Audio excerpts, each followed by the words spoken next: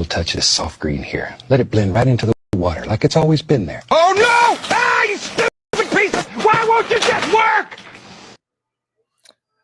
Okay, everybody. Well, there we go. It's time for Huge Circles, episode 8. So right here on this channel, and I want to thank everybody that happened to join in today, and and partaking in the wackiness as I probably butcher another picture of some sort. So I want to say hello to Snortopropus Cuba. So you know what? I'm going to get the chat up because everybody likes to see themselves in like a somewhat glowing marquee of happiness. So there we go. Snortopropus Cuba. Hello, humans and other critters, and hello to you, oh bear of legend. And we got the guy here that makes everything TikTok like crazy. Vince Womack, how's it going, man? And prepare for possibly... No, you know what? I'm just gonna say this. I don't think your ass is gonna get sorted today. So there we go. So yes, as he puts up the freelance graphic designer that can help you on a budget. That's right, which is me. So if you need anything, then feel free to contact me. There are multiple different ways to contact me, whether on Facebook or on X or anything like that. And so if you need something done on a budget, because I can help you on a budget, especially in these trying times, then yeah, I am the graphic designer to help you out. So, and if you happen to be here on watching on Rumble or on X, then yeah, hey, hit the like and share and a comment and subscribe, and it helps everybody all around to enjoy a fun, nice, relaxing Sunday, kind of like Bob Ross style on PBS, you know, except without the violent tendencies. So, and hello, Wendy Trauma Warrior. How's it going, Wendy? And I hope your eye is doing better. It's good to know that your eye is doing better. So next time, don't stick it in so deep. So she says, yeah, I had to go to the ER this morning for an eye injury I received before doing King Dolphin TV stream. Oh my God. Yeah, Wendy, please. I have a corneal abrasion. Oh, geez. Dang. You need to draw huge circles today so I can see them. Oh my God. That's why we got this channel, Wendy. Huge circles.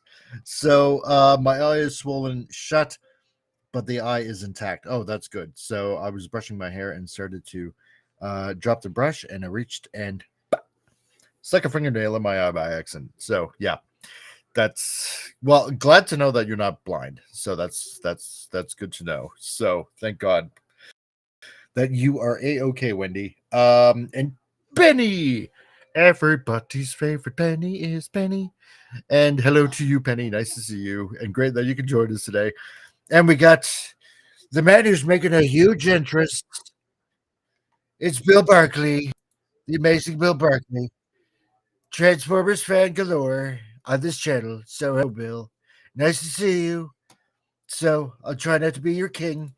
And we got Gap After Dark. Hello to you, Gap After Dark. Nice to see you. And great that you can join us. Who else we got going on here? Hey, and we got DJ Play Nice. How's it going, DJ? Nice to see you, man. Great that you can join us here on the shows today. So, okay, and myself glowing red, but hey, I'd like to see myself. Yes, everybody would like to see themselves with bastions of monies. So we got we got Brave and Stunning Megatron. How's it going, man? I haven't seen you in a while. Great that you can be here. So how's it going? Still drawing away and everything like that? I hope you are. So that's great. Let's see. And well, that's who we got in the chat so far. So let's bring on everybody that is going to be joining us today, which would be these people. If my button works. Button. If you're blue and you don't know where to go to, why don't you go where fashion sits? Here is Al Nickerson. Here I am. There you go. Here you are. How's it going, Al? It's going very well. Just, busy. Busy. Nice. And you've been releasing some little teaser pictures on your Facebook. Have I? Well, you certainly had one panel that was like, top secret. That particular page from the Sword of Eden Cry Vampire graphic novel that I'm looking at, that I'm working on now. Yeah, that panel had a spoiler in it. There's no way. Such a teaser.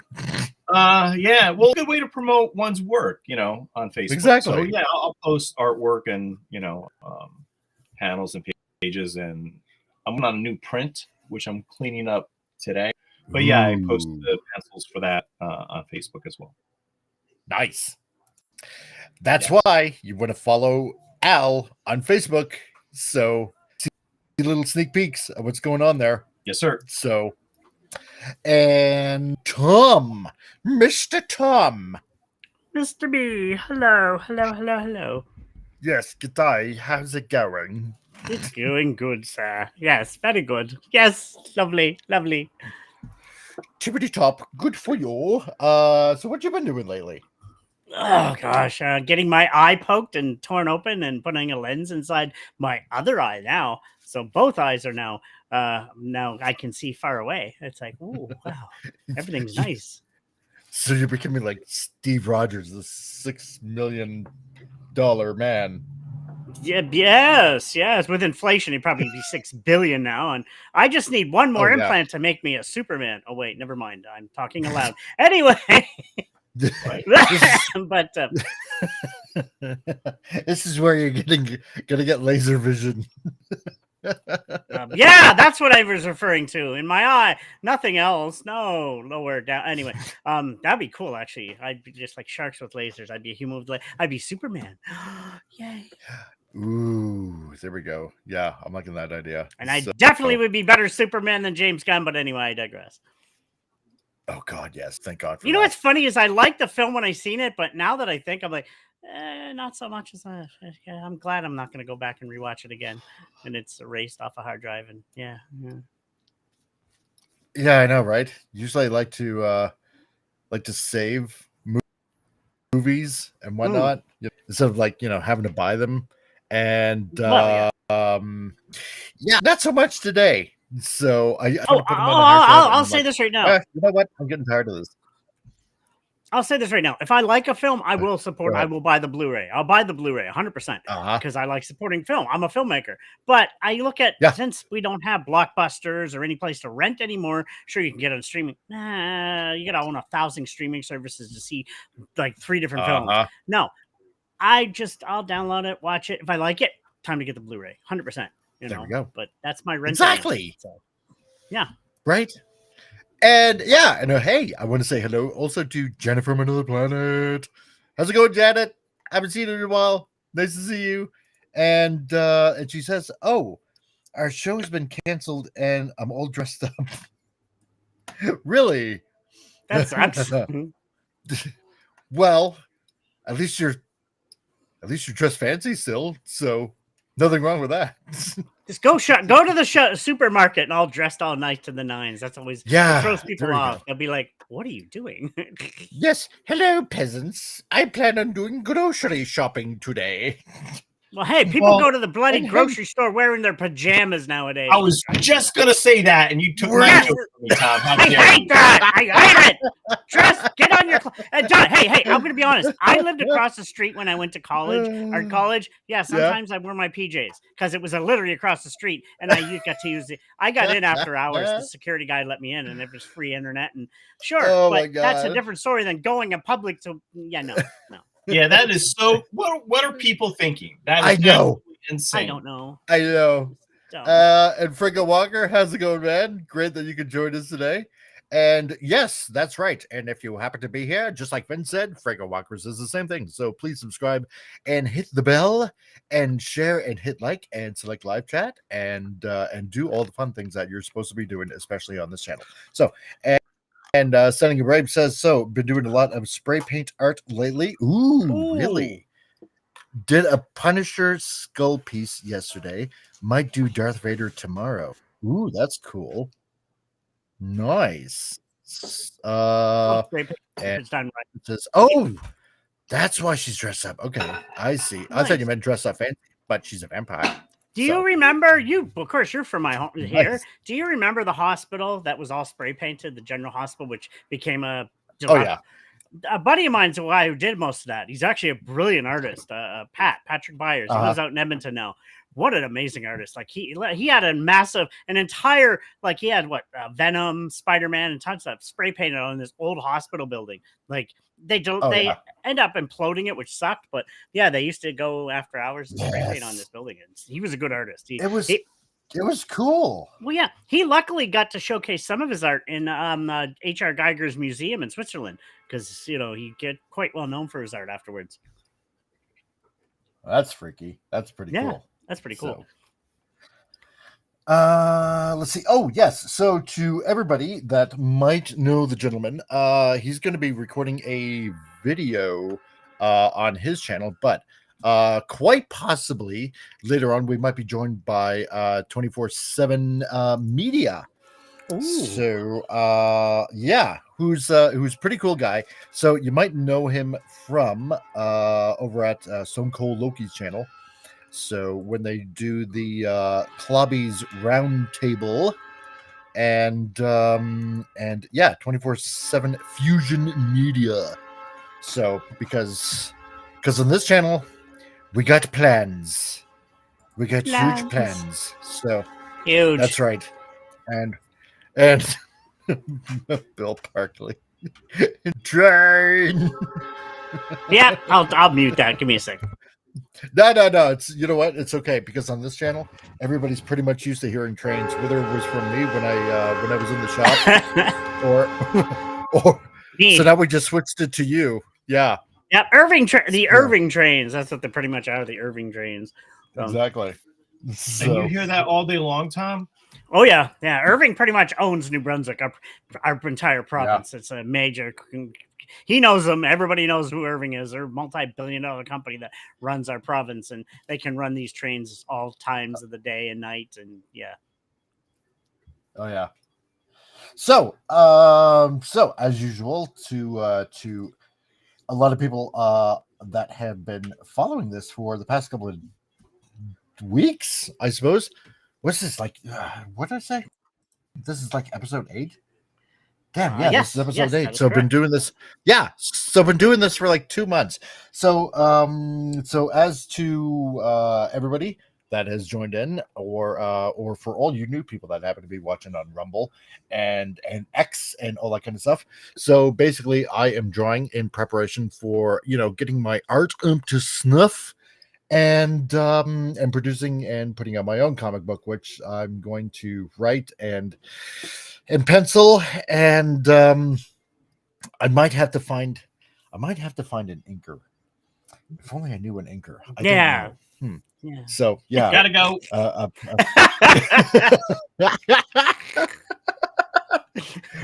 Fine. But what do you need an inker for?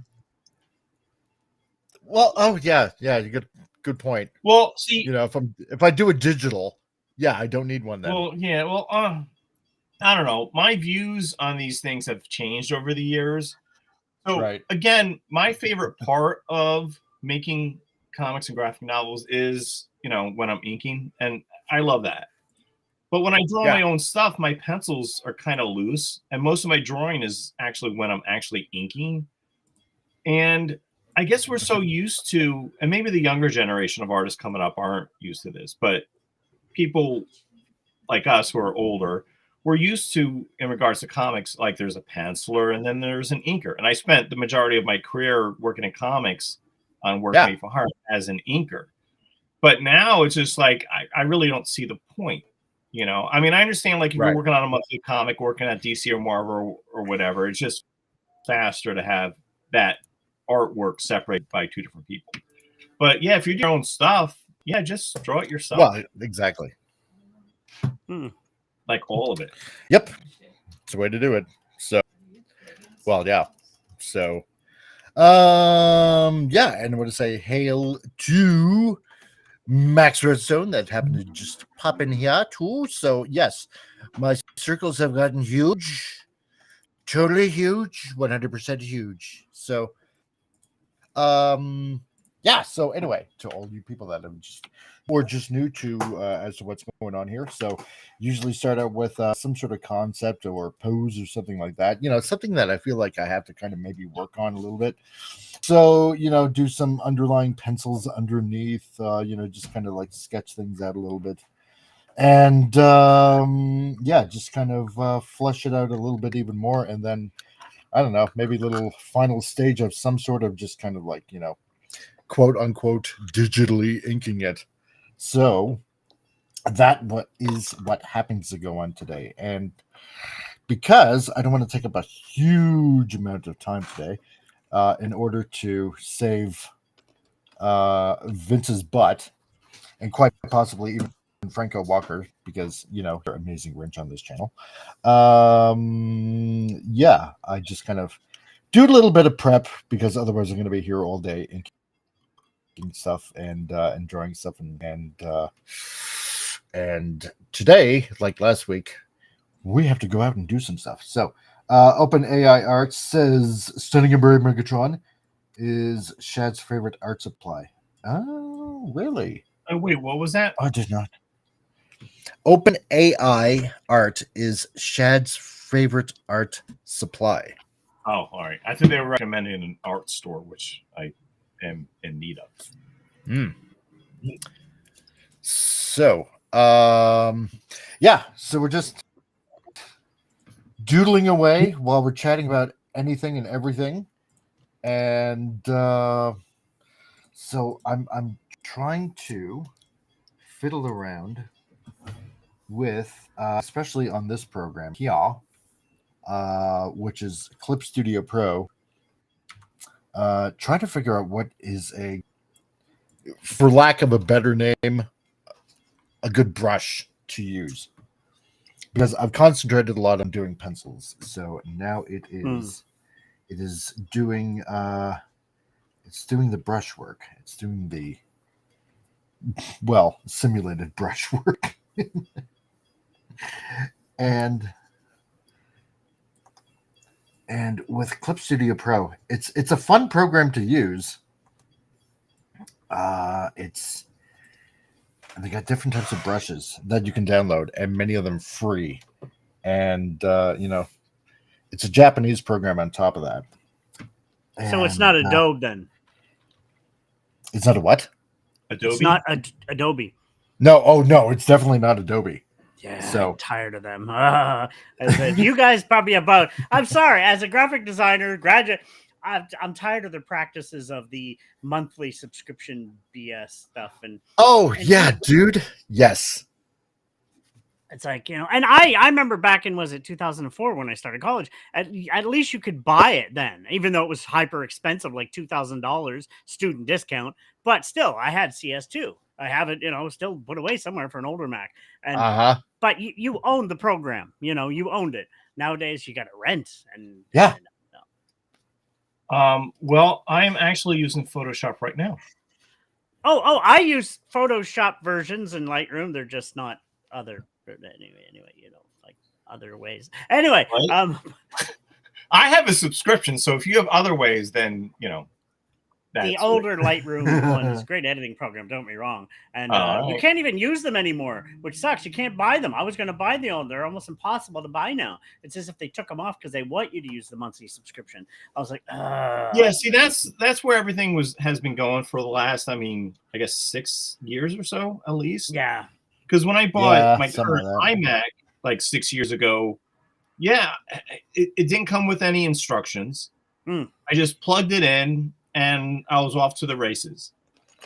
And the only thing I had on disk was Microsoft Word. So I had to use a disk for Microsoft Word, or maybe not.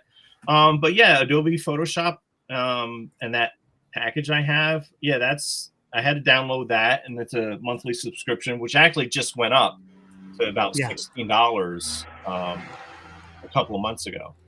But yeah, I use Photoshop. I like Photoshop. I guess the good thing about having a subscription is that it's constantly updated, but you still have to pay that monthly fee. No, exactly. And like I have CS2 and CS5 on an older Mac. I just, I bought those years ago. I'm doing graphic design and they're fine for me. They can do everything I need them to do. I use Lightroom. Now that's a different one. Lightroom is a great editing program. I just don't like the practice because now there's suits against Adobe about them supposedly stealing people's art because of the cloud and everything. And yeah, they have lawsuits against them. So Lightroom is for film, Tom? No, mostly for photo editing. Like for film, I use like other one. They have Premiere for Adobe there, or I use you can use DaVinci, which is quite widely used in Hollywood. But mostly Lightroom is the big photo amazing. It is an amazing app for editing photos. How is that better than Photoshop though? Photoshop is more for like, how can I explain? Like if you want to digitally rechange things and stuff, but for actually just raw editing the photos by themselves, and you can do it in mass amounts. It's just for editing the light. I don't like to alter the picture. When I take a picture of, I like to leave it as. I don't take stuff out. I don't remove. Photoshop does that. Like you can, her legs look too big. Let's swing them down. Or, there's something in the background I don't like. You can do that with Photoshop. Where Lightroom, it's just, let's edit, like crop it, the lighting, the coloring, but you can't actually physically, edit the picture for the most part. It's just editing the actual photograph and what have you. So Lightroom is best for just as a straight photographer using. It's an amazing program. I won't say it isn't. So yeah. Well, because the Adobe package I have does have Lightroom, but I've never used it before.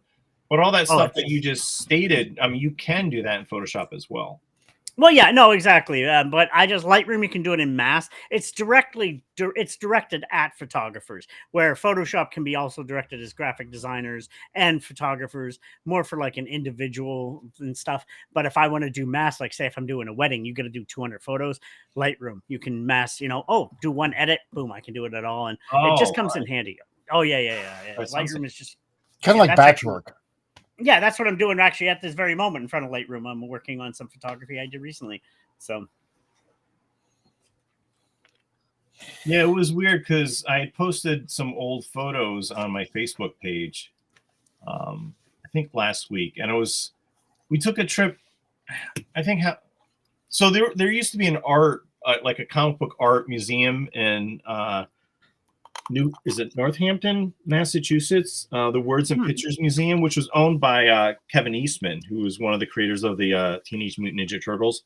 So he had this comic book art gallery museum up in Northampton, and me and my buddies had heard that it was going to be closing down, so we took a road trip from Jersey City over to Northampton. So yeah, I took some photos at the time, or one of my buddies did, and I just recently posted them on Facebook. Yeah, so that was like 1999. Well, that was a while ago. It was a while ago, but I was listening to a video because Dave does like he does like a weekly video on YouTube and a monthly thing too, where he answers people's questions. And he got on the topic of the Words and Pictures Museum, and I was like, oh yeah. But yeah, they had Jack Kirby artwork there, and John Byrne artwork, and Bill Sienkiewicz and Simon Beasley, and that was a great museum. It was a lot of fun. That's pretty cool. That's something I like. To Canadian Spider-Man. Necessary. Great that you can be here. So, hey, Spidey, long time, brother. Gotten any snow yet? Yeah, just wondering if you got snow yet. So in BC, Stunning and Brave. I use pen and paper. I old school. Yeah. Hey, you know what?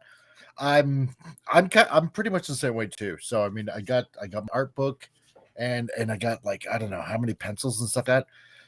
And I figure, you know what? If I'm gonna be doing streaming, and if I'm gonna, keep on doing videos and stuff like that, because of my current job, then I need to fill the time that like I do have some free time and do some streaming and and go digital. So I get basically. And I know, like when you just said, yeah, I could never get into digital, making all those layers, drove my OCD insane when I tried it.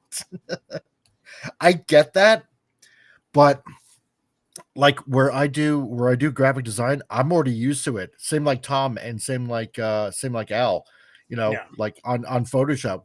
I don't know, we're just used to it, because we've been what's using funny? it for years. I like using Illustrator better. Illustrator can do the same thing almost. I like Illustrator, just has some more tools that I like working with. I just love it. I don't know. Yeah, I do. Well, I see. I still draw on paper, so I still use pen and ink on paper. But yeah, I scan the artwork in Photoshop, the black line artwork, and I clean it up, which is what I'm doing now. And then I do all my coloring and all my lettering in Photoshop. But yeah, I still have the original artwork, and so I do both. Old school and some of the new stuff in Photoshop. But it's weird how this. That's why. Really... Oh no, go ahead.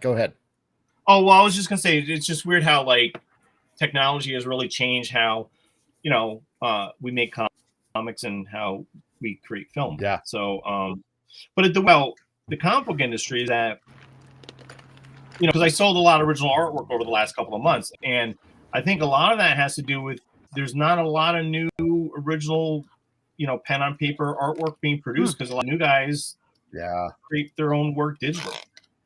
Exactly. Yeah. And it's sad, in a way. So no snow yet, but close to freezing and raining all night. Oh, dude. Yeah. And that's going to be didn't you guys get a big Hooray. Didn't you guys get a snowstorm recently in Alberta? Well, it snowed on, let me think here. Friday night last week and a little bit on Saturday last week. And then we went to friends for Shavuot. Because they were doing that, and so by the time Monday came around, in pure Alberta fashion, it just melted away. So no snow right now, but we haven't no snow East Coast anyway. Just been hot and So, but on Friday we had in the morning around 9:30 we had it started to rain, and then it was a little bit of like sleet. And then in some areas of Calgary, we had a little bit of hail. And then by the afternoon, it was like all gone. So, yeah. Yeah, Calgary has the nastiest hail. I remember when I lived there. Oh, my God. Oh, yeah, dude. It does. Freaking golf. Yeah, they're huge. Setting a Brave. Yeah, that's why I get a light box and whiteout pens. I do my original pencils and inks on cheap sketch paper, and then I transfer it to Bristol or blending card to fine-tune the inks and fix errors. Yeah. No, and you know what? And I do too.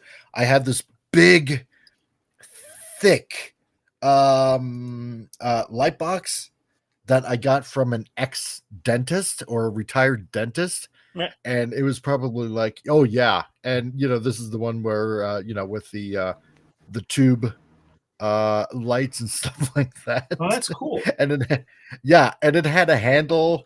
And it was probably, I don't know, maybe a good 6 inches thick or something like that. Oh, that's awesome. And yeah, it was pretty cool.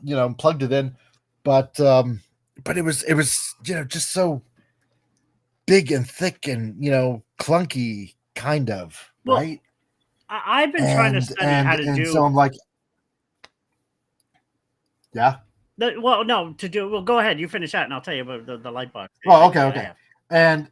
Yeah, and because when I went to this draw, because I had Hungry Boy send me hey, a few lessons, say hey, I want you to do a cover like this or like that, or something that would kind of need a light box, and while I was at the shop, that's where I had my light box. And it just happened to be just so, like cumbersome in a way. I was going to say cumbersome. Yeah. Yeah. So I ended up getting a thin one from Temu that was like very thin, extremely thin, very lightweight. And it's like LEDs. And you just plug it in like a little USB plug-in. And it's something like, let me think now. I think it's like 4 feet by 2 feet, and it's really cheap, and it's very light and very thin, and it does the work amazingly. I love it. Oh, so it has bright lumens and yeah, okay, yeah, yeah. I got it for something like let me think, like $30. Yeah, I gotta start buying stuff off Temu. Somebody keep on people telling me it's worth it. I'm like, I'll check it out. So yeah. Al, what were you gonna say? I don't know. I think Tom was gonna say something. Well, no, Oh, okay. I have an idea. I do computer repairs on the side occasionally, and I have a couple old monitors that don't work anymore. I've read up that you can turn them into light boxes and then flatten it out and use them for because I still draw occasionally too when I work on some other projects and stuff. And I've thought about there's a way to strip something inside to just have it one big bright light, an old TV or an old monitor, and use it if they're not big. Flat screens now, so I'm looking to try to turn it into a light box. I really want to make it. So I haven't had a chance to figure it out, but it can be done. I've seen people do it. It just you can't be afraid to go in and do repair, and I don't mind doing that. So I'm looking to turn up these old monitors that break into light boxes. So yeah, I like that idea. Yeah, Al, do you got a light box? I don't. I wish I had one. Really? Yeah, I don't have one. I don't know what to tell you. I'm kind of shocked. I know because again, the whole thing with technology. When I started working in animation, I started working in comics in '94. I think I started working in animation in '96, and that was at MTV. So that's when you had the more traditional animation tables that were light boxes and had the big circle thing there that you could turn around and it had the pegs in it that you put all the cells on top. Or paper. I wish I had one of those. But cool. I don't. I wonder how whatever happened to all those tables that because everybody's doing everything digitally. I mean, I hope people just toss them out. Yeah, right. Because there's some of these Goodwill stores that are in Calgary, or let me think. What are they called? The restores. Habitat for Humanity. Oh yeah. Yeah, because in Calgary they got some of these stores, these restores as they like to call them, and sometimes on occasion they'll get those light box tables. We just plug them in and they're heavy. They are so freaking heavy, dude. So when they were great, and I wouldn't. Yeah, they look awesome. And it was saying hello to Commander Classified. How's it going, man? Yeah, I'm not actually watching your live stream. I'm just working. No, that's fine. So I don't see. Oh, okay. Yeah. So I see. More traditional like light tables, and then you have the animation tables. And even when I was in college, like the animation department, they had the more traditional, animation, tables and stuff. And I remember one of my college buddies, and we all were roommates after college. One of our other friends stole. Well, I shouldn't say it. Well, all right, yes. Stole one of those animation tables from the college. And he took it apart. And those things are big and they're heavy. They are. Apart, stuck it in a large black portfolio case, and then gave it to my roommate. Yeah, absolutely. and actually, in one of the videos that I showed on my YouTube channel, remember I did that opening for Pick TV? Yeah. There's a couple of shots in there with me, and then I'm sitting next to this animation table. One of the guys, he just took one of the tables from the college, stuck it in his portfolio case. I guess obviously security didn't catch him. He just dragged it home and gave it to my buddy. Nice. So You know what? What is it with guys in college? Like, you might take a street sign, you might take a park bench, but no. In this case, it's like you're taking an entire light table. Yeah, but I think I might be able to answer some of that. Okay. Yeah, when I was in college, there you go. Max says, it wasn't stolen; it was liberated. There you go. That's wonderful. Yeah, I shouldn't laugh at these. Yeah, do not steal that. That's terrible. Because when I was in college, I stayed at a dorm. So, and you never had a lot of money. College kids, most college kids, especially at a dorm, they don't have a whole lot of money. So whatever small trivial item that you have in your dorm room, I mean, that could be very precious to you. So I remember like some of the guys and gals, you know, at our dorm, like if you got like one of those old plastic milk crates and stacked them up on each other for a shelf, that was fantastic. Oh yeah.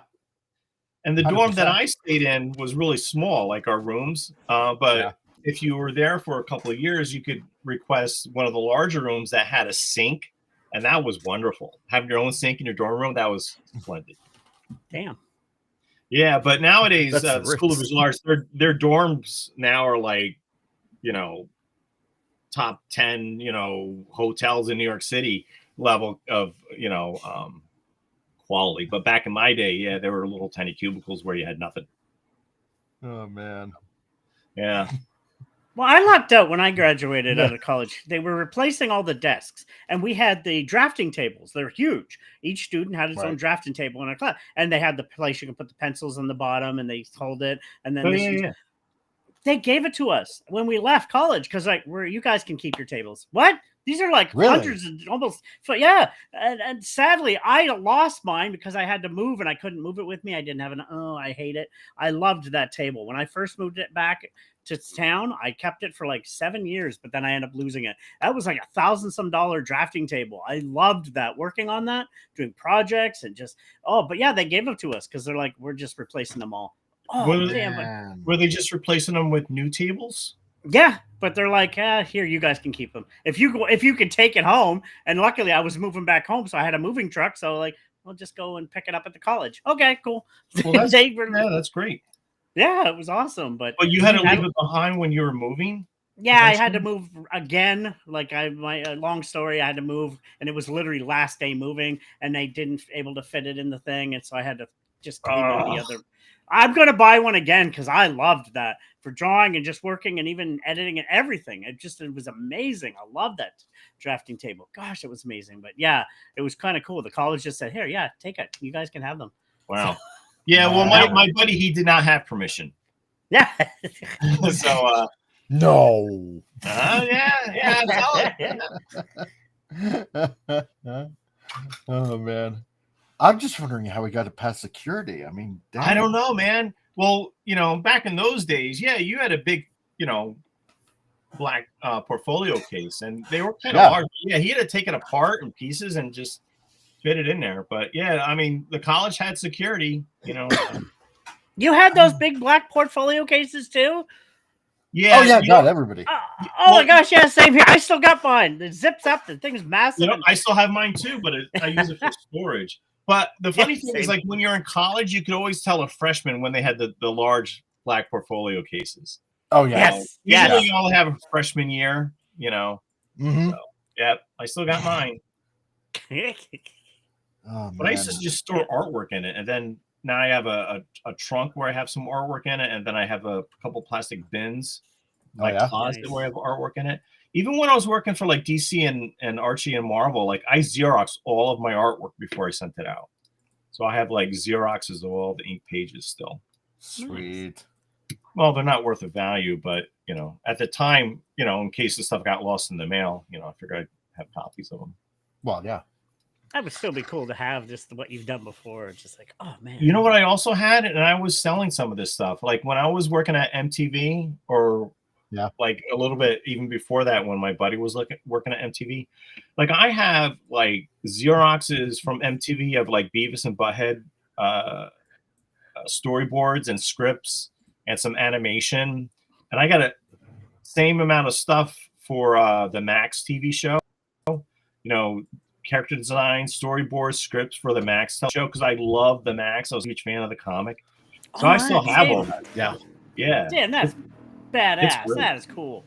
It is. It was great, especially with the Max, because they would just Xerox the comic book and just take the panels and stick them on the storyboards, and that's how they, you know, did the storyboards for the Max TV show. Oh, okay. I love the Max. That was such a good show. Oh, the Max was great. Did you ever read the comic though, Tom? Oh, yeah. I actually have yes, I have actually. It's been a long time, but yes, I did. I love that comic. Okay. It's so good.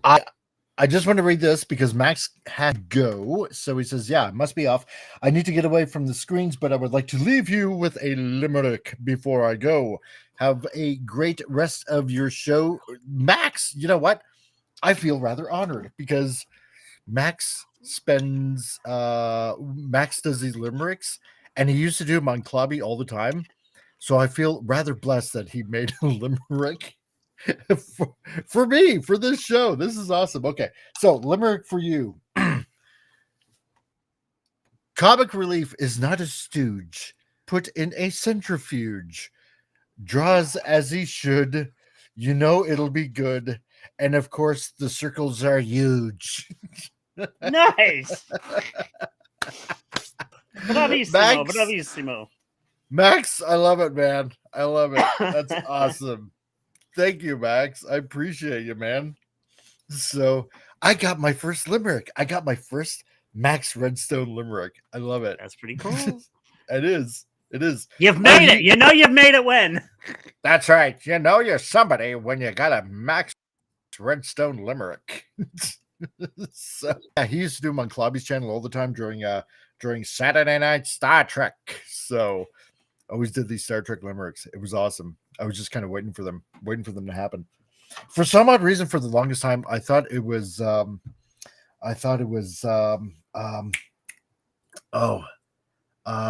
somebody else that was making them, until I realized it was like, oh no, Max is definitely somebody else. So and Vince, didn't know that Max had a comic. Really? Oh, just wow. knew the show on MTV. Yeah. It was Image Comic. It was. Yeah. So Sam Keith. I'm sorry. It also had a different ending too. So. Oh, did it? You know what? I never knew how the Max ended in the comic. I'm gonna have to find out one day. Yeah, because the TV show ended before Sam Keith finished that storyline in the comic book. So the ending in the animated series is different from the ending in the comic book. Well, yeah, I mean that kind of makes sense. They did the same thing with Akira. So, with that movie. Oh yeah, no, that totally different ending in the anime in Akira. So, yeah, you had the set, didn't you? You had the comics, didn't you? I had the complete run, man, of Akira from Epic. Didn't you buy them the time me and you went for a walk? Didn't you buy them that time? We were buying them uptown, the uptown sales market there, and you bought them all, didn't you? Yeah, I remember that. It was in St. John, and it was during the summer, and there was a big street side flea market kind of thing going on up and down King Street or whatever. Yeah, they don't do that no more. That was awesome. But yeah, I remember that. Yeah, I know, right? And there was this one guy that was across the road, and what was it? I started ordering the Akira manga from Epic because I had read. Obviously, by that time, I saw the movie. Yeah, and then I heard that Epic, when Marvel still had Epic, or when they were still putting out their Epic comics, they were going to finish off the manga because apparently, I guess they took some sort of pause of putting it out or something like that. I guess they were just waiting for the rest of the comic or something like that, the rest of the manga to come out in Japan or whatever it was. I forget exactly which. So so I started getting them. And I wanted to get the early issues, but I couldn't find them really anywhere. And then this guy during that flea market had them all. Yeah. And I was selling comics, some back issues, some doubles that I had, and what was it? Yeah. And then you were there, and whenever I made a few bucks, I went over and bought some more back issues of Akira. And and he was holding on to them for me all day, and I ended up buying everything. Oh yeah, I was so jealous. I was like, oh, that was awesome. Actually, that same day you introduced me to Spawn. That was the same day. I'll never forget it. You introduced me to Spawn, and I've been hooked ever since. So yeah, that was the same day. I'll never forget that. That was issue 49 around that time. I think came out. Yeah, issue 49 of Spawn, and I was like, wow, yeah. No, because I mean, I loved some of the stuff that the Image guys were doing before they left Marvel. Like I loved, Jim Lee's X-Men, Todd McFarlane's Spider-Man. I did like Rob Liefeld's New Mutants and X-Force. So when they started Image, I just follow those guys over there, and I love those early Image books. And except for Youngblood, I couldn't get into that. But yeah, I love Spawn. I thought Spawn was great. Still a fan to this day. I love my Spawn. So it's the only thing at all. I thought Rob's approach to Youngblood was kind of different. Where they work for the government, but also on top of that, they're celebrities. Right. And I'm like, I just had to scratch my head for a moment. It's like, when has anything in the government, back in the 90s, deserved some sort of celebrity kind of status? And then shortly after, Clinton came along playing a saxophone. So I guess, right. I guess that ended up being a thing. So it made him look like he was like an everyday kind of guy, and people dug it, and he felt my pain. Yeah, no, that's true. That's true. Oh my gosh. So yeah. And look how that turned out. No. Yep. Then we got introduced to Hillary. Damn it. Yeah, they're all devils. List. Oh yeah, no, totally. So anyway, so Vince, if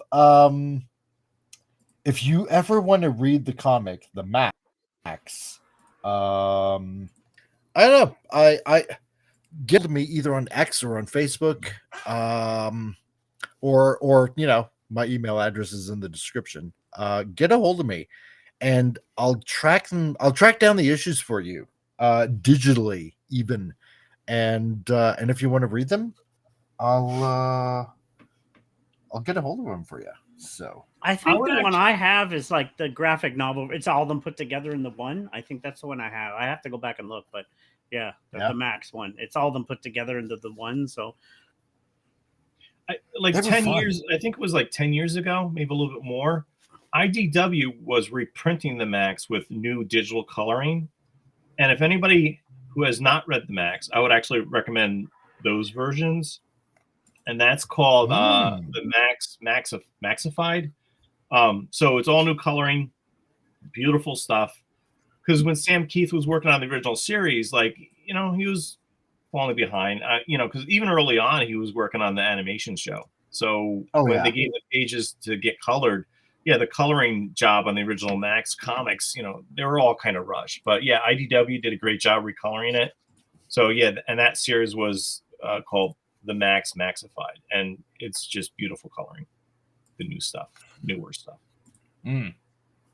But it was because I know a bunch of my friends and myself, whenever we were talking about the Max, we were always trying to figure out, is he actually in the Australian outback, or is he actually, in the alley, as basically the superhero bum, and then Mr. Gone and the Izzes. I think that's how you pronounce them. It's like it is Izzes, yep. Mm-hmm. Yeah, it is the Izzes. Yeah, and you're just trying to figure this all out, right? So I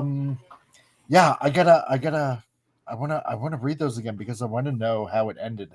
Well, it all made sense, which is interesting. All of it made sense. The only thing that really sort of bothered me, I think issue 30 or so. Yeah. They bumped everything up 15 years in the future. So it was a different Max after that. So that I kind of lost interest in. But the original Max stuff, it just all made sense. All right. Yeah, and there was also, even in around the time of the earlier issues of the Max, there was that Max audio tape that you could order. Yes, I remember that. I still have mine. It's on the No shelf. way. Absolutely. And I even can still listen to it. So you would play the audio cassette tape and you would read through the first 2 issues, I think. And it's all the dialogue. It has the sound effects. And the same guy who did the voice for the Max in that cassette tape, I think, was the same voice actor for the Max in the TV show. Oh, you lucky man! I was gonna get that digitized from you. I was a huge Max head.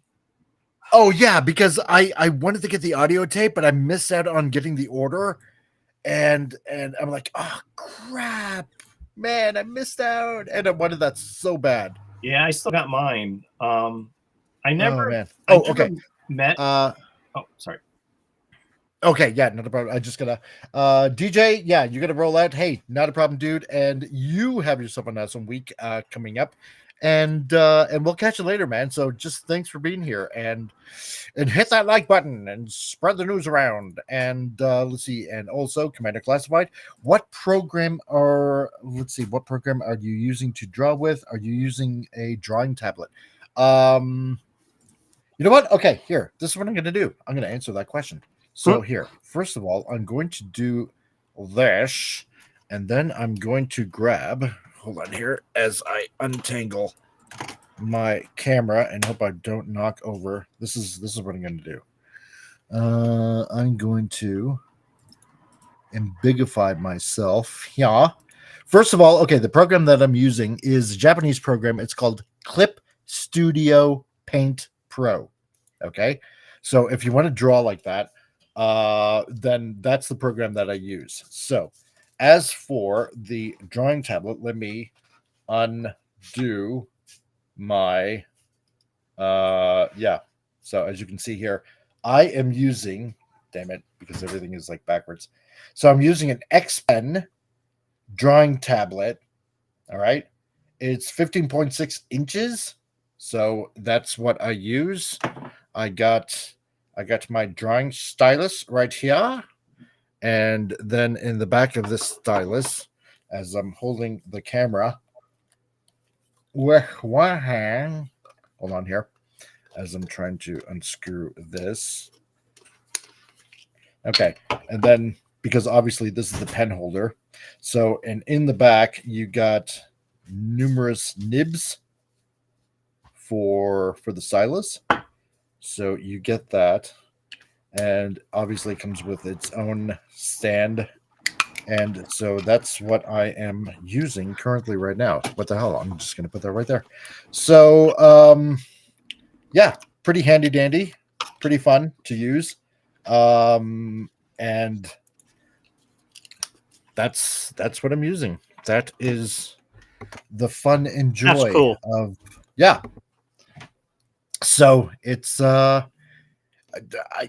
had to get myself a drawing tablet like this, a screen drawing tablet like that, because some of the other ones that I had one that obviously wasn't a screen, and I don't know what it was. I just couldn't draw on it. I had to. It's like with me. Or like say Sending a Brave Megatron, if he's still in the chat, or I imagine just like you, Al, you're used to drawing on paper and looking at it on like right in front of you, right? Right. And so with these other smaller little tablets, you can't see what you're drawing. You're constantly you have to look at the screen. But with me, with my eyes, it's like making eye contact with the paper, seeing what you're drawing, and I just couldn't look at the screen, and and my head is forced to look down at a tablet, but I can't see what I'm drawing, right? I have to look at the screen, and that's why I ended up getting the this drawing tablet. So and I want to say hello to Jason Fox at 540 Studios, who might be up late, who's using all those Transformers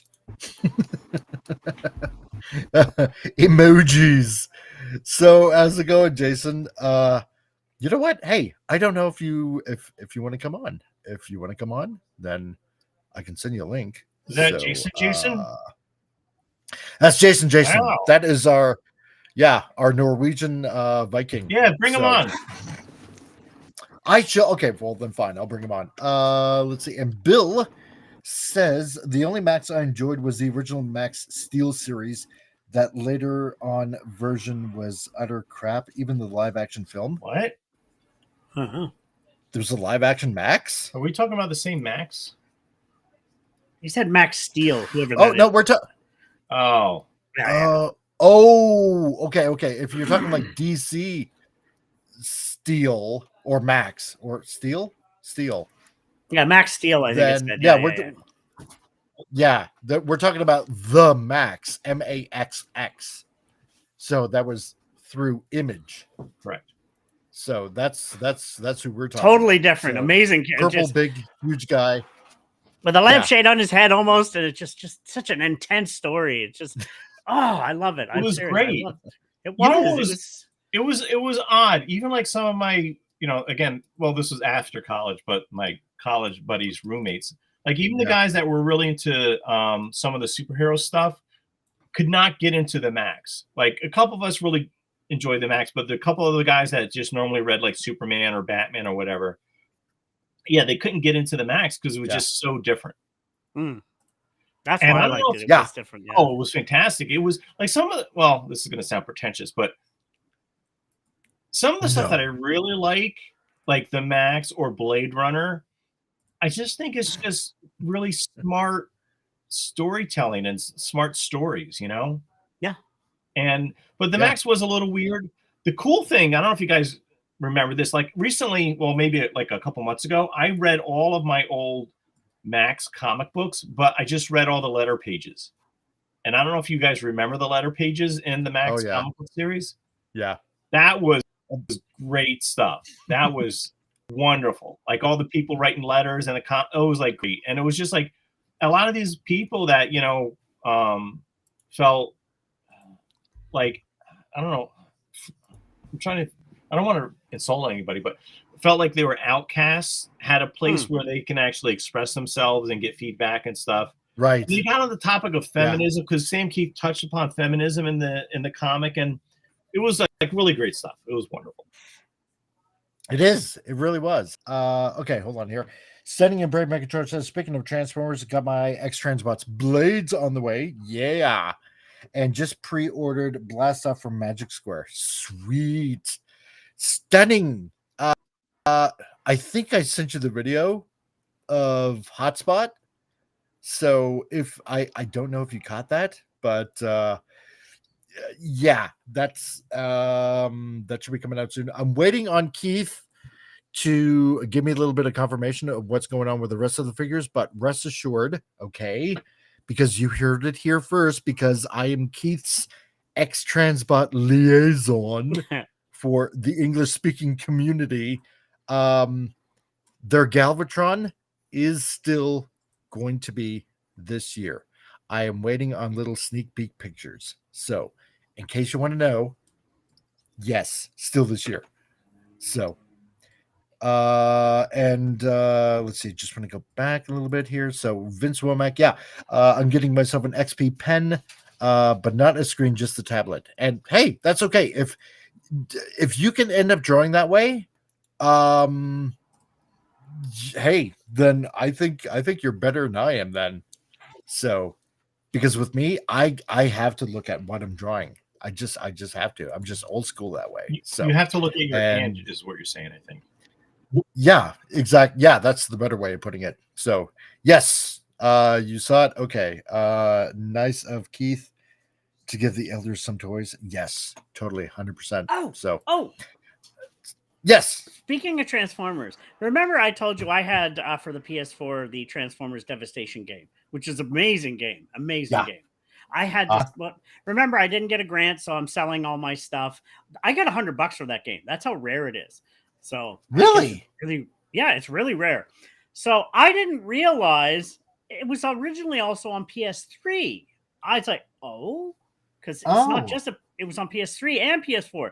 So I have a modded PS3 now. It's a project. I just wanted to see if I could do it, and I did it. So I recently, since I bought the game years ago, I owned it. I recently grabbed that copy of that game, and I have it on my modded PS3 now. So it's like I don't feel bad because I own it, but yeah, I have it again. I was like, I had to get rid of my stuff. I didn't get a grant because I'm a Canadian. I'm not from anyway. I'm not going to go there. But I said I'm going to sell everything I own. I'm going to make my career happen, and I had to sell it. And it was like, damn, I can now officially play the game again. I was like, oh, it felt so nice. I just found this out like 2 days ago. I was like, oh yeah, I can play it because it's such a good game. It's like it's cell shaded and it just plays good and it's just fun. Plus, on top of that, they ended up getting like most of the original voice actors, which I love. Which was cool. Yes. I know, right? I mean, aside from obviously having Peter Cullen, because you have to, you get. Let's just face it, you have to have Peter Cullen.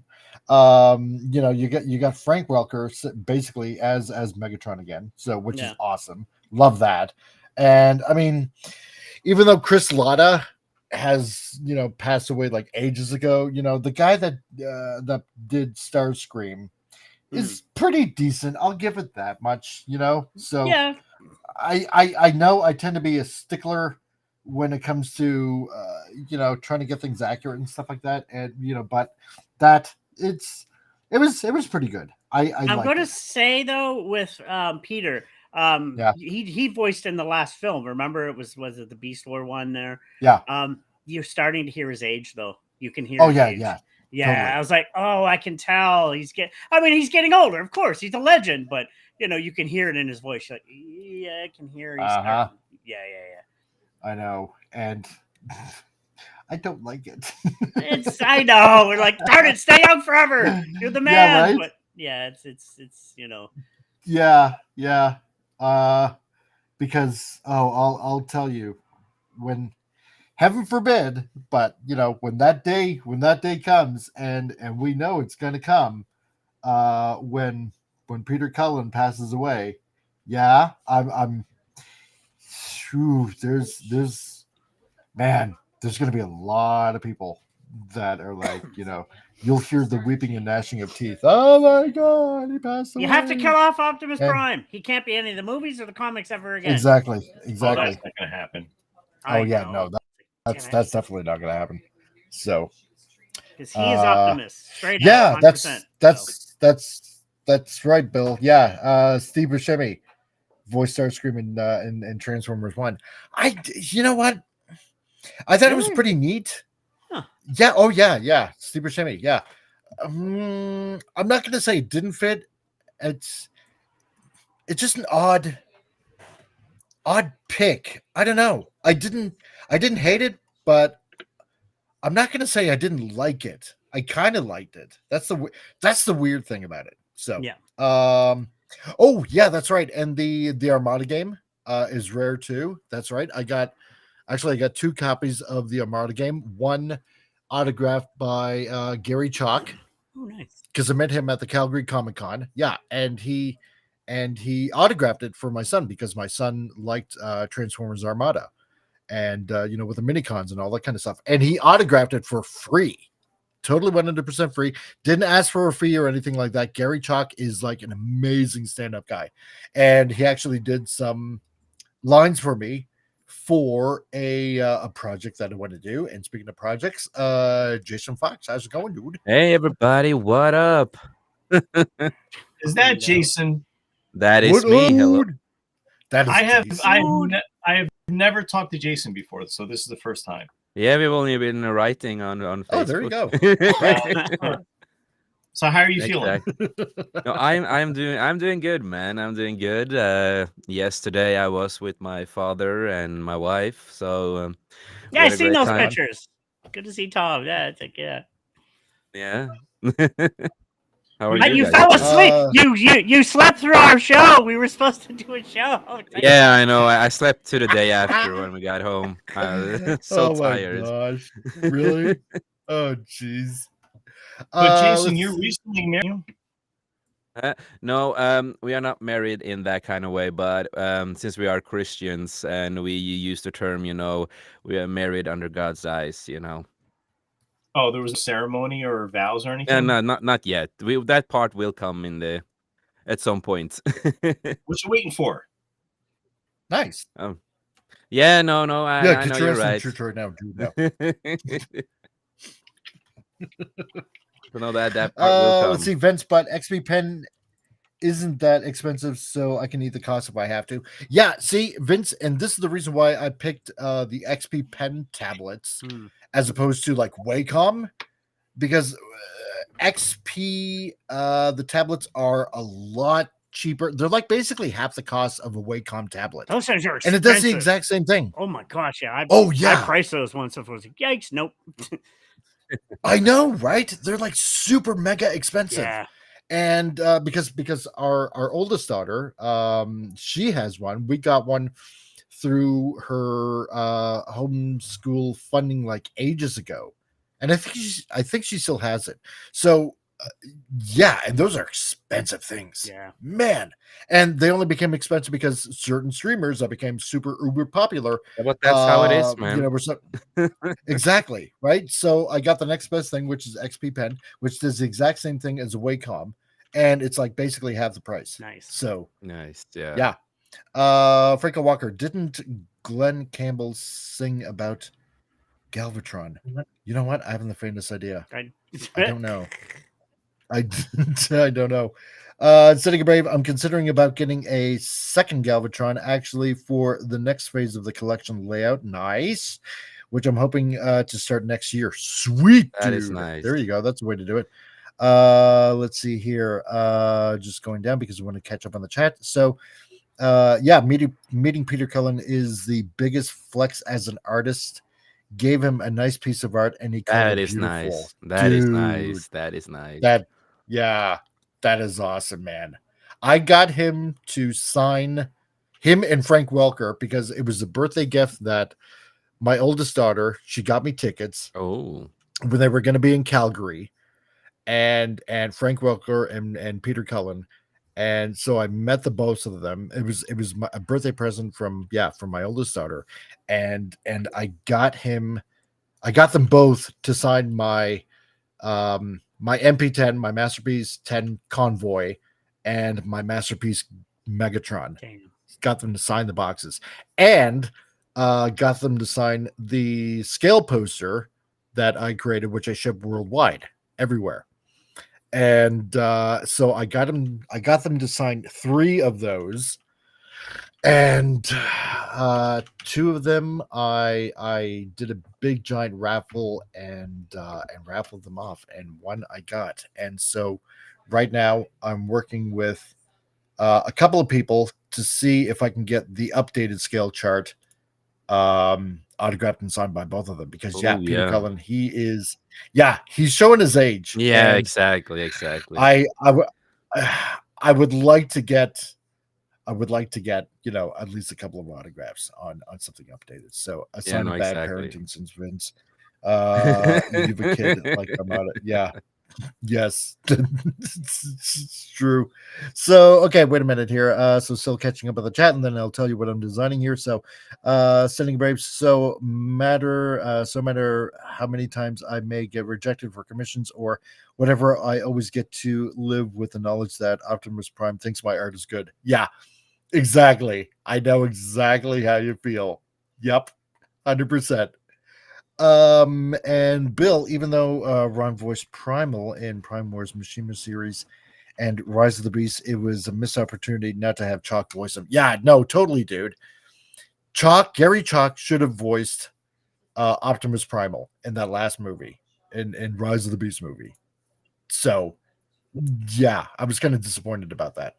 Let's see, and Canadian Spider-Man, who's still here, and thanks for hanging around, Canadian Spider-Man. I appreciate it, man. Marriage isn't a good or wise deal for men these days, but we already know that very well, eh? Yeah. Yep. I'm with you on that, Jason lucked out. So because he's got something good. So the problem is you enter into a contract with the government. Oh god, yeah, that's the only thing. God, it seems like it. So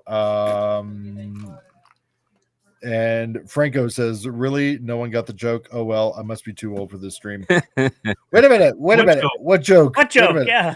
I mean, that's even worse. Yeah, we didn't even know there was a joke. Yeah, was there a joke? I don't know. I don't know. Really old. Right? Joke. I can't remember joke. What are you talking about? I think I pooped my pants. So okay. What? Drawing, right. Doing drawing. Okay.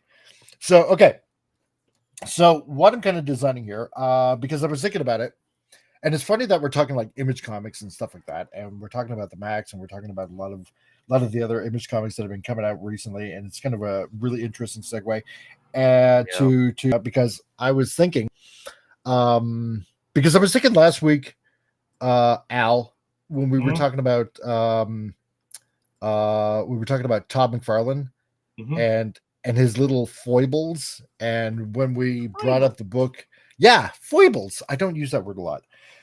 And some of the messes that he's gotten into, and all the legal stuff. Yeah, and all the legal stuff. Yeah. And I was starting to think, especially with him and Mr. Neil Gaiman and stuff like that. And I was thinking, one of the things that it kind of occurred to me with a lot of the titles that Image put out, and because everybody wanted to follow them, right? Because they were the big seven, right? Yeah, sure. But a lot of the problem is they had good ideas for heroes, but when it came to a roster of villains, I think that's where a lot of their titles kind of suffered a lot. Because, well, no, in a way, because it was like Neil Gaiman, for example, that came up with like Angela, which was a pretty good villain for Spawn, and and then you had some random villains for like Rob Liefeld and Youngblood, but they didn't really, I don't know, stand out. And it seemed like Eric Larson had some, pretty colorful, interesting villains, and it was like a constant, slugfest all the time. So I don't think Eric Larson really had a problem making up villains, but there wasn't like, it's not like, for example, how Jack Kirby came up with, like a villain pretty much like almost every issue, right? Yeah, no, exact, yeah. Yeah, but I'll test it. Yeah, how dare you say anything bad about Spawn there, Mike? You're gonna upset Tom. No, I'm going to say something right now. Yeah. I waited for Tom. First, we got Malbolgia. I mean, the bad, We have Vindicator, which the clown also. I mean, and I'm sorry, but one of the greatest villains besides maybe the Joker is Billy Kincaid, because that is a mess. Absolutely. Wow. Yes. Like that character. The hockey player. Up. No, Billy Kincaid. I know. Yeah. Sold ice cream, and what he did was pretty vile and gross. And they actually brought him back last year because he was simmering. Remember, his soul was simmering in hell. So it's like, he's back as a demon now. It's like his character was just the most vile, pure evil character in one of the comic book, like just vile. But then again, what he did was vile. And when Spawn took him out, just it's memorable. You won't forget it if you know the character I'm talking about.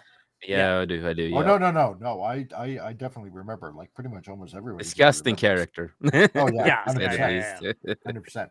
No, but I mean, when McFarlane, and I mean, hey, excuse me if I got this wrong, but the thing was, when he was bringing in a lot of writers, at least my understanding is that he kind of had a little bit of a problem. Like I think it was like Alan Moore that was like, hey, you got a great character, but you don't have a lot of villains, and so that's how this is how the whole thing ended up Alan Moore and Todd McFarlane like going to court because Alan Moore ended up, kind of like more along the lines of, creating or at least kind of co-creating a lot of these characters that he came up with for him doing all these stories, right? Well, what had happened is like these guys were predominantly known as artists, especially working the Marvel style when they were still, or the Marvel method when they were still at Marvel. Marvel, I don't know how they do things nowadays, but traditionally, a writer would usually give the artist a plot, except for the case of Steve Ditko or Jack Kirby, because they just wrote that themselves. But Rob Liefeld, whatever, or Todd McFarlane initially would just get a plot and they would just draw the story, and then the writer or scripter would just write all the word balloons and stuff. And Todd McFarlane left Amazing Spider-Man, but then they gave him the regular Spider-Man title. They created it for Todd McFarlane. Todd McFarlane was writing. He became a writer on that Spider-Man book. So when they all left Marvel and went over to Image, they were writing their own stuff. And I was just listening to, and I've listened to this interview a lot of times, where Tom McFarlane was interviewed by Gary Groth over at the Comics Journal, and Todd McFarlane was saying, he was giving advice to artists saying, like, ditch your writer and just write and draw your own stuff. And that's what the Image guys did. And the thing is, like, the Image guys got a lot of flack for just writing their own stuff, whether it's because writers got upset at them for writing their own stuff and not needing a writer, or maybe the books weren't well written. So that's why Todd McFarlane hired, I think, 4 different writers to write 4 issues of Spawn. And I like those issues, like especially the Dave Sim one with Cerebus appearing and really focused on comic book creators' rights. I love that one. And the Neil Gaiman one with Midi Spawn and Angela. Like, I really like that stuff. And I think, I don't know. Oh, yeah. Yeah. So that's why Todd McFarlane did that. But you do make a good point, Mike. Like, I can't remember any really good villains other than the ones that Tom said in regards to Spawn with any of those images. Yeah, you got a point. Yeah. Right. Yeah. And so that got me thinking, like, for what I want to do.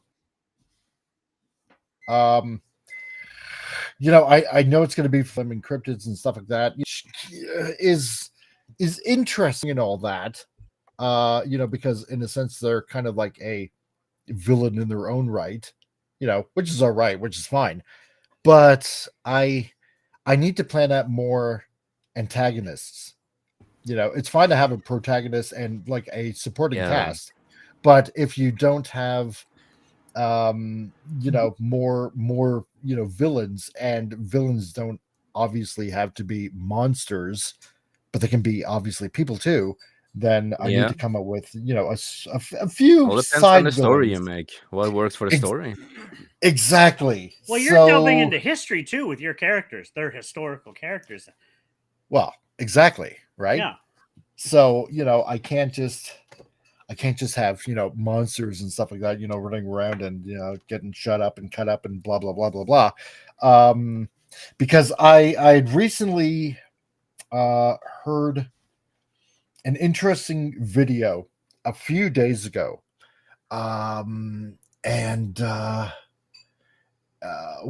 What's your channel called? End Time Productions. They're on YouTube, End Time Productions.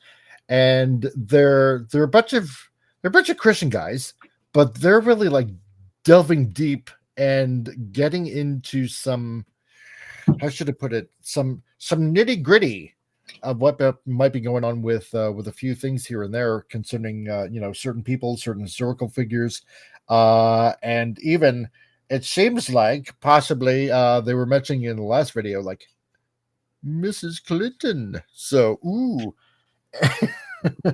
so, and yeah, I know, right? I don't want to say it too much because the YouTube overlords might inform her. Yeah, exactly. No, like that's ever gonna happen. Come on. But anyway, I thought about this. Because some of us have heard talk out there,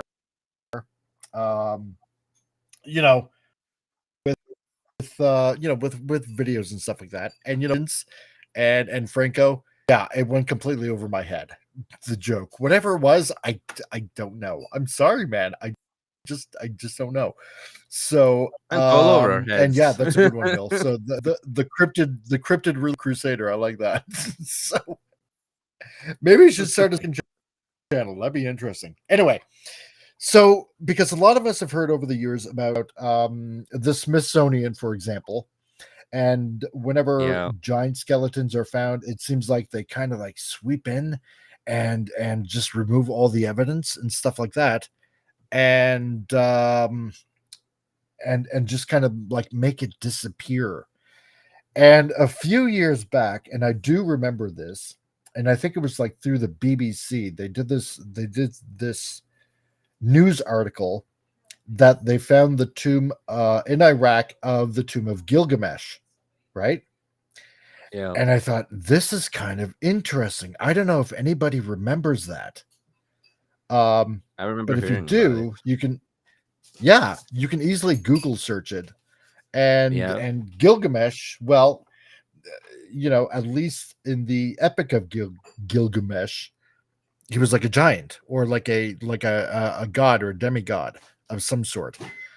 And anyway, so this YouTube channel, End Time Productions, they brought this up. And let's just put it this way. Some people on the higher echelons of certain agendas, Hillary Clinton, might be in, and I know this sounds totally whack-a-mole, conspiracy theory kind of stuff, but you know what? It makes for fun stories. What if somehow, because apparently the US military during the war in Iraq quite possibly seized this sarcophagus that could possibly be Gilgamesh's remains, right? And probably using it for nefarious reasons, shall we put it? Quite possibly like occultist reasons and stuff like that. Yeah. I know it sounds fantastical. I know it does. I know it sounds like really nutsoid, right?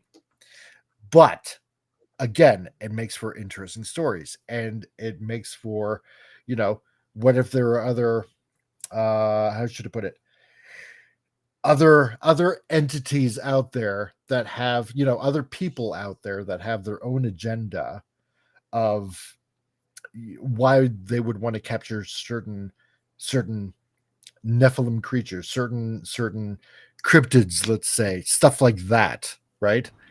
And what would their own uses be and stuff like that. So, you got to come up with your bad guys, basically. So I just can't have a good guy that goes out, slaying cryptids and monsters and Nephilim and stuff like that.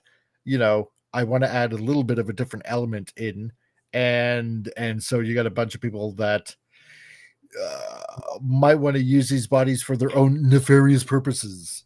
So I'm being long-winded. So this is kind of like characters I'm coming up with right now. So let's see. Canadian Spider-Man. Isn't Gilgamesh basically where the Christian Bible got the story of Noah from? I know they borrowed a lot from the Sumerians and their lore. Actually, the other way around. It's actually the other way around. So that's essentially basically how that works. So, well, don't forget. All you have. Sorry, I'm just gonna say, don't forget that we're talking about media. You mentioned media earlier. Isn't it in a week or two we have aliens visiting us? Aren't aliens? Or that Megatron? Yes. Yeah. Yeah. Sorry. Go ahead, Tom. No. I was gonna say, don't. According to the mass media, we have aliens are going to visit in a couple weeks. Remember Really? that? Apparently the big ship that's coming. Yeah. It should be here in a couple weeks, okay. supposedly. So that's what the news has said. It's this big ship. Well, I forget the name of it now. It's supposedly going to visit us here in a couple weeks. So. Oh yeah, that asteroid that's getting closer to that. They say it's a ship now, so it's like yeah. Now they say it's a ship. Yeah, that Atlas 3 I 3 whatever blah blah blah blah blah blah blah. Yeah. So yeah. Let's see. Vince Mike. Yeah, it's sadly no longer on YouTube, but Carl Benjamin told the Chad version of the Epic of Gilgamesh. Yes. So, and also, yeah, the Sumerians predate Christianity by lot. Yes, may predate Christianity by lot, but in the Hebrew manner of things, that predates the Sumerians by quite a bit. Well, since the beginning, right? So you're talking about the Torah and the Tanakh. Exactly. So you're talking about, you know, the books of Moses and the Old Testament. So that That's fits right. everything. Yeah.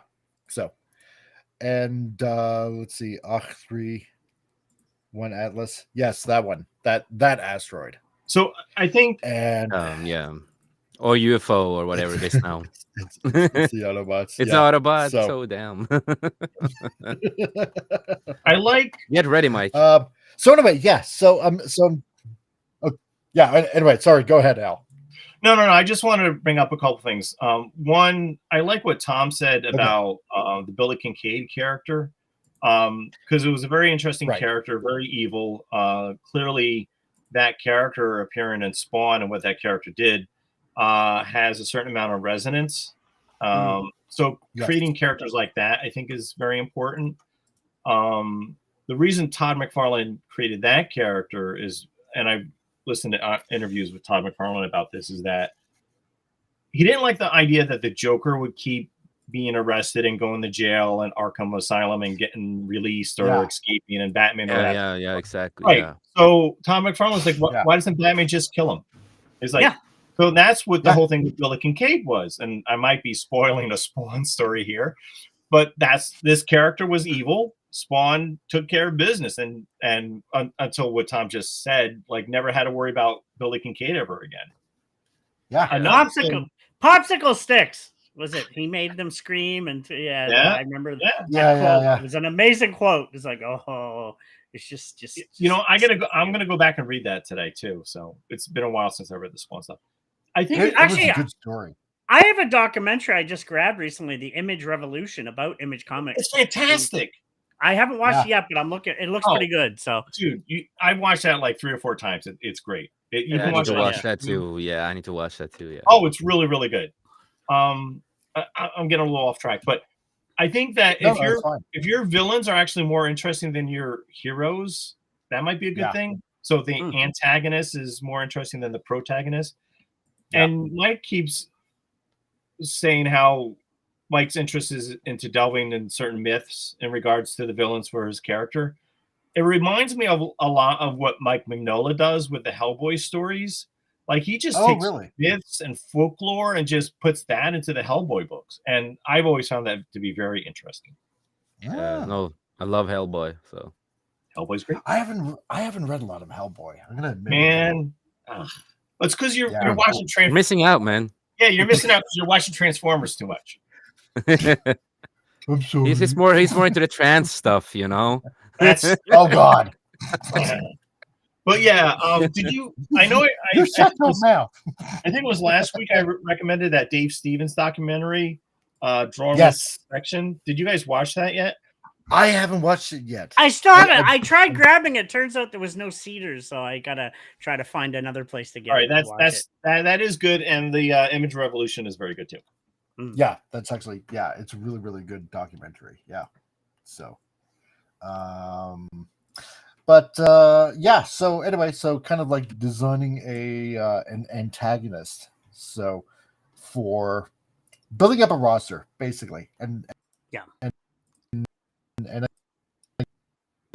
got to do that because you just can't circulate through stories and not having plot twists in the wheels, so to speak. And I like those cuts, right? You know, and that's at least to at least to me, because I need more coffee. The best stories that I like are the ones that at least inject a subplot into like a main story, you know, inserting a subplot that ends up becoming you know, your next main storyline that you're going to be circulating through and stuff like that, right? So Yeah, because you need that kind of thing. You need to make things constantly interesting, and you need to figure out who certain mystery characters are, or what they're going to do, and you just can't throw a hero out there and maybe have in the back of your head maybe one or two villains, because you can only circulate that so many times before. Yeah, exactly. At least in my eyes, that people end up getting bored in it, or since it's like, oh, you're fighting blah blah blah again. We just saw that again like, and again, and it's just like you want to see something new, Right, exactly. So I thought, in pure anime fashion, some of the better characters that end up getting released in a manga are your for lack of a better way of putting it, your psycho kind of anime girl. Yeah. I don't know how else to name it. I really don't. So I figured, okay, you kind of make it as kawaii as possible, and with the ponytails and stuff like that. So but she'll stab your face off, so exactly. Yeah. In a happy, fun kind of way, Exactly. So yeah. Happy times. He's gutting you Sounds like a like fish. So sounds like it. Yeah. So Canadian Spider-Man. Yeah, humans love to tell stories. It's our defining, I think, from my anthro studies, whether it's comics or fireside stories or even the Bible, we have a great talent for creativity and fun. Yeah, no, and I totally agree with you on that. So because that's how a lot of these stories have stood the test of time, right? Not just because we've repeated it. I think that depending on the case, there is quite a lot of validity to a lot of these stories that we end up calling legends or myths, because I think that a lot of these ancient civilizations really did see something. And I know this is kind of going on the tangent of, to what Cardinal Sin was talking about, like, on his shows. I believe they actually did see something. I don't think that they were UFOs from another star system, another galaxy, It was just or Transformers. whatever. We know. It was just Transformers. Yeah, exactly. So I think that there are, in a more scientific and fun way of putting it, I think there are interdimensional beings that are waging a war, and we're ultimately the prize. Well, in this war, and the prize is either the destruction or the saving of what we call the soul.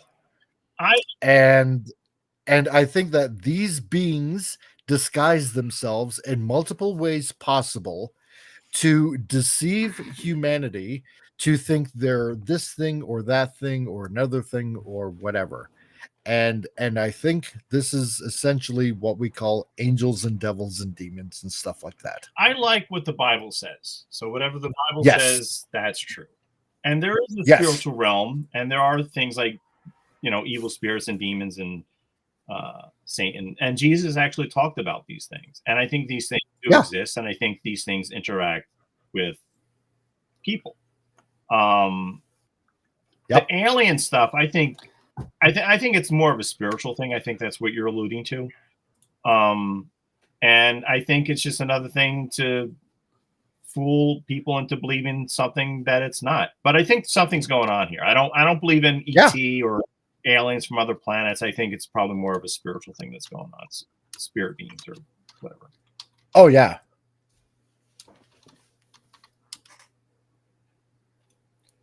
As I'm typing, you were going to say something. Actually, I'm going to say I agree and disagree with both of those. I believe, yes, there is a spiritual war going on, and I do believe in alternate, and there's something going on that's wanting humanity to not believe and just fight against ourselves. But and I didn't even go deeper on that, but we know what's going on. I do believe there is aliens, though. I believe, I'm sorry, that our universe is vast and endless. I mean, nonstop. There's other worlds like Earth out there, maybe more advanced, less advanced. I believe there's thousands of different Earths out there in our world. Maybe, and people say the pyramids. I believe there has been aliens on our planet at one point or another. I do believe aliens have existed, and I'm not saying this is what but I do believe they do exist out there somewhere, because the fact that the universe is endless, nonstop, and it's infinity almost. To believe that would be almost like nonsense. Like, we're not the only beings in the entire endless universe. I believe there might be more advanced ones, less advanced. There's other beings out there. I do believe that. All right, here's my take. Well, here's the thing. Okay, go ahead. Well, I'll make this quick. Again, I believe in what the Bible says. I believe that God created everything, and I don't think God created any other creatures, or in regards to like other alien worlds or that sort of thing. But there is a wonderful documentary that came out in the early 2000s called The Peculiar Planet, and it's all about the universe, our planet Earth, and how it would be really impossible that there's any other planet like ours. I'm not saying like ours, but other existences, like other beings of sorts, different. So I don't know. Again, the universe is vast and endless. It's hard to really say, but it's just intriguing, And I think it's just Sure. But we still like you, Tom. Well, thank you. Yes. But there is a war going on our planet right now that is deeper than just humanity. I do believe that. I think you're that it is. spot Yeah. on. Yeah, sure. Yeah. Oh, yeah. There's something 100%. going on that we have to open our eyes, realize that. Well, these people are Satan worshiping devils that hate children, and it's really clear what's really going on, and it's quite terrible. Yeah. It is. Like, I do think that there are this is what I think, at least, when it comes to worlds out there and stuff like that, that astronomers and astrophysics, I do think there's definitely multiple worlds out there, right? I don't think that the universe is infinite, because that's essentially an impossibility. There is a finite universe, because how should I put it? The amount of material in the universe cannot constantly produce More matter, right, for an ever expanding universe. And my right ear just unplugged. Fantastic. Think about it, though. So, they say black holes are gateways to other universes. So there's almost endless amounts of universes. It's like a it's just. I've read different studies, like Stephen Hawking's and many other ones on black hole and different things. It's really interesting. It's an intriguing thing to study on. So. No, it totally is. No, and I do get that. Until it's, at least to me, until it's actually physically proven. No, I hear you. Yeah. Then to me, that's just in the realm of science fiction.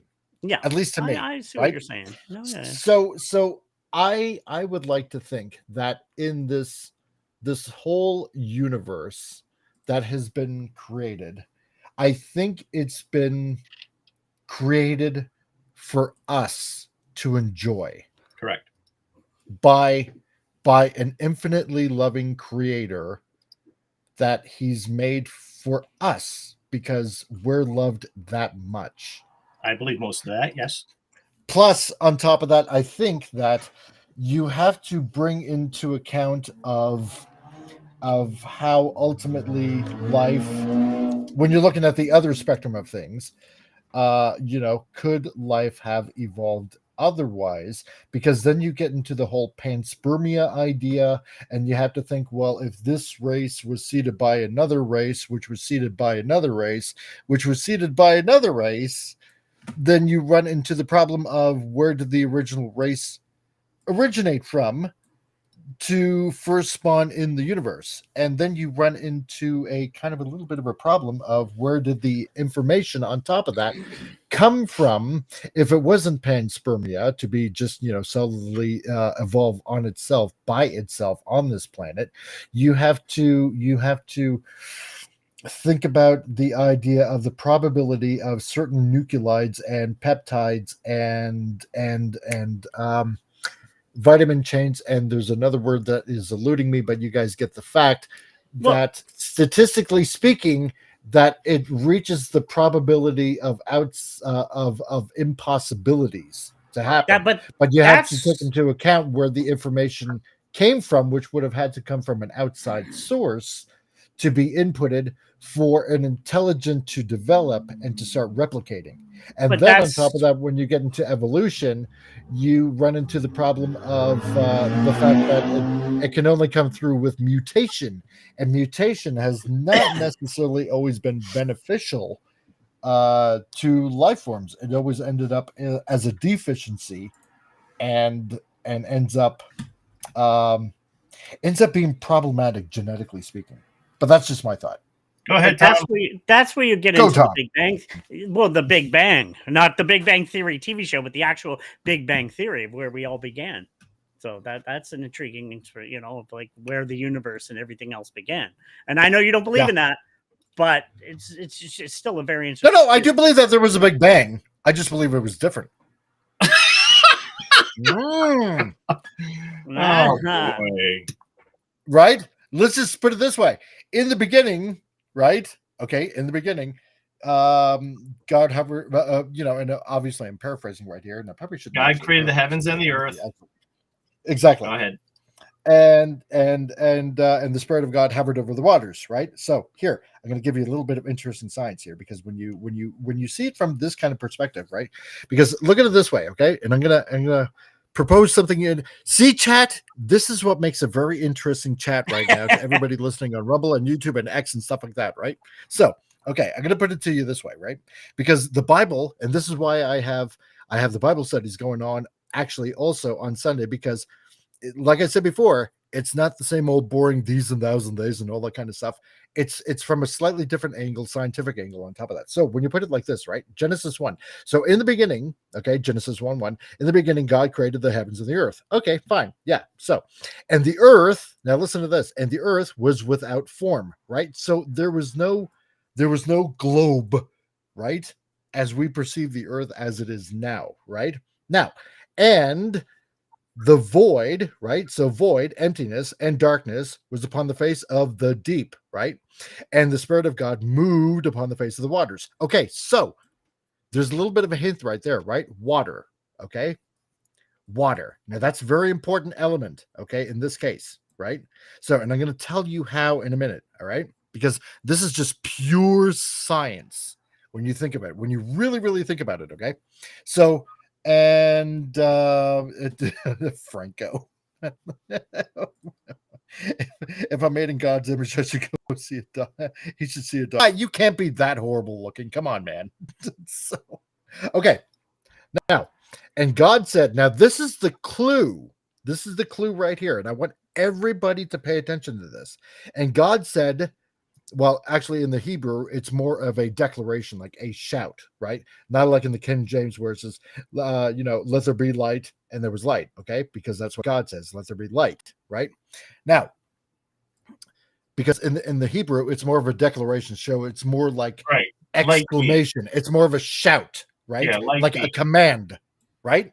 Now, this is what I want to let you guys know. Some interesting science, okay?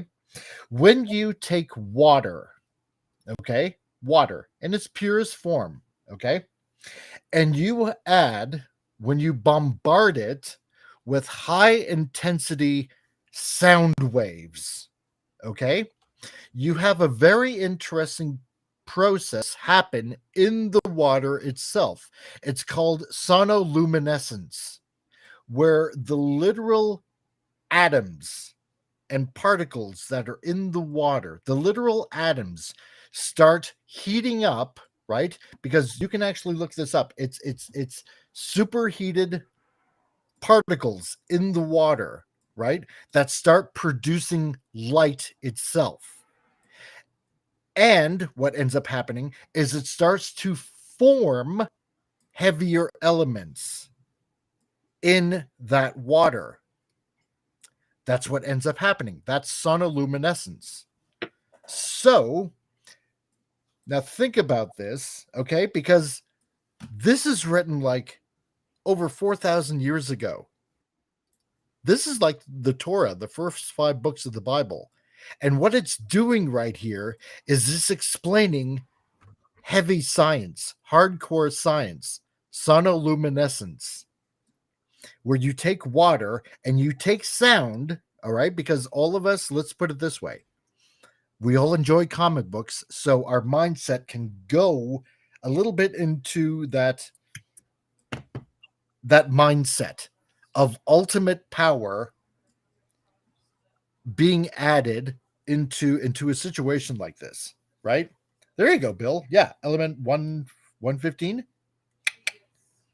So you start seeing here the beginnings of how Earth is created, plus on top of that, how light, technically speaking, at this point, a Big Bang would happen, is introduced into the universe. Well, but the idea of the Big Bang is that all matter existed in this one thing, and then one day it exploded and expanded, and that's where all the matter came from. That is not the same idea of creation, though. Yeah, maybe no, not in the Big Bang sciencey kind of sense, right. But it doesn't say how big the faces of the water was. Does it? Yeah, I don't think it needs to. Probably not. But let's use our little comic book imagination, right? Right? Yeah, well, this is kind of a little bit fun to surmise now and to think about it, right? So I'm back. What did I miss? Nothing. The creation of the universe. No. So okay. I made coffee. So okay, there we go. I think what you're trying to. So I understand the idea that physics is just a science to explain God's creation, and I get that, and that's totally fine. Well, I think of it in the other way, right? That God uses science to explain, not science trying to explain God, but the other way around. Because who's the creator of science? Man. Well, science is just a way of understanding creation. It's not really a real. Well, yeah, I suppose you could. You know what I'm saying? It's like mathematics. And hey, collector. Yeah. I just. The whole idea about evolution and the Big Bang Theory clearly is just ideas to dispute the Bible. So I don't give any legitimacy towards evolution or the Big Bang Theory. No, neither do I. Oh, okay. I just think it's no, and I'm not saying that God used evolution to, make things happen. I'm not saying that whatsoever. Oh, sure. I'm just saying. Yeah, no, exactly. So I'm just saying that if you look into it a little bit, possibly a little bit more, and I just want to say possibly a little bit more, that it looks like that this could be the processes used, on a fantastically grandiose scale to possibly explain how we might have done things, because ultimately I don't know, right? Well, because obviously I wasn't there, and none of us were. No, exactly. But we have the first, but it's fun to figure it out. Yeah, we have the first 2 chapters of Genesis. So chapter 1 of Genesis gives an overview of creation and the creation of man, and chapter 2 goes into more specifics in regards to creation of man. Yeah, and I mean, God created the stars, and the light of the stars just immediately were shown upon the earth. And if you're talking about like stuff like that in the firmament and that sort of thing, that totally makes sense with me. But I'm just interested to see what Tom has to say. Yeah. So go ahead, Tom. There are xenomorphs out there, baby. You may spit out, Tom. No. There's a lot of xenomorphs out there. But you know what? No. Anyway, yes. Sorry. Go ahead, Tom. Go ahead. No. You had a thought. We're having a fun say what I want to conversation. say. This is what the show's about. No. Say what you got to say, and then I'll have my say. Well, go ahead. We're ready for you, Tom. Go. I'm okay. Yeah, we are ready for the cancellations on X. Everybody, we are ready. Just editing my photos. So yeah, you exactly. finish your thing. Yes. I'm almost done. So. I think. Okay. All right. I think if there are, planets out there comparable to Earth, I think, and this is just my I suppose you could say my sci-fi, the sci-fi part of me speaking. I think that it's possible that there could be some sort of animalistic life, but not intelligent life. But then again, I'll never know. So I know exactly. But But you would be happy. Like you would be happy if there were Transformers out there. You would be happy. We all know. Really, robots? Yeah, you would be happy. Yeah. All right, Tom, you ready? All right. Yes. No, 100%. Do it. Okay. Now, and this is not an insult to anybody. I don't believe in doing that. I'm honest and just real. No. But I just think it's ignorant to think that as vast as the universe is, that we're all that exists. To me, it's just an ignorant thought. I'm not saying anything bad at individual, but just think about it. It just seems very very like, we're the number ones. Like, it's for the size of the universe and how big it is. It's almost impossible to that it just seems very self-serving, if you know what I mean. It just seems like that. And I'm sorry, but I'm going to say this right now too. Our technology has advanced in the last 20 years faster than we did and however long the Earth has been around. Some of that technology can't be almost from us. It just seems almost we've grown leaps and bounds way too fast for the internet to the things just seems like think about it right here. Give me a second here. I'm holding in my hand my cell phone. I know it's a joke. It's a meme. Like you look at a cell phone and people shows a picture in the 80s of your camera, your video, your like a whole room full of items. And now you can put in the back pocket. I can do everything I can in the back pocket. It's just the advancement seems so almost impossible, and I'm not saying that humanity doesn't have the intelligence to do it, but I believe there's other intelligence out there that do exist that, can I explain it? No, but none of us can. Like I said, we don't truly know because it's hard, almost impossible unless they're actually. And then we also go in this big theory. What's it called? The blue something theory of they're going to make up aliens attack. What was the name of that now? The blue something. Blue beam. Yeah, they're going to fake an alien invasion to another way to control humans as well. So they have so many ways that they want to control. They want to control us. I mean, and that's a given. And I'll say that right now. I mean, the governments and these 1% have way too many things going on there. And I don't want to get anybody canceled, but I believe that the recent 2020 to 2025 thing that went on with the world, the COOF was fake. I think Bill Gates and other people had something to do with that. So, and now they're claiming there's a new one coming out. I'm like, stop. Just stop. No, it's not going to happen. No, I'm not. I'm not masking up. That's why our country, like Tom McDonald actually did a song recently about how woke is going. It just released on last Friday. I loved it. It was amazing. And how we as a society, we're fighting against each other because they want that. They want us all hating each other and fighting each other because they don't of course. to look at what they're doing because they're pulling strings that they're killing humanity and they like look away, hate each other, fight each other. Like, no. We got to learn to come together as humans, no matter your race, religion, your sex, your everything. We need to realize we're the human race on one planet, and we need to learn to come together and control ourselves again. And anyway, I can go deep into that, but yeah. Well, all right. So Tom is almost there. Yes. So he's come a long way. So that's very nice. I'm almost there. So you will be one of us. That's wonderful. So Jason, one of us. What about you, Jason? What are you thinking? No, when it comes to certain of my beliefs, I keep that private and in private conversations, and that's a personal choice that I do. Well, no one else is listening. It's just the four of us. Right. And the rest of YouTube. So yeah. Yeah, no, that's No, no, just the way I do it. Yeah. All right. Yeah. No, that's cool. Yeah, and exactly, Collector. Yeah, I'm very, very happy to hear such straightforward statements here. So there you go, right? It is to take the biblical view, but it's indeed the only chance that we have to get a glimpse. No, exactly. So, and trust me, I was when I say I'm not going to hide it.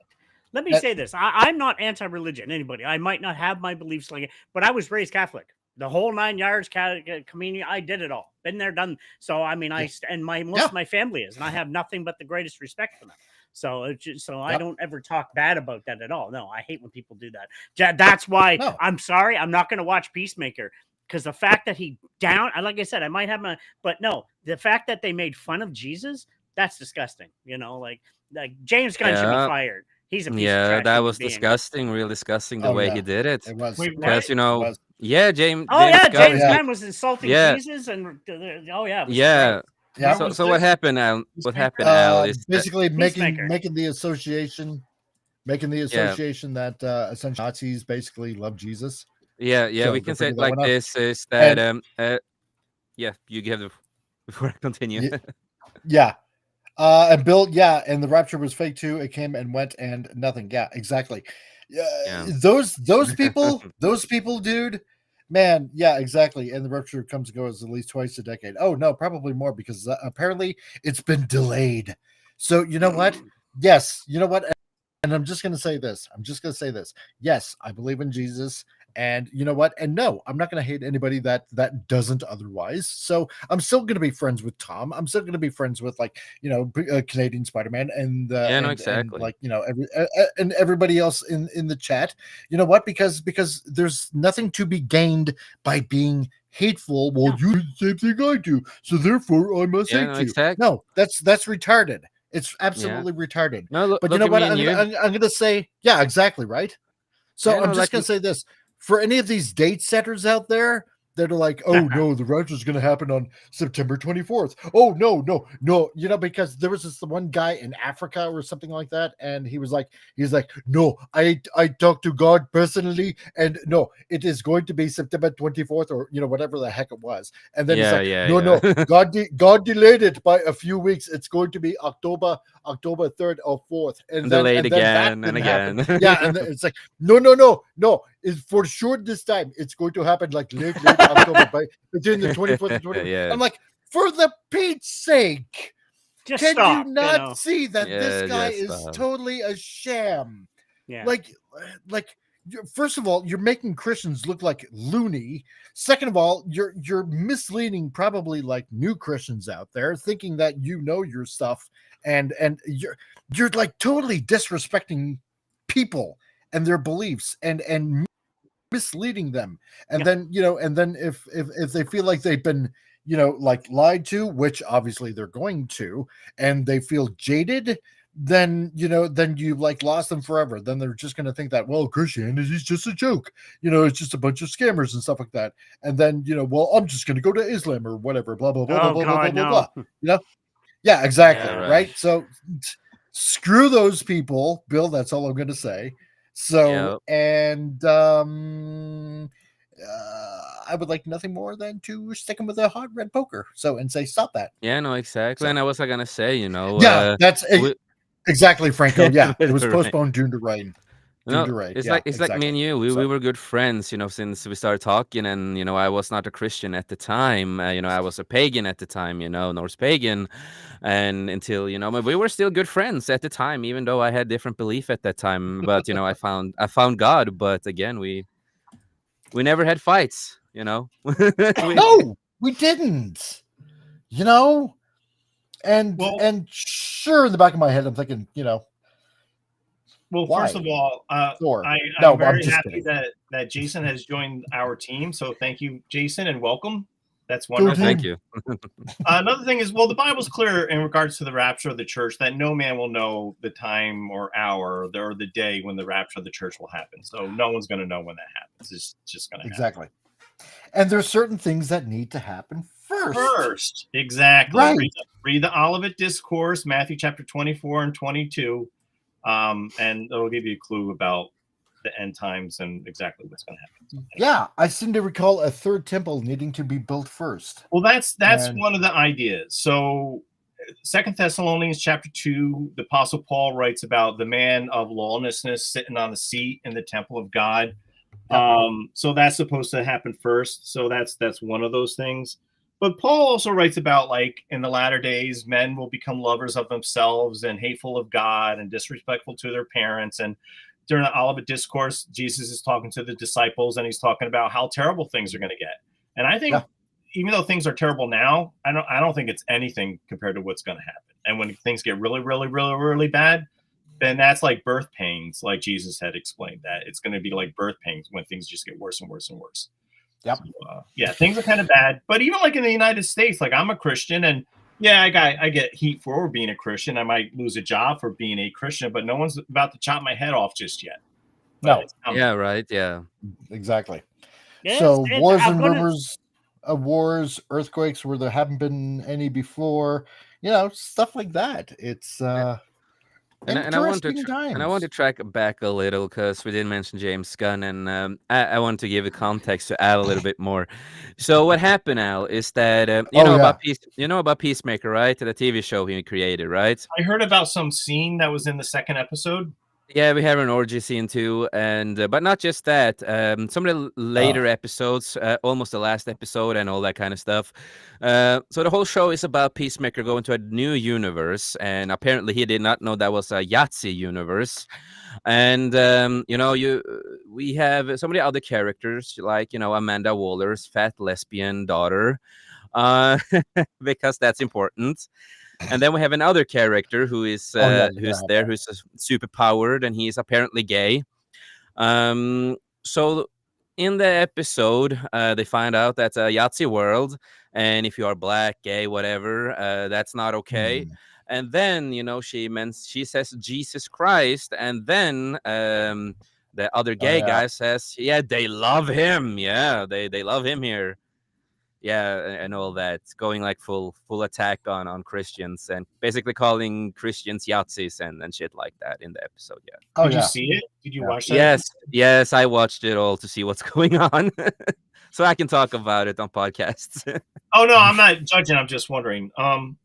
Yeah, that's not the kind of stuff that I like, and it's not really a surprise. Maybe James Gunn with the Superman movie was kind of being nice, because it wasn't overtly political or anti-religious. I don't know anything about the piece. No, he has attacked everyone who is more of a conservative, who is a little bit more Christians in his stuff. He's been doing that for a while now, and he did finally come out and say straight out that he can do whatever he wants with the universe, and did not care what other people say. So, but he is going to get fired, though, isn't that the idea? Well, I think if they make the sale, if it happens, if the sale happens, he's out. Yeah. Oh, so just hope that's gonna happen. Well, the thing is like I understand, because I know like on Mike's regular YouTube channel on Tuesdays or Fridays, there's a lot of criticism about Marvel and DC and Hollywood, and I think that's all legitimate concerns. And I can understand lamenting about that sort of stuff, because when I have issues with DC, I get kind of cranky about things, but I have no hope in regards to Marvel or DC or Disney or whomever producing anything that I'm going to ever like ever again. Yeah, exactly. If you think back, if you remember the time where James Gunn made all those tweets back in the day, right? Yep. That he got fired for in the first time. Yep. He's pushing more of that humor in everything that he makes. Oh. He's bringing his true self out. And this is the same guy that made jokes about little boys at one time, wasn't it? On X. Yes. Oh, yeah. So, he's a piece of trash human being. I can't stand him. So, he just because he doesn't have his little watchdog overlords over at Disney keeping an eye on him, right? Yeah. Because let's face it, Disney's supposed to be family friendly. And if you I know now it's not, sure. But if you don't have that watchdog over you, exactly. It's like when you let how should I put it? When it's like taking a dog off a leash that loves to run around. Yeah, and did I like Guardians of the Galaxies? Yes, but he had people working with him to rein him in. Like, no, you got to do only so much. So yeah, when you take the dog off the leash, he's going to run free, and he's going to run all over the place. He's pooping all over the yard and everything. So that's right. And this is what's happening with James Gunn. He made the Thinker it's like, in the I don't have Squad to be under the restriction. Yeah, no, exactly. Yeah. But no, with the Thinker in the Suicide Squad, he made a character, a character who essays just, the other word, grape, a little bit more, in that movie. That was directly out in the movie where yeah. Yeah, this is why the only thing I watch nowadays is The House of David. Yeah. That's the only thing I watch, but I haven't watched television in a long time anyway, so you're not missing out on so much, to be honest. I don't think I am. But I think, of course. But do you think the audience, well, I know that, Hollywood doesn't really like their audience too much, and I think that's why they ruin a lot of these franchises like Indiana Jones and some of the stuff we were just talking about. Oh yeah, and they don't really care about the original source material when they adapt things, from comics or more. No, they don't. There was a whole interview with a lot of these movie creators for Marvel and stuff like that, and when they were asked about the comics, they was like, "No, I haven't read it. We're doing this and this." But every one of those creators admitted they did not read the comics. They did not know much about it. It's just like, well, why you get hired? Damn, Taika Waititi. Oh, yeah, because they were hard on their political views or their preference. Exactly. That's what it all goes from. Political agenda, all that. Yep. Yeah. But we all know liberals. We all know that liberals don't read because they don't know facts of any sort. So, if there's any billionaires out there that want to start a great comic book thing, hire Henry Cavill, Ryan Reynolds. Start with those two. Because those two are they like to be accurate in what they believe. Bring those two need to start their own studio, But do you think the audience is tired of this garbage? Oh, they are. That's why these movies are losing so much money. But these companies, that's what I don't understand. These companies are losing money, but they keep on pushing the same thing. I'm like, don't you like money? Wouldn't you want to cater to us fans? But they don't, like Disney. Like, why? What you're losing? Billions. But now it's happening in Japan also. I recently saw some stuff about Japan now, and they are gonna have a new manga now that is about biracial character, and that was apparently really important there. And there's a lot of stuff going in Japan right now with all of this, and Korea with all of this too. So I see a lot of Japanese and Korean speaking out about and fighting against it. But it's going over there too now, heavy. Well, I'm surprised about Japan because they tend to be not like that. Yep, but no. Well, yeah, because it's recently because of their liberal government that they had for the past couple of years that a lot of this stuff has been introduced into their society, unfortunately, and bringing in a bunch of Muslims and trying to make it seem like everything is a-okay and dandy and stuff. What? So the injection has been done. So. Not to make it sound suggestive like that. So but apparently they've hired or I shouldn't say hired. They've elected a more, I think, conservative government now. I think they just went through an election not too recently. Yeah, in Japan there is a new person who took over and a lot of stuff there. That Donald Trump came out and praised the person, and it's a woman, and she wanted to try to fix Japan and deport people and try to do all that kind of stuff. So at least they have someone who wants to do it proper and justice now, at least. But we will see. We will see. Did you hear about Newfoundland? They actually went more conservative recently. Oh, I was like, wow, it's happening slowly but surely. Weird, huh? I like it though. New Brunswick, follow suit. We're the worst. God. Yeah, but I can say it like this: Norway, of all places, they have wannabe manga in Norway that is super woke. No joke. They already have that here in Norway. Well, you know who I started following see, Canadian Spider-Man says. Oh yeah. Let's read he says Japan follows the U.S. But about 30 years behind us as culture in my experience. Really? That's kind of interesting. That makes sense. Oh. But what Jason was saying is like, so Sort of. this new female prime minister of Japan, she's the first female prime minister, isn't she? I think so. I think so. And more conservative. Yeah. So I like her. I like her too. So yeah. But no, we need people who wants to do, make the countries better and not make it fall to shit. So before I get let's see the next one. Okay, so this is kind of what I got planned out for a antagonist in my story, except be on the Rumbles or next or on YouTube. I want to be on YouTube because right now that's the only one I'm looking at in the chat. So if you happen to be on X, come on over to the YouTube side of things or Rumble or whatever. And you don't want to be his ex. And you know what? Hey, exactly. Give we a like have and 33 a subscribe people. and spread the show around. There's 33 people on X right now. So come on, people on X. Come over here. Come over here. Don't forget to like, subscribe, and share the channel. We're so close to 1,300. So close to that 1,300. Exactly. Yeah, that's right.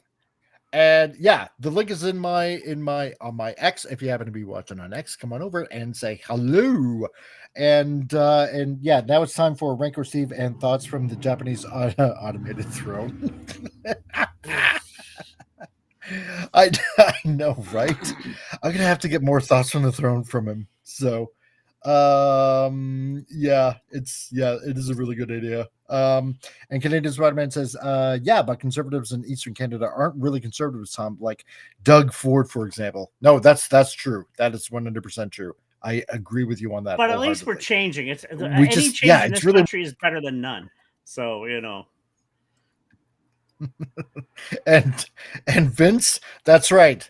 So we need more people on Rumble as well, because Vince, I'm so lonely. So lonely.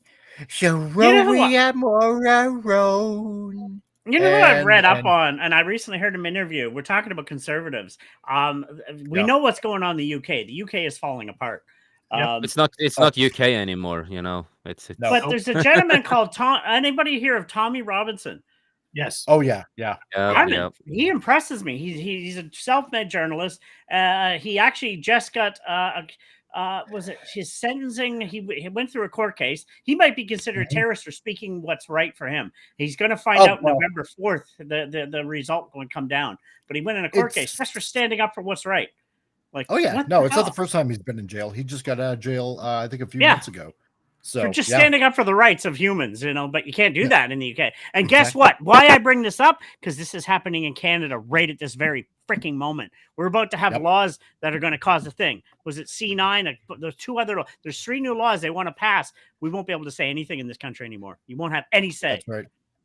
Nova Scotia. Sorry to go off. Nova Scotia just banned you the right. You can't talk against politicians in Nova Scotia right now. There's a big pause on being able to comment against politicians. Oh, just happened just this week. Yep. Damn. So they're taking people's rights away they're eroding as we speak. Don't give me this become American thing. Sorry. I'm a proud effing Canadian, but we need to fight. We need to get our country back. I love my country. I'm a patriot, but now it's time to fight. Our country's eroding. Okay. We got to fight from in.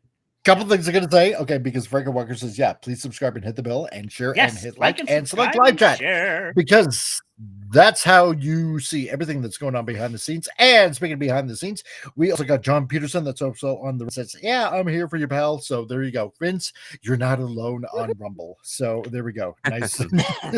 Nice to know you have company there as well. So because he's given me a nice Rumble heart.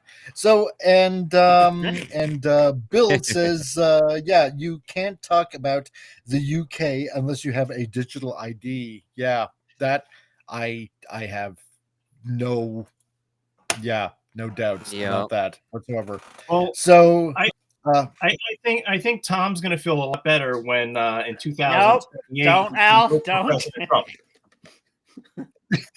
I can send you a hat on 28. Here, Tom. Yes, do it. Do it. I love my country. Okay. I love my Maple Leaf. Okay. So.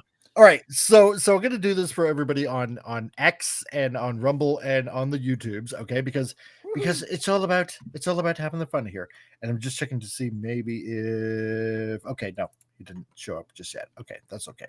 So because we might have 21/7 Fusion Media might drop in here. So as soon as he's done the video, or at least he said. And if he doesn't, that's okay. That's cool. So oh yeah, plans are in the works, my friend. Anyway, so I'm going to leave this to everybody up in the chat again on X and on Rumble and on YouTube. And this is where you're going to have a little bit of a say of naming a character. I decided I'm going to let the chat and you guys here that are with me on this crazy channel name an antagonist. So, because I came up with a name for obviously the main hero of of this comic book, obviously, the main central character. And I thought, no, you know what? This time I'm gonna do something a little bit different. So to everybody out there, okay, this right here is going to be one of the little antagonists in this comic, obviously. So in pure anime fashion, might as well make her think sort of kawaii, kind of like kick-ass, excuse the language, but biatch. So you know what? I'm gonna let you guys think of a really good name. I want you guys to put on your thinking caps and think what would be a really good name for this character. And you guys, like you, Jason, Tom, and Al, if you wanna throw your hat into the ring, go for it. So, but like I said, when I'm doing things, like for example on YouTube or whatever, and I like to say to certain people that help me along the way, I want to bring everybody on along for the ride. And I know there's going to be a funny comment out there about what the name are, and this is going to be the same thing. I like to bring you guys along for the ride, because when this actually does come out, when eventually this does come out, I want you guys to say, you know what, I had a hand in this creation, and because, like I said before, this is about having fun, right? This channel is going to be about having fun, and of course, Vince just has to just no, I'm not going with that. No. Depends if you want something funny, more serious with this character. Well, what do you want? Something a little bit more serious, yes. So, well, who is she? Like, I mean, what does she do? Oh, yeah. What's her story? Well, that's the thing. So, okay. What her story is going to be? Okay, so might as well give you a lineup, because it just pops in my head as I'm designing her. Because at first, this is the way my brain works, right? I get a little bit of a glimpse of kind of like a story that I want to do, right? So I'm thinking of, I don't know if it's going to be like a something like a shadow government kind of agency, or some sort of James Bond kind of villainish kind of organization of some sort. It's going to be like either one of the two. So I'm just going to write this down. So possible government secret agency, or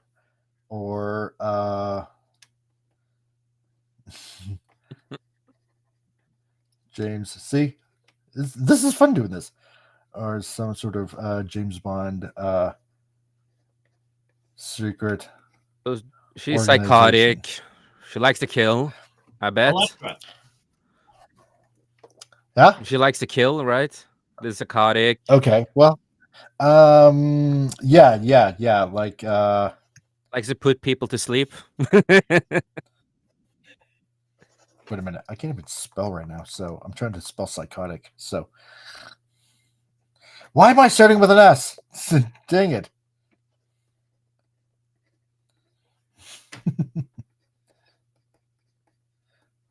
There we go. Okay, see? I know. What did you say, Al? I was trying to make a fun I said Electra. No, make it funny. Go ahead. Electra. Oh, Electra. Okay. But I think it's been used. Yeah. Possibly. She likes to put people to sleep in a nice way. So, psychotic. ooh, you know what? I like her eyes. Yeah. I know they're very. I wanted to make them like slightly kind of devoid Empty. of. Yeah. Feeling emptiness. Yeah. So yeah, that's because this is what I was thinking, like either a secret government agency of some sort or a James Bond type of weird secret organization kind of villain stuff. So yeah, type of psycho kind of killer. Yeah. And Yuki Shadow Dream. So I get a little bit anime style and comic style. Yeah, kind of like that, right? So yeah, that's at least one name. Kind of like Yuki Shadow Dream. Think of what was it? Bubblegum Chainsaw, but crazy. Okay. And I want to try to stay away from the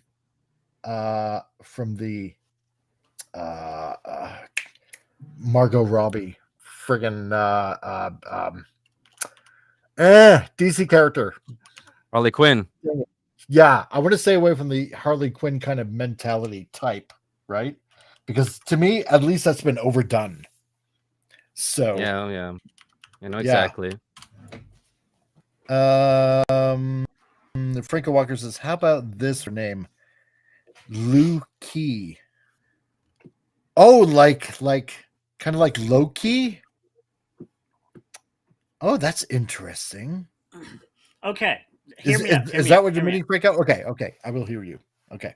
She has great legs, so we're going to start. I just immediately it's like, oh, nice legs. Start with L. Is she very evil? Does she like to have poison? She can take people out with maybe a secret poison, whatever. Lilies are very dangerous. Lilies are poisonous, but Lily's a beautiful name.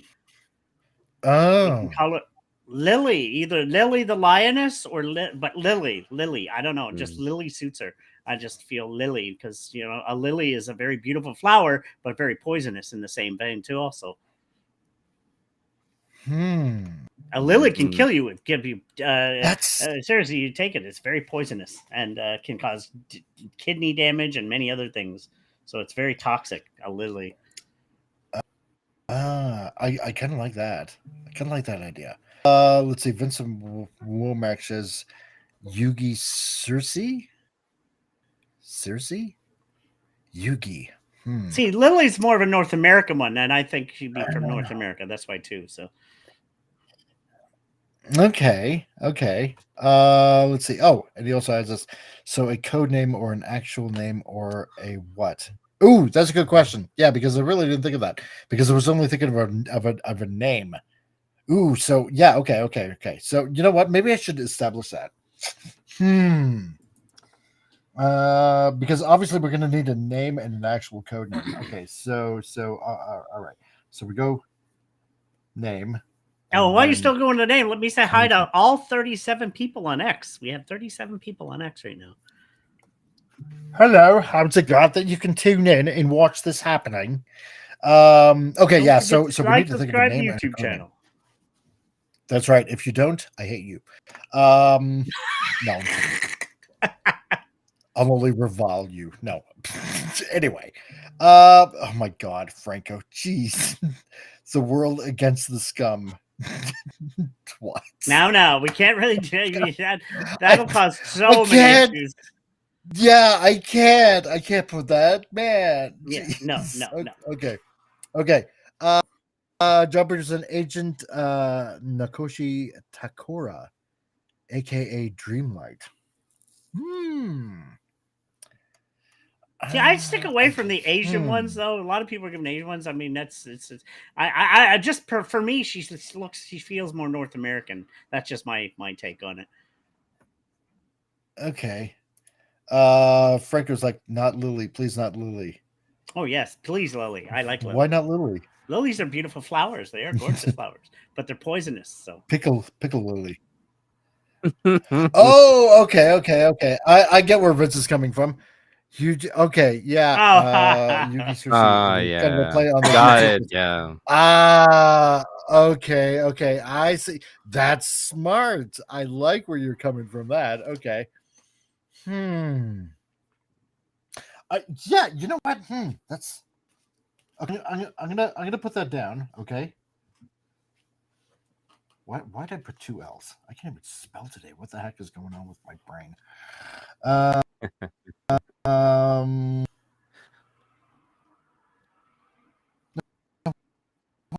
Wait a minute. Yeah.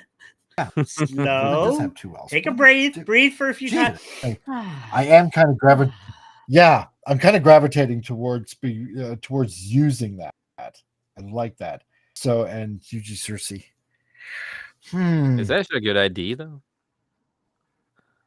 That, yeah, you know what?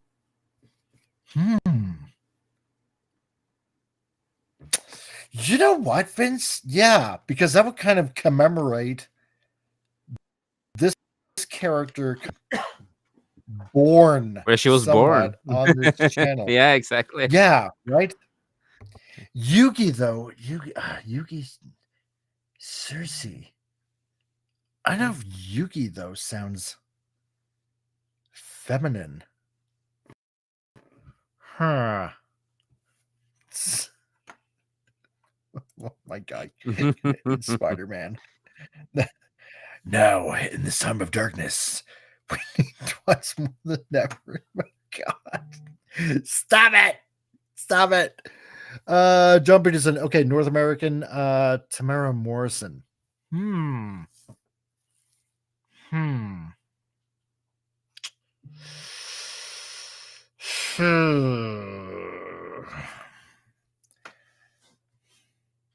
Well, a real name and a code name, you know, and it has to fit like what she likes to do, you know.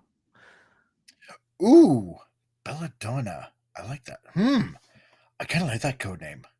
Belladonna, yeah. That is actually pretty good. It's a nice one, but it was the name of a porn star. Yeah, okay. Okay. How do you know, Tom? Oh, I know. Okay, great. I know.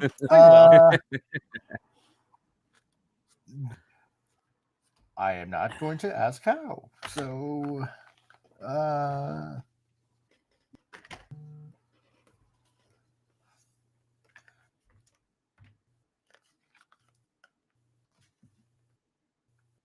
oh, wait a minute. Wait. Why did I put 2? What? Okay. I thought everybody went quiet. I was like, wow, it's so quiet. Because my brain is turning in its little hamster cage right now. Lily Belladonna. Oh, you know what? Okay, wait a minute. Might have something here. Bill Blue. Susan Blue. Oh, the voice actor. Okay. I get it. Okay. What about okay? Swap it then. Make Yugi her last name.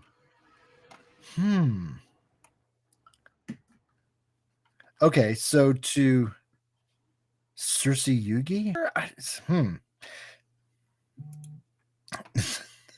Circe Yugington? My god. Let's see. Franco Walker, my cat was named Belladonna. Isn't it Belladonna a type of flower as well? I'm pretty sure it is. I think so. I like that. I kind of like that code name, Lily Belladonna. Yeah, it's not bad. Both flowers that actually, are beautiful to look at, but very poisonous. Ooh, okay, there we go. See, we got something going on here then, right? See, because she looks like a beautiful character, you know, very, very alluring. Exactly. But yet she's poisonous and evil. So that's why, you know, and Lily, it's just Belladonna. Yeah, Lily Belladonna sounds good. It does. Okay. I like that. See, chat? You're helping create something. There we go. I'm liking this. Okay. It was also the name of Gambit's promised wife. More comic writers should do that, you know. It becomes its own experience. Exactly. Right? because to me the name should fit the character. It always has to fit the character, at least to me. Okay. Lily Belladonna is her actual name, code name Cersei's. Ooh. That's a good idea. Okay. I like this. Yeah, her full name will be Lily Belladonna, but she has a code name Cersei's. So yeah. Okay. Maybe we just keep the last name. Ooh, yeah, maybe we just keep the last name, her actual name, like Secret. Okay. So if we do that is, CIR. Okay, CIR. CI. Okay. And okay, no. Okay, so we'll do that. Screw this. I'm gonna do this the easy way.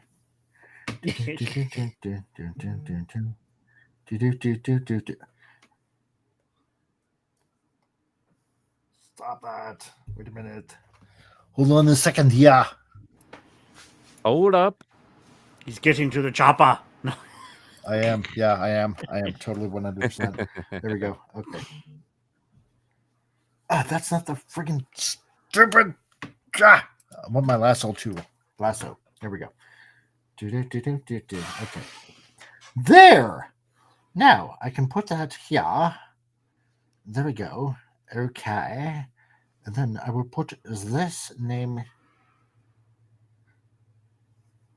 here. That's kind of cool. You can do that. I know, right?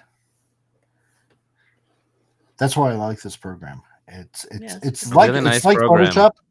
It's like Photoshop, but it's essentially designed for manga and comics. And if you get the real pro program, then you can also do like literally animation in this. So what was this program? Clip Studio Pro. Clip Studio Paint Pro. All right. So that's what you want to get. Yeah. So I think chat, I think we're getting something here. I think we are doing something here. Or the other way around. Oh, like, okay, Gambit's wife. Yeah, okay. Okay. So John Peterson, yeah, belladonna is a flower that when you steeped it as a tea, it'll put you to sleep. Ooh, see, I like that. Yeah.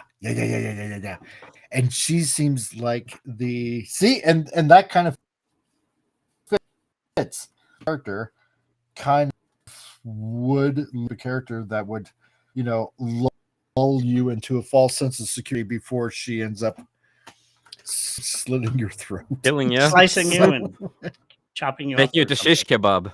Exactly, right? Yeah. Well, right? don't forget, in the end, she's the one hiring all these kaiju, or releasing all these kaiju to an extent. She's tied to it. Is you know what? Maybe she's the one in the middle. Well, no, it's more like she's collecting them as well. So see, because my antagonist, right, or will just be like looking out to destroy them, right? From essentially, messing around in the affairs of men. Yeah. While this one, would like to essentially gather the bodies to use them for mysterious, nefarious reasons. So that's the thing. Exactly, for nefarious reasons. So Vince will make Little Nightshade Belladonna. Well, I don't want to make it too long, but I like that. Too long, I like that. Yeah, exactly. Let's see. Yeah. Sometimes less is more. Belladonna, commonly known as Deadly Nightshade. Yeah, exactly. Right.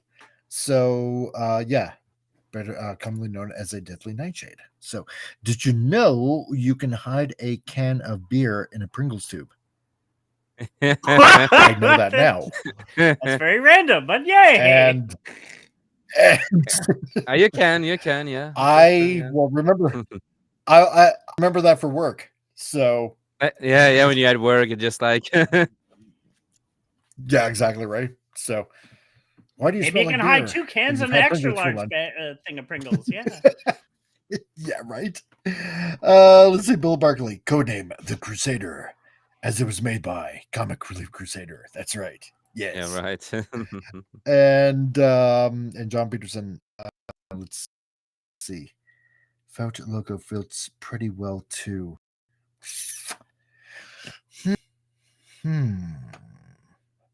Felt logo. What is the origin of that, John? Because I know you are quite learned. So here's part of the thing. Let me know what your thought process is. All right, because I'd like to get what is in people's minds, why they're coming up with what they're coming up with. So justify your name calling. Let's put it that way. So because I am interested. I'm very interested. So let's see. I think it's an homage to Huge Circles. Should be held for a protagonist. Oh, okay. Should be held for a for a protagonist. I see.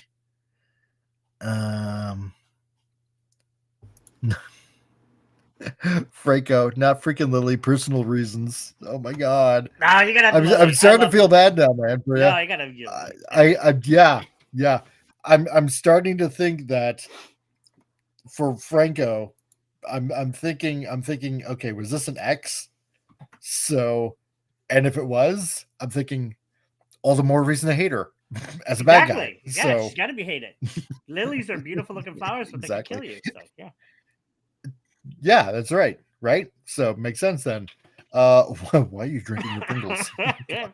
And like I said, I've seen the larger things of Pringles. You can probably fit 2 cans. I'm going to try that now. You get 2 cans of Pringles. I don't know what to talk about. I love drinking my Pringles. It's fun. She should have a beast man of sorts. That is the person gathering the kaiju for her. Oh, I like that idea. Yes, I do. She has a lackey. I do. It's like a beast man, like a really deformed monster. Ooh, that's kind of cool. Yeah. Okay. Okay. Actually, write that down so we don't forget that because that is a good idea. Okay, she doesn't want to get her fingers dirty doing the dirty work. She doesn't want to do the dirty work. No.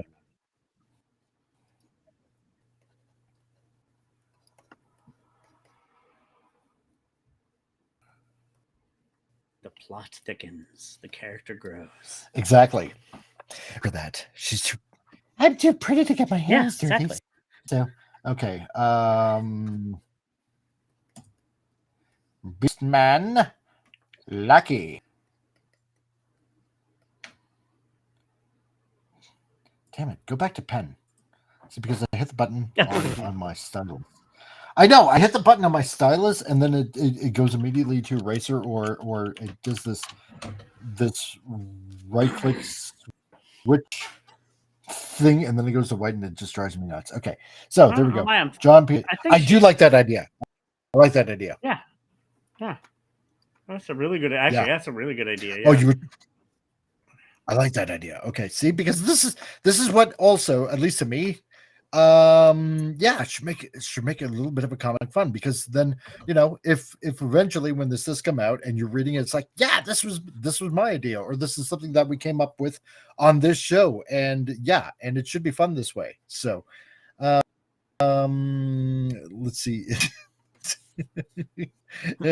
Never had anyone justify their name calling before. But yeah, there's a character, Satsuki. This reminds me of Kill la Kill. She's this beautiful bad person, but she has other people that do the dirty work for her. Satsuki, Kyoto. I like her character. She's a beautiful character, but she gets most of her lackeys to do the work for her. It's like, it's like you gotta have lackeys. She's gonna be above them. Like, no, Bill. Exactly, right, Bill. You can guarantee I will never call her or any character Kathleen Kennedy whatsoever. So there is no source material. Never going to happen. Right. Yeah, there's literally no source material for this yet. Yeah, it works fine, we're right? Making it up as we go along. Exactly. So Lucky Beastman or Lackey. Wait, what did I write? Yeah, Lackey. I know what I wrote Lackey. No, he means lucky. Is I mean, she's hot. Definitely not. Definitely not. Yeah, right. So, is she the two brains of the operation? Oh, I think I know what you mean. Like the number two in this organization. You know what? That's good. No. I think the two brains, the front part of her chest. Oh, right.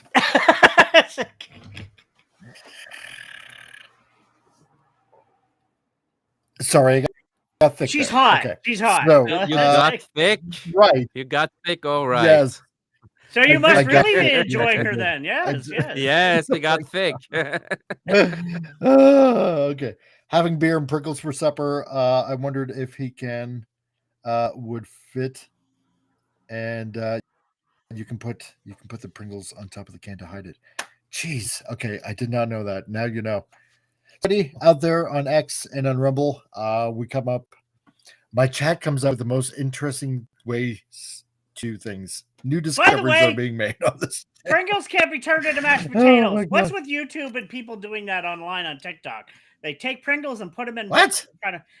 They try to turn Pringles into mashed potatoes. I'm like, are you people dumb? Stop it. It's gross. Yeah, God, water. No. I'm like, no, that's not the way potatoes work, you dumbasses. Yeah, that's why I stopped following you TikTok. It's full of morons now. It's just I'm done. I mean, even Jabba had a Beastman wrangling his Rancor. Yeah, no, that's true. Yeah, good thought. And Vince CRC is such an innocent boy. God. Oh Lord. I know. I'm sorry. I'm not dirty enough for you. Bill, I'll make up for that. Says, stop looking at my brains. My eyes. Yeah. Looking at my brains. My eyes are up here. Oh my God. Oh jeez. Okay. We're at 2 hours and 40 minutes. Yeah, we can't have Vince sitting hurting his bum too much. You gotta be careful. Yeah. Now. Don't leave him. Yeah. That's right. Okay. All right. So I think we can develop this. We can develop this as we're going along. Okay. So I think we got a pretty good thing going on here. Okay. So name, Lily Belladonna. I like that. I really like that. Okay. Codename Cersei. So circles, right? So an homage to creating it here on this show, Huge Circles. So I like that. So possibly a government secret agent of some sort, or James Bondish type of secret organization, Psycho. And I like this suggestion from John Peterson. So of a Beastman Blackie kind of thing. I like that. I really like this. I really like that idea. So, and you know what? Maybe they're doing it for their own reasons. That maybe they don't want Earth to be overrun by, how should I put it, as they would see it, by an outside force. Maybe, but they're kind of going about it in a dark kind of way, kind of like in the sense of using a weapon against them, kind of thing. By gathering all these kind of cryptids and Nephilim and stuff like that. I don't know. That's something we can explore a little bit further. Okay, so and meanwhile, Al is being awfully quiet, so I'm wondering what his thought process is. I don't really have any. I actually I got an email from a comic book shop asking for some stuff, and I see. Okay, so I had to leave for a little bit, but I'm listening for the most part. I like that Lily Belladonna name. That sounds kind of cool. Yeah. It does, doesn't it? Just make sure you send Tom his royalty check. Yeah, exactly. So that's you know what? Because here's the thing. Okay. Okay, you know what? We got the live chat going on. So when it comes to crediting people, like when the comic actually comes out, we're gonna be crediting some people. That's the way it should be. So okay, so as for this, I figured the reason why I started to draw this is because eventually I'm going to have to figure out how to draw weapons and certain positions and stuff like that. So that's why I have trying to think what rifle this was again. I think it was like an M4A1 rifle, military rifle, if I'm not mistaken. Yeah, an M4A1 rifle. Is it? Well, I thought it might have been an AK. So, military. Pew pew. It's not a 47. No, okay, no, it's not. Never mind. No. Okay. Yeah. So, I joked earlier with Gary of our pop culture minefield. That I hope I draw it right. So, because he is ex-military, and if anybody knows weapons and how to draw them, it's definitely him. So, I'm just hoping I got the positioning right.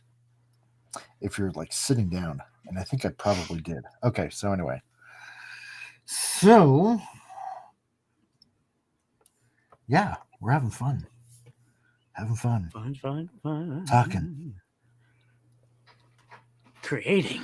Talking. Developing. It was interesting. We got on the talk about religion and physics and theology, and then somebody mentions Pringles. Yeah. What kind of show has all that for you? Exactly.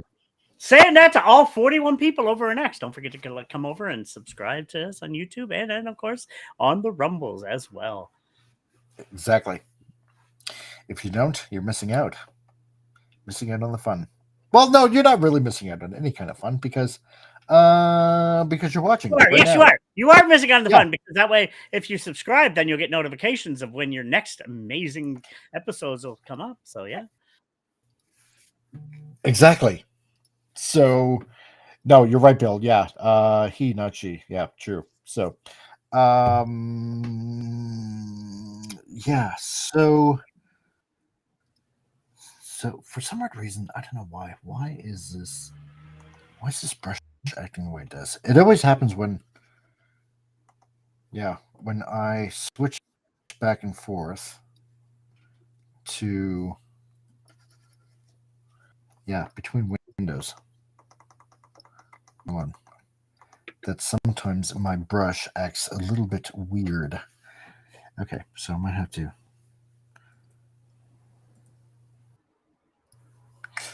do this again.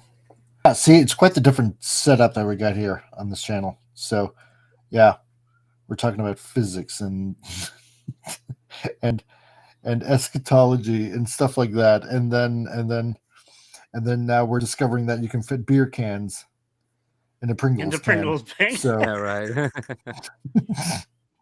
The knowledge is endless here. That's right. When you need absolute worthless knowledge of any sort, when you need to know where you can hide your beer cans, when it's snack or lunchtime. Lunchtime? Yeah. Wait, is that what you do on your lunch breaks, Mike? Occasionally, yeah, sure. If I choose to, I'll have a I'll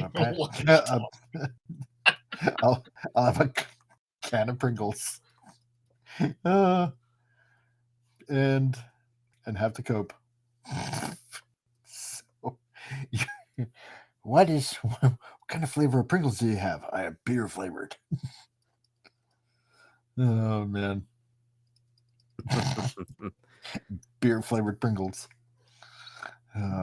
That sounds weird, man. It does. It really does. There's so many different flavored beers. Which one is it? Yeah, which one? Yeah. Guinness.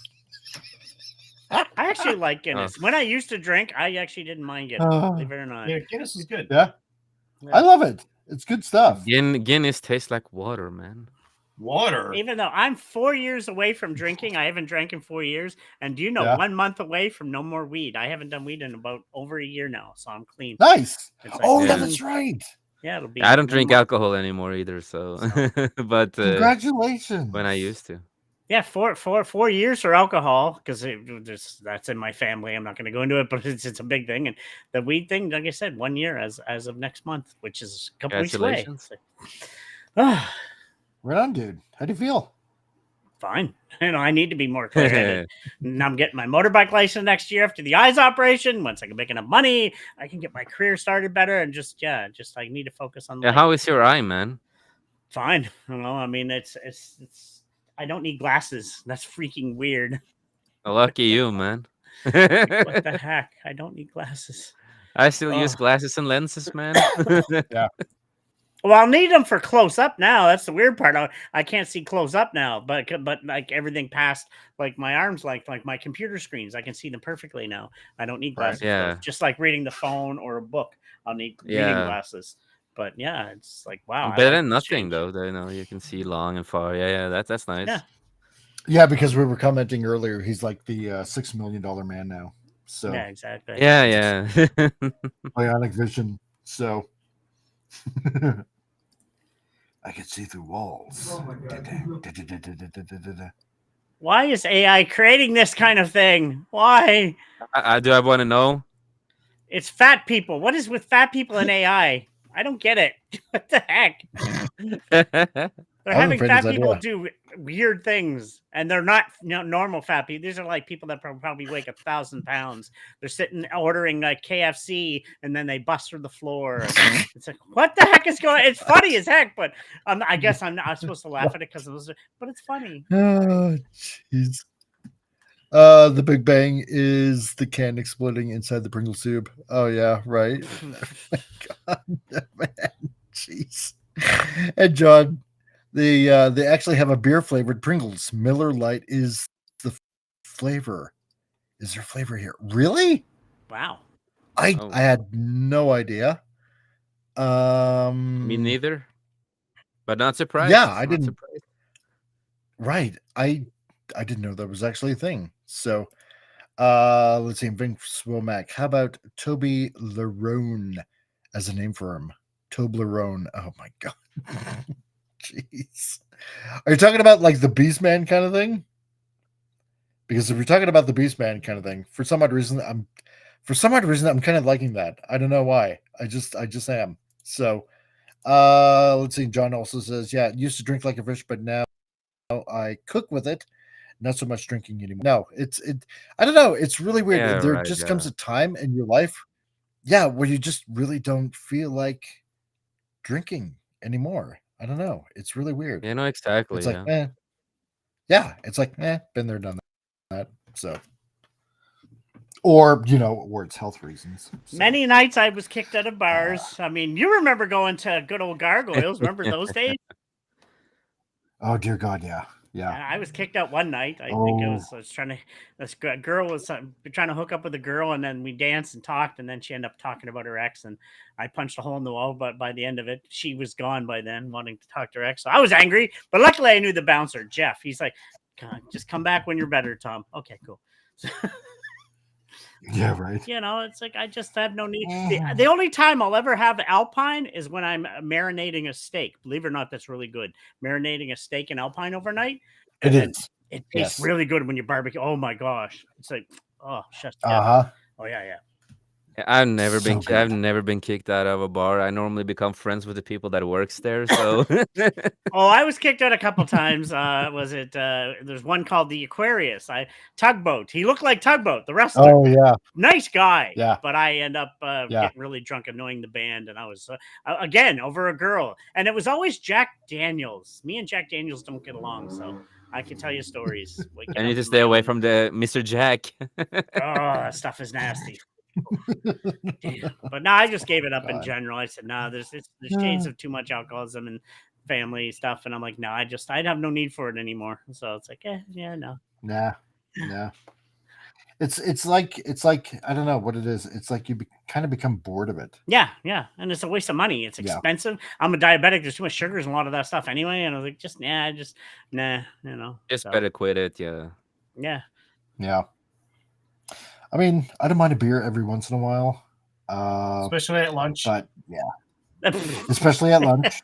Yep, with Pringles. So, It's with Pringles. Yep. Yeah. You know, gotta cook somehow. And but but yeah, oh god, those days are long gone where you just overdo it a little bit too much. So yeah, been there, done that. oh yeah, it's Rosa Book was on the ride, got the t-shirt. When you don't remember what you did the last night, the night before, and you're just home and just like, what happened, man? Or suddenly you end up sleeping, Yeah, you know, right. outside. Well, I won't Although, say you know too what? much. Many a nights me and you have gone to bars together, many in our younger years. But do you remember yeah. we were going to open our own one at one time? Remember that? Oh yeah. We were going to buy that cinema. We had 4 of us, and then a bunch of people backed out. We'd actually toured around. We were going to buy an old cinema. It was King Street. There was 2 cinemas in King Square.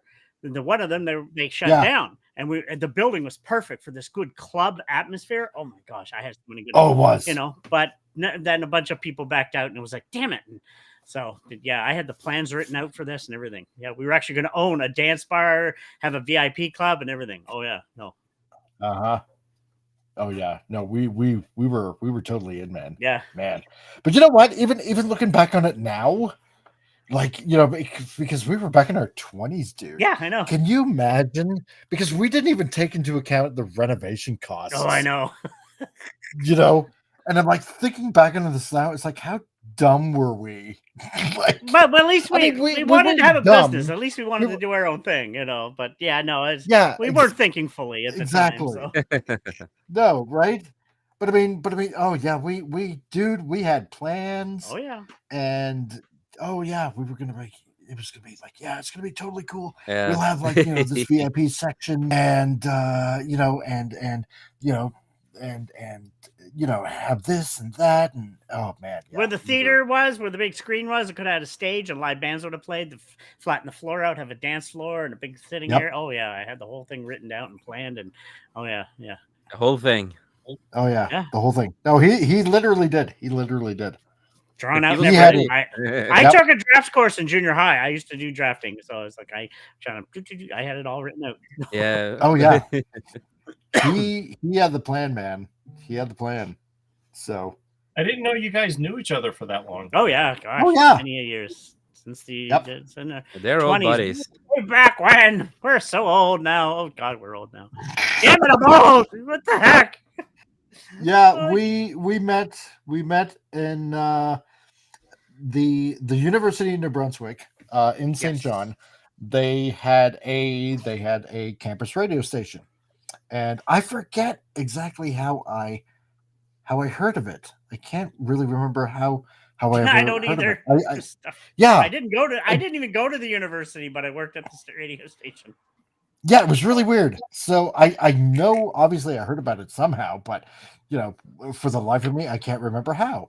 Anyway, so I went there, and they were like, "Oh yeah, sure, you can have your own show. You know, you can play whatever you want. You know, for an entire hour." And I'm like, "Wow, that was easy." So yeah, right. There was no screening, no sound test of you know, hey, how do you sound on air or anything like that? Nothing like that. Just like, yeah, sure, you know, very professional. Oh yeah, extremely professional. You know, exactly. Here's the cart machine. Here are the carts. Here's how the cart machine works. You know, when you want to go in there, flip the switch. Yeah, commercials, blah blah blah. You know, a very watered down you know, run through of you know, how to make the machine work and everything. It was just so bloody basic. And so what I would do is you know, because obviously we were all still part of this, you know, MTV, you know, or in Canada, Much Music Generation kind of thing, you know. So I would do on, was it? I'm pretty. Yeah, it was Fridays. I would do like, you know, artist spotlight, right? So cool. Yeah, so I would do, you know, like play stuff like you know, for about an hour, NXS or Depeche Mode, you know, stuff like that, right? And cool. Yeah, and Tom would come in after me, and he would have his show after mine. I finished the night outs on a Friday night, so yeah. And so when I was done, Tom would show up, and I think he commented, it's like, oh yeah, I was listening to what you were playing. I like such and such a band and stuff like that. And it's like, oh yeah, cool, dude, right? So, and then Tom said, yeah, we should get together sometime and hang out. And I'm like, yeah, man, sure, totally, 100%. And so that's how we ended up becoming friends. Is through the radio station at UNBSJ. So, and just been friends ever since. So. That's interesting. That was fun times too. They actually liked me doing DJing, that I got a second hour, and then Friday night, you stay on 2 hours at Friday night. I'm like, I want to go home. It's Friday night. The bus stops at a certain hour, and I didn't, but I still enjoyed it though. You don't get paid for it. It was fun. It was just fun. It was. It was. I got locked out of the booth one time. I had to call the security. I had to go to the bathroom. Oh my gosh, the booth is locked. Yes. But the album just played a whole side of an album, and then it went blank for a while, and then the security let me in, and I said, I'm terribly sorry, everybody, but I got abducted by aliens. Oh my God. I remember you telling me about that. Like, oh my God. Yeah. Yeah. He was like live on air, and it gets locked out, and oh my God.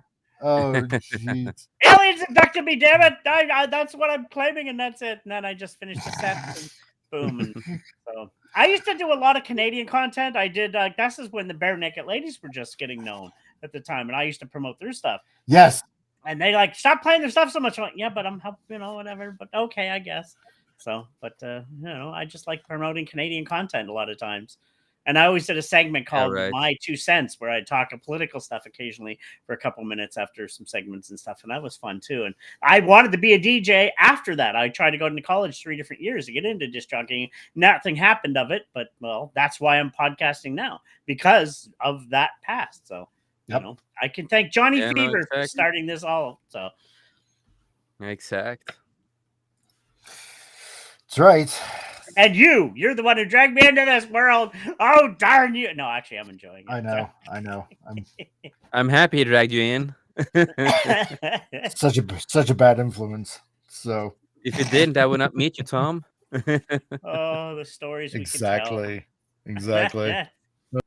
Oh man. And let's see. Okay, so next up on the chat, because some people we gotta get chat in the chat. Yeah. Let's see. John P. Happy to hear that. My oldest son is 46. Is sober 4.5 months. Right on. Oh, congratulations. That's awesome. Right on, yeah. Congratulations, Penny. So congratulations to your son. So for being sober that long. Yeah, that's sweet. Let's see what else we got here. So let's see. And John Peterson. So just going through the chat here. Just a matter of age, like Mike said. Yeah, boredom. Yeah, I like the taste still, but I prefer it in something that enhances the flavor of what I'm making, not as social thing anymore. Yeah, no, exactly. Like Pringles. Yeah. So you missed the whole Pringles segment, Penny. So yeah. And that's so just don't try it. So, and Franco, you gotta get going. Hey, not a problem, dude. Thanks for hanging out and having fun with us. So take care, everyone, and much love to you all. Same to you, Franco. So great that you can just hang out with us. So, and let's see, and Bill, radio stations, KAB 1340 Antonio Bay. Oh, on AM. Were you in radio, Bill? Because if you were, that's pretty interesting. I like that. So if AM radio, man, I would think that'd be more fun to be on AM radio than on FM for some odd reason. It's like, I know a lot of people probably nowadays don't listen to AM radio, but you totally get a unique audience, I think, at least on AM. So, and Vince, my brain went in a different direction when you said artist spotlights. was thinking, how do you show off drawings over the radio? Yeah, no, like, yeah, like it. No, yeah, like I said before, so of bands. So that's. Oh, and let me say, I got to did. say this too. I got to be remiss to say, like I said, Johnny Fever, Venus Flytrap. I used to love WK, but that's the reason I want to get into radio. But there was actually another gentleman too. His name is Donnie Robinson, Donnie in the Morning, and you probably remember him. He was on AM radio. Oh yeah, I remember. Yeah, he was a great DJ locally. I got to meet when we did a high school. During high school, we used to do those things. You travel to these events that you're like job fairs. Yes. And I got to sit. Donnie, we talked for like an hour, and he actually mentioned me in the radio the morning after. I was like, he's like, to that gentleman Tom. It's like, oh, I got mentioned on AM radio. Yay! It's like so cool. And do you know he actually has a show again in St. John? He said you can hear his age. He's very old now, but yeah, he has a radio show back on playing music, and he's back to doing it. It's kind of cool. Like Tom Young, he used to do. Now he passed away a few years ago. He went back to Newfoundland, and he passed away there. But yeah, Donnie's still alive. He's up there, but he still DJs, which is kind of cool. But yeah, he was an inspiration for me really wanting to get into radio back when I was in high school too. So that's pretty cool. Yeah, I like that. Who was? Because I'm trying to remember. Because this actually popped into my head a few days ago. Because I remember we were talking about what a controversy it was causing in St. John at the time. Was that the same guy that made the comment on the radio? I think it was it CJ98 or something like that? That basically pointed out the historical fact that the only good thing that what was it? It was about Woodstock, and I think it was one guitarist that was at Woodstock and said the only good thing that ever happened to Janis Joplin was being hit over the head with a wine glass. Oh, gosh. That's controversial. Yeah, apparently, like back in the mid '90s or something like that. You remember that? Yeah, I don't remember. Yeah, there was though. Yeah, there was a radio DJ, and basically, and I'm not saying that no, it was good to, basically bash a woman over her head with a wine glass. That's bad, obviously. We do not condone that kind of thing. But it was this DJ in St. John, and I believe he was either playing I forget if he was playing a Janis Joplin song or if it was somebody else. And all he did was he pointed out a historical fact of something that happened at Woodstock. And what ended up happening is a bunch of women phoned in, and this is not about, hating women or anything like that, but a bunch of women did phone in, and they did not like that comment. And it turned, and even though it was historical fact, because I know Tom, when we got together at that time, he's like, all he did was point out a historical fact of what happened. And I'm like, but didn't he say it was the only good thing that ever came over? Yeah, out of Janis Joplin's singing. Right. So, because apparently, I guess he didn't like Janis Joplin. So who does? Well, yeah, you got a point. But my point being is, it wasn't positive what he said, right? No, but it was historical fact. So it was, but it was that whole thing of, he just pointed out something that happened in history, but apparently a lot of people didn't like that. He ended up getting fired. So yeah, he got fired because of that. Yeah, because he made a comment. Yeah, I can't remember. I don't think it was Tom Young, but it might have been somebody else. But yeah. But you remember that? I do remember. Yeah, no, I do. Yeah, I totally remember that. Yeah, because we were talking about that for quite a while. Yeah. So when the man was trying to muscle in on me about what you. Well, guess what? Can't say. Now you can't say anything in Canada. So hey. Well, yeah, no, you got a point there. So, Bill says, Mike, no, it's the radio station from the movie The Fog. Oh, okay, that Stephen King movie. If I got that Correct. I think no, it actually did happen locally though too. It did. The guy did get fired. It actually did happen locally. I'm pretty sure it did. I think I can't think of the guy's name, but I think it did happen. Yeah. So Vince. Jeez. True. So okay. Yeah. So but again, no. Not trying to say that, hey, this was a good thing that happened. No, because it's not. But I mean, if you're just basically giving historical reference to something, doesn't mean you got to freak out over it. I mean, come on, guys. Let's be real. Let's just be real. So you had mentioned in excess and asking. Oh yeah. When I was doing kind of like my radio artist spotlight kind of thing when I was at UNBSJ, in the radio station.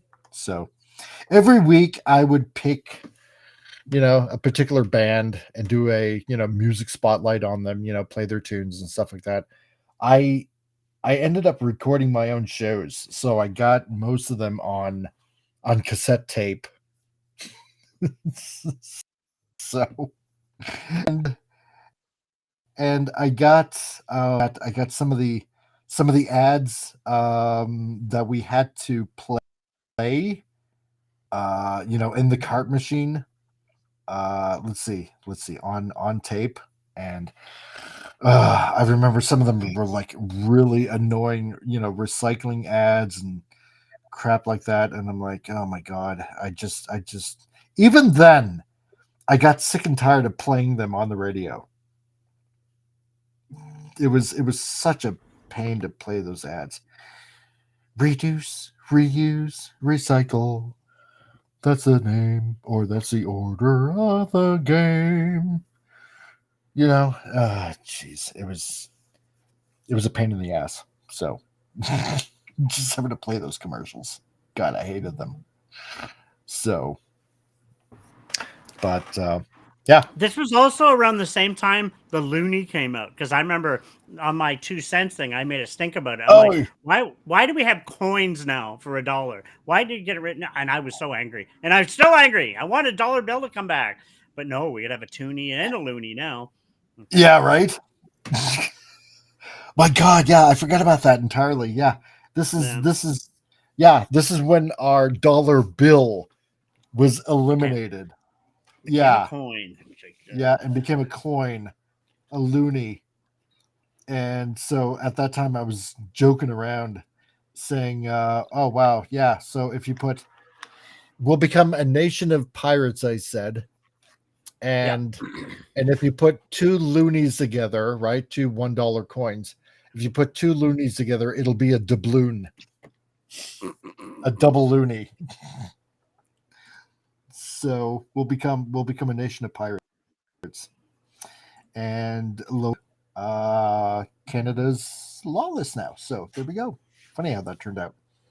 And it makes going to the quotation dance bars harder, because you can't really give $5 bills. I'm just here $1 and $2. And like, no, I'm not going to throw coins at the people. You know what I'm. Anyway. Yeah, right. Pelt them. Knock them out. Apparently you can't do that anymore because it's unsanitary. So, yeah, right. Oh my God. Vince says, yeah, no $1 bill. How do you pay for your? Man. That's exactly what we're talking about, Vince. You got it there. Yeah. Fold them into paper airplanes. There we go. My God. Sometimes, literally, what it was, a lot of times there was actually a free pool table to play with around where we lived in Calgary. Oh, yeah. So I'd go to play pool, and, the girls are dancing. Half the time we're playing pool, and actually one of the girls, she was being harassed by, I'll say this too. I don't know if you remember this story. She was being harassed by some guys on stage. So we went and started playing with her, like blowing the feather, just kind of distracting her. So she came over to us and talked to us.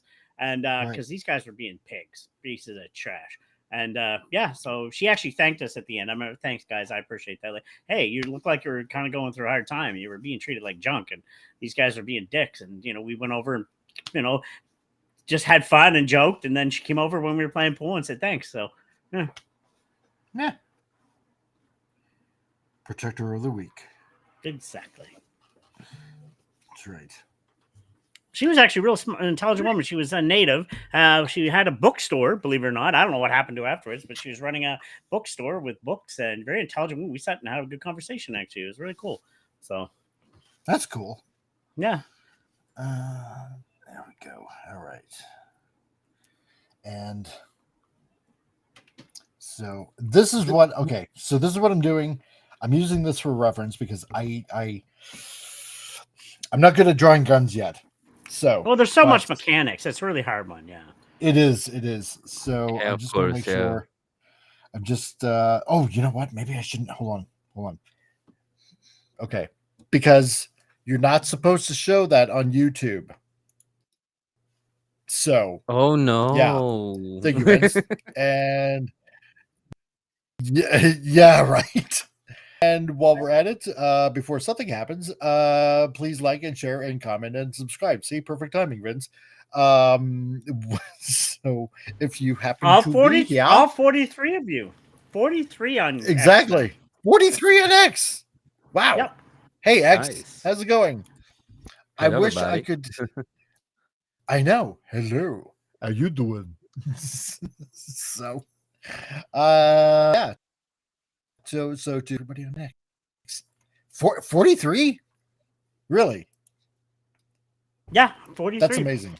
Okay. It makes me want to. If I get back into game streaming, I might have to add X. X seems to be a really popular place. So it does. Yeah, you always get good numbers over let's there. see. Oh, and I gotta because I'm checking X right now. So Steve sent me a message. I'll be spending some time today working on that episode. Oh, okay, cool.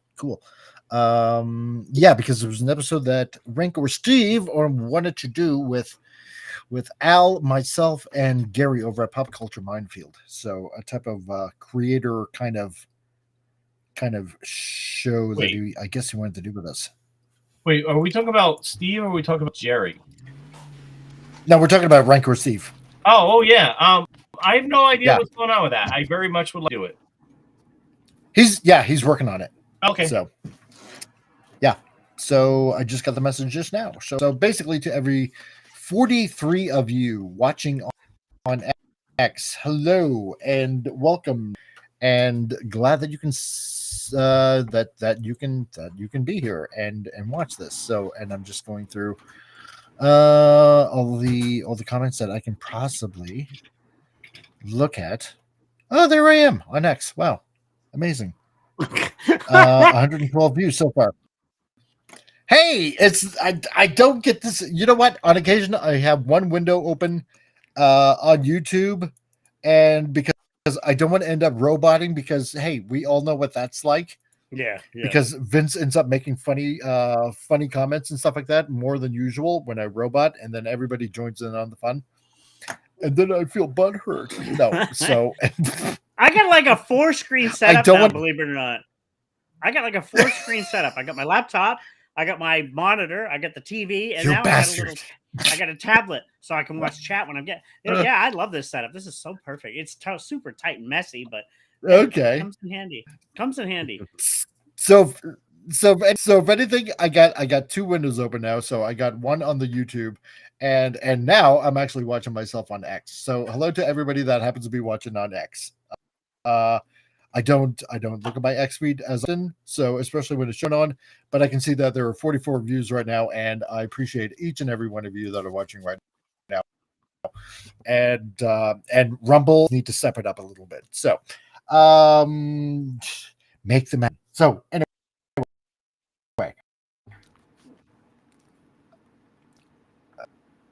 You disappeared a little bit there. What was I getting at? I'm having the faintest idea. He's thinking. Oh yes, it was about drawing guns and how I shouldn't show them. You mean no, exactly. No, we can't say that YouTube. word. drawing. We're drawing. Yeah. You're drawing. What do you call them? How did Steve? Hole punchers. Hole punchers. Hole punchers. Exactly. So YouTube, this is only used for artistic reference. This is not the real deal. Obviously, this is on a program that I'm using for reference material to draw something, because many firearms are used in comic books. I can't make it any more clear than that. It's a reference picture. Comic book, movies, everything. I mean, it's it's kind of a given. Yeah. Exactly. So, also YouTube, I want to mention, I've been marked safe from Alec Baldwin. I also want to point out that I will not get shot by Alec Baldwin, and I'm in a safe place. So there we go. I think you can see them. I mean, I follow enough video games. Like, I may see the COD, the new Battlefield game. They all have them in there. They're everywhere. So it's kind of yeah. So reference material. Exactly. Yeah. Every artist has reference material. So there we go. So YouTube, grow up. I also want to point out on YouTube that this does not mean I have certain tendencies to want to delete certain aspects of society or anything like that. I'm just a guy drawing on YouTube. So there we go. Exactly. As if I couldn't make it any more clear than that.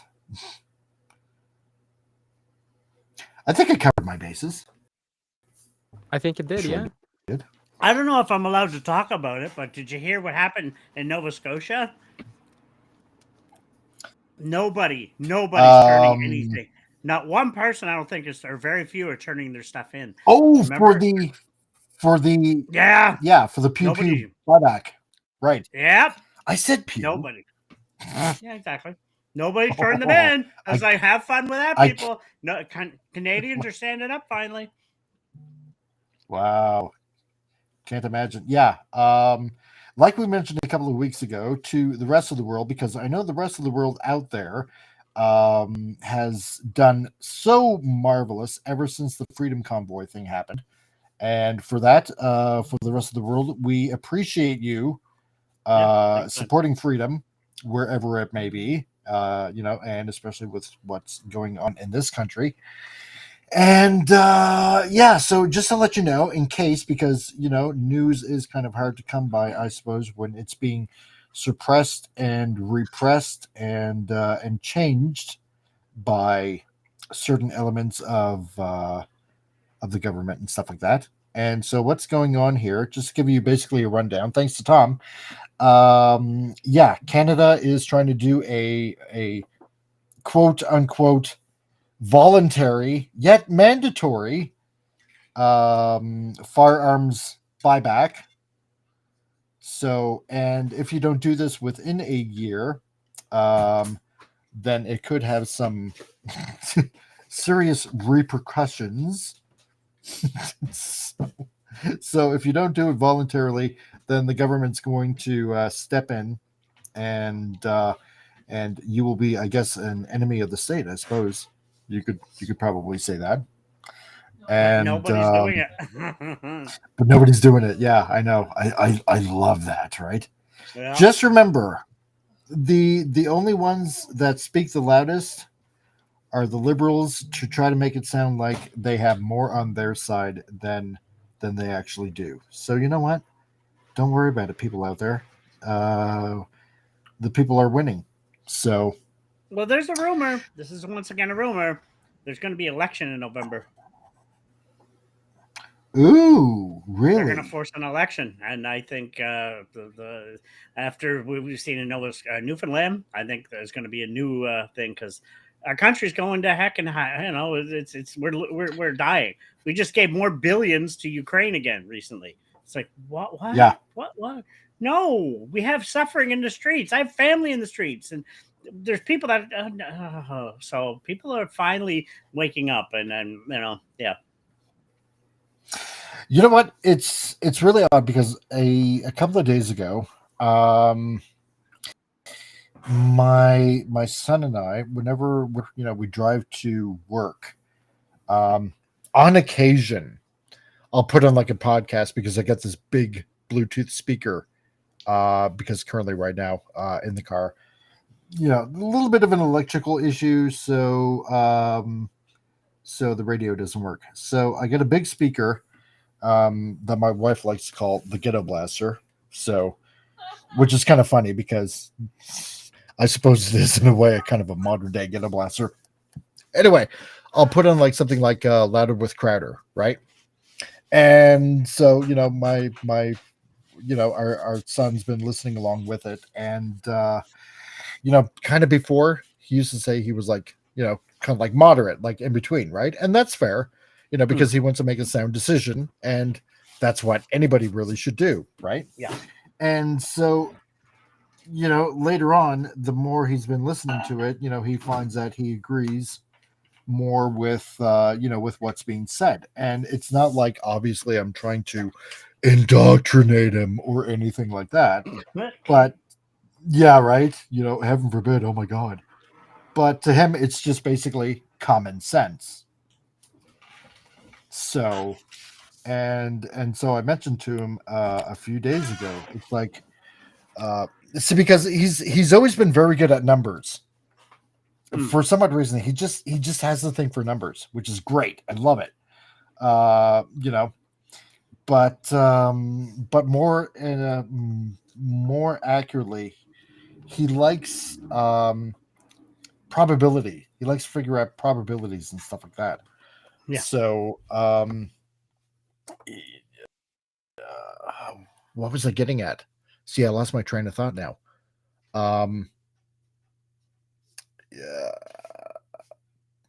Damn it, I can't remember. You were saying that your son becoming a conservative and he's good with numbers and he's predicting something? Well, just the way things are going, he's finding himself more and more conservative, and I just kind of joked around with him. It's like, sorry if I what's the word I'm looking for? If I persuaded you one way or another. And he's like, no, it just makes common sense with everything. And he just sees things that are going on online and, yada, yada, yada. So, and yeah, and John, you're right. Exactly. So, a disarmed populace are nothing more than servants to their government. Precisely. So, and Standing and Brave Megatron says, hi, Mrs. CRC. And Bill's Optimus said to grapple Ukraine me truck. Yeah, that was the wife, was it not? I heard in the background. You mentioned her about the skit about say hi. Yes. I've known her almost as long as I've known you. So yeah, you're both awesome. And they've raised some good kids. Tom says hi. Hi, Tom. Yeah, there we go. See, she said hi. John Peterson, yeah, Crowder is the next best thing to come out of Canada since Shatner and Putin. Yeah, there you go. Exactly. I might not agree with everything he says, but yeah, because he knows how bad Canada is. He knows we're horrible. He's called it. Everybody saying hi to you. Oh yeah, no, totally. Yeah.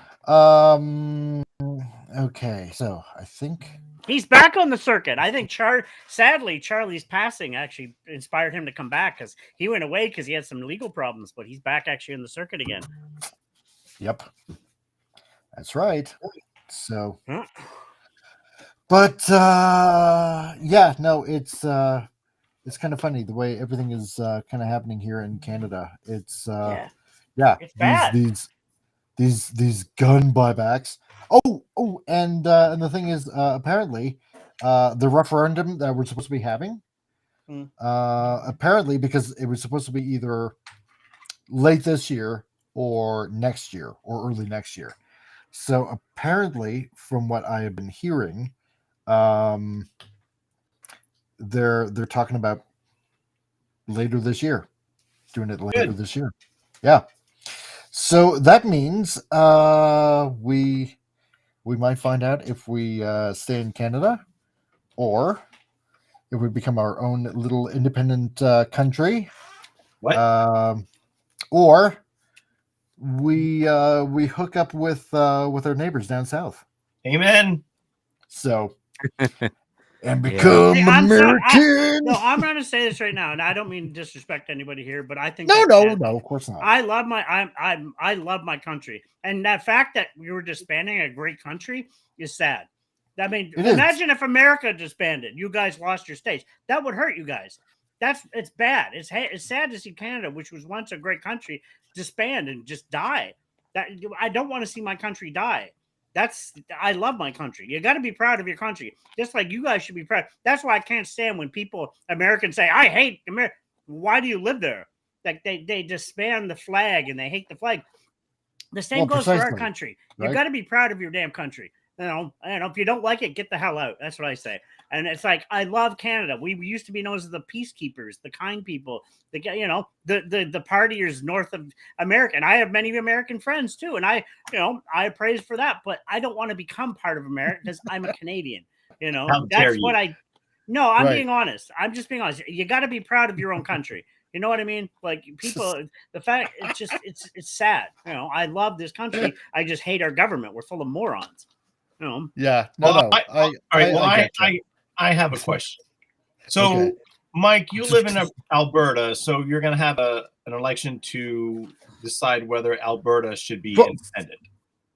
Yeah, for a referendum, whether or not we should stick in this hellhole that our country has become, or do our own thing. Okay, so Tom doesn't want you guys to secede, though. Yeah, I know. Oh, no, right. I don't. I'll be honest. No. I'm going to say because Alberta, they're a powerhouse of a province, and the rest of the Canada should open up to that. Like we should have oil pipes running across this country and not having to deal with oil from another country. We could easily support our own country with oil. Here on the East Coast and on the West Coast. But does our government want oil? No, we got to buy it from else. And like you idiots, we could easily be a powerhouse of a country with so much oil from Alberta, but we don't do anything about it except give it. It's just frustrating as hell. And our Liberal government needs to be just ousted ASAP. So where do you guys purchase your oil? And Mike, I would assume that you are voting for secession. Oh yeah, totally, 100%. And where do you get your oil from? Well, that's the weird thing because they get it basically from Alberta, regardless. Yeah, right. And you guys recently, I heard your guys' gas prices went down. Amazing pricing now. Well, okay. Here's the thing. Like, for the past couple of weeks, depending on where you are, for example, in Calgary. Yeah. Well, let's just say this, okay. For a while, the gas has been here in Carstairs, $1.29 a liter. Yeah. Okay. I forget what that works out per gallon, but it's definitely around, I guess, probably around the $3 mark, somewhere around there per gallon, something like that. Again, I'm not that good at the math right now because I'm here doing this. So I noticed yesterday it went down to $1.25. Now in Calgary, in some spaces here and there around the city, for example, last week I noticed, what was it last week? Tuesday? No, sorry, not this past week. The week before, on a Tuesday, a couple of the gas stations, they got these little gas station wars, right? Yeah. And I saw it as low as $1.03. Yeah. Per liter, right? So I mean, we got no problem producing our own gas and fuel and stuff like that. I mean, we got all the refineries to do it because we're self-sufficient that way. So it's not like we're hurting, but it's the rest of the country. Where we can just easily provide all this kind of stuff for the rest of Canada. And but the problem is, see, it's getting it out to market for the rest of the world, right? And whenever there's been a liberal government, no pipelines. Because no pipelines, that's one thing. The thing is because Alberta is very predominantly a conservative province. Yeah. Okay. It's been a province for let me think. It became a province back 1905. I think it was like 1905. It's been a province for like, obviously well over 100 years. Okay. And it's been, except for, one little blip kind of like, a few years ago, it's been predominantly conservative.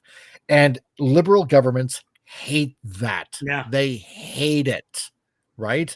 So when it comes to trying to get our OS to market, that's why they try to block it at every turn, because they don't want to see a conservative province becoming richer. And it's stupid. I mean, I lived there before. You guys could easily supply that pipeline, which it would create millions of jobs for Canadians, and it would help. Oh, yeah. It would help supply your oil to the rest of Canada. We could be amazingly self-sufficient. But yeah, funny enough, now New Brunswick, let's compare our New Brunswick. We're all liberal government. We have as much gas here. Irving, he owns so much gas and oil, but we don't. Ours is way overpriced because of liberal governments. That's what we can easily support, but no. So it's so asinine and ridiculous. And right. And Polyev is from Calgary, is he not again? Yeah. I mean, he's definitely an Albertan. Yeah, I mean, and he needs to be our world. He needs to be our country leader. I think he'd do an amazing job. So I really do. And see, here's the thing. Whenever it comes to voting for a type of prime minister, it's always been Quebec versus Alberta, right? It's always been English versus French, and Quebec versus Alberta. And liberal versus conservative. Well, I mean, obviously liberal versus conservative, but it's always been, East versus West. Yeah. Quebec versus Alberta. Yada yada yada. It's been this big dichotomy of extremes, right? Sure. And and so they really don't want to see a conservative province become rich under their watch. So there you go. And that's why, on top of that, we need to vote for Rancor Steve as prime minister, and he'll fix everything right away. And there's a good segue. How's it going, Steve? He'll tell us to get rid of all our Priuses. Exactly. Well, all right. And the diesel. Anyway, yeah, go ahead, Al. So where does the rest of Canada outside of Alberta, so do they import their oil or gasoline? No, they definitely get it from us, right? It's just trying to get it to an outside market. That's the problem to the rest of the world. And on top of that, the Maritimes, which is predominantly run by Irving, because there is Irving Oil and his own refineries and stuff like that. They are definitely getting their own gas and oil from offshore oil drilling rigs, like around Sable Island and stuff like that. And like FKHC says, suck it, the French. Yeah, you're 100% correct on that. So how's it going, dude? Nice to see you both. And yeah, so it has somewhat made New Brunswick and the Maritimes kind of oil independent, but we still get foreign oil too. We get foreign oil, which makes no sense. Well, that's what I was asking. Where do you get your foreign oil from? I thought it was Saudi or whatever. Saudis. Yeah, Saudis. Yeah, Saudi Arabia. Yeah. Saudi Arabia. Makes no sense. Yeah, it doesn't. No. It doesn't because Irving Oil exports a lot of their oil and gas everywhere else. A lot of it. It's not kept within the Maritimes back home. So, and this is why the Maritimes are pretty poor. And I hate to put it that way. No, because, it is. 100%. It is 100%. It's totally been that way. So if they would keep it within the province and do the same thing that Alberta tries to do and export it to the rest of the country. Yeah, exactly. Exactly. It would be. New Brunswick would be an amazing powerhouse. And I think we could have a big pipeline between New Brunswick and Alberta and then help the entire country of Canada. And we become a good powerhouse of a country. But no, certain current governments are idiots and won't do it. Well, they're not idiots. This is all intentional. Oh, no, it is intentional, but it's disgustingly intentional by the WEF. But well, the thing is, FKHC. Well, hold on one second. Sure. The last man nearly ruined this place. He didn't know what to do with it. If you think this country's bad now, wait until I get through with it. Oh yeah, exactly, 100%. I believe you, dude. And Rancor Steve says, yeah, I'd have all Subaru cars banned.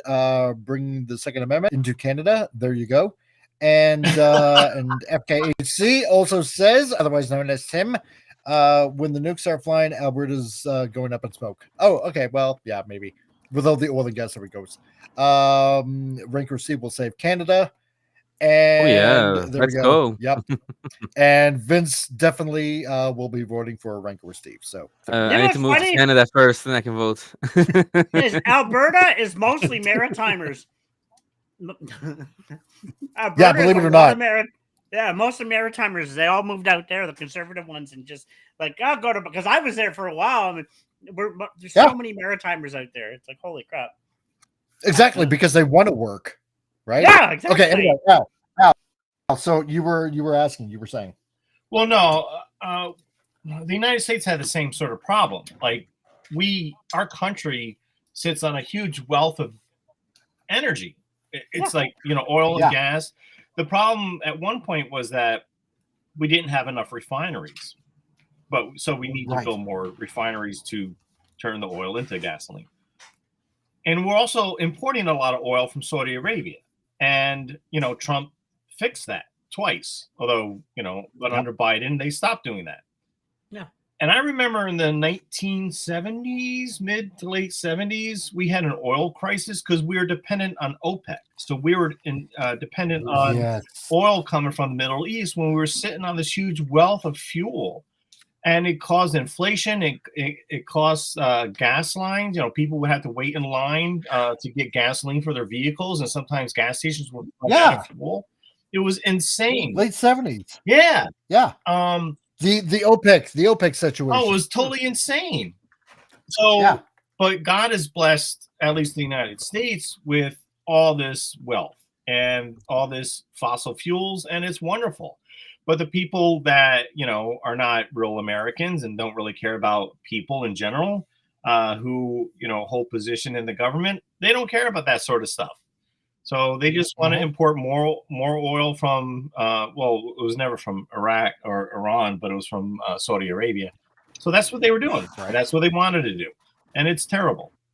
But it wasn't like they were stupid. It was all intentional because like the whole thing with the Wu flu, this was all intentional because they hate you. They want you sick and dead and replaced. Oh, yeah. No. And to go on that out, like I said, you guys in America, you guys have Texas, which has tons of oil. You can supply it within your own country. And just like here in Canada, we can have our own oil in between. What? Yeah. Okay. Stop, Steve. Stop. I don't have an OnlyFans. Nobody would subscribe to that. Maybe for a joke or a lark. I did do it. You can watch the video on my Foggy Brains channel. I did have it actually had Carolina Reaper, even stronger than Ghost Pepper. And you can tell I was in pain when I was doing, but I stayed in character. Nobody can ever say I stayed in character. But no, we could easily be a self-sufficient country in Canada, just like America can. And that's why I wish we had a person like Paul Evans said, stop. Why do you think Saudi Arabia is one of the more powerful places in the world? Look at their cities. Look, Dubai. It's such a high-tech, multi-billion. We could be like that here in Canada, but we're not. And it's disgusting. Totally. Because they're, like you said, like you said, Al, it's all by design. It's all by design. Oh, it is. And if you want, we could always sell you some oil. Actually, you do. We get a lot of oil from America. You do? Yeah. Oh, well, thank you for your purchase. I appreciate it. But hey, you guys buy oil from us too. Irving sells his oil to America in a big way. America's a big purchaser. It makes no sense. I don't understand it. It's like, but this is the 1%. Let's not go into how deep it can go. The 1% rules it. They know what's going on. They want to control people. They'll sell each other the stuff at our expense, and that's why the prices of food go jacked up, because the price of transporting the food and the things, and it's all by design.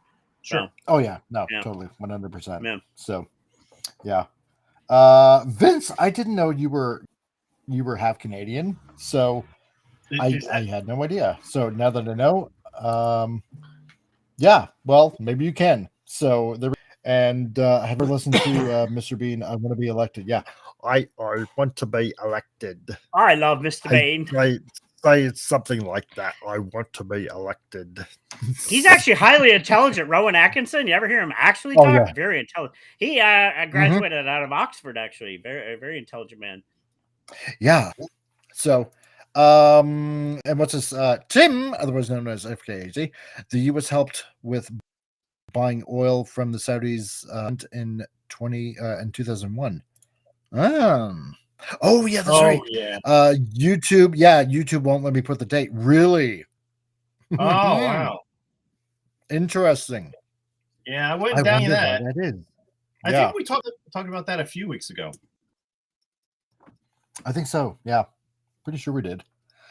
Let's see. And Steve, seeing how you're at the moment, our resident, I'm going to say pew expert. Is this stance correct, Steve-O? So, because I'm pretty sure this should be correct, roughly. I get the funny feeling that I got the right hand probably wrong, but probably not. I don't know. I think it's a pretty good pose. So far, so good. So. Reading up, like I said, one of our biggest supporters is America for oil. Guess what? Okay. If I may say, guess where America gets most of its oil from? Canada. So we're your number one supplier for oil. What does that make sense? Yep. That's weird. Well, that's right. From Alberta. So. Yeah.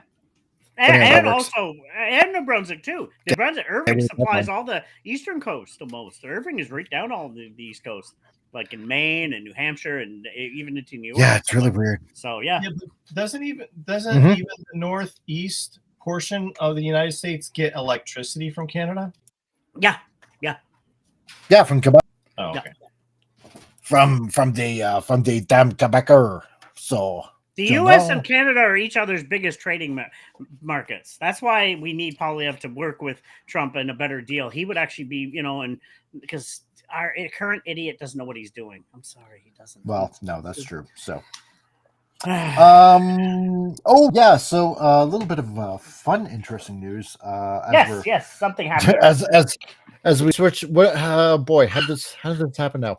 Because we were talking about just talking comics and stuff like that. Then we switched over to the metaphysical and the universe and Pringles or something. And getting biblical.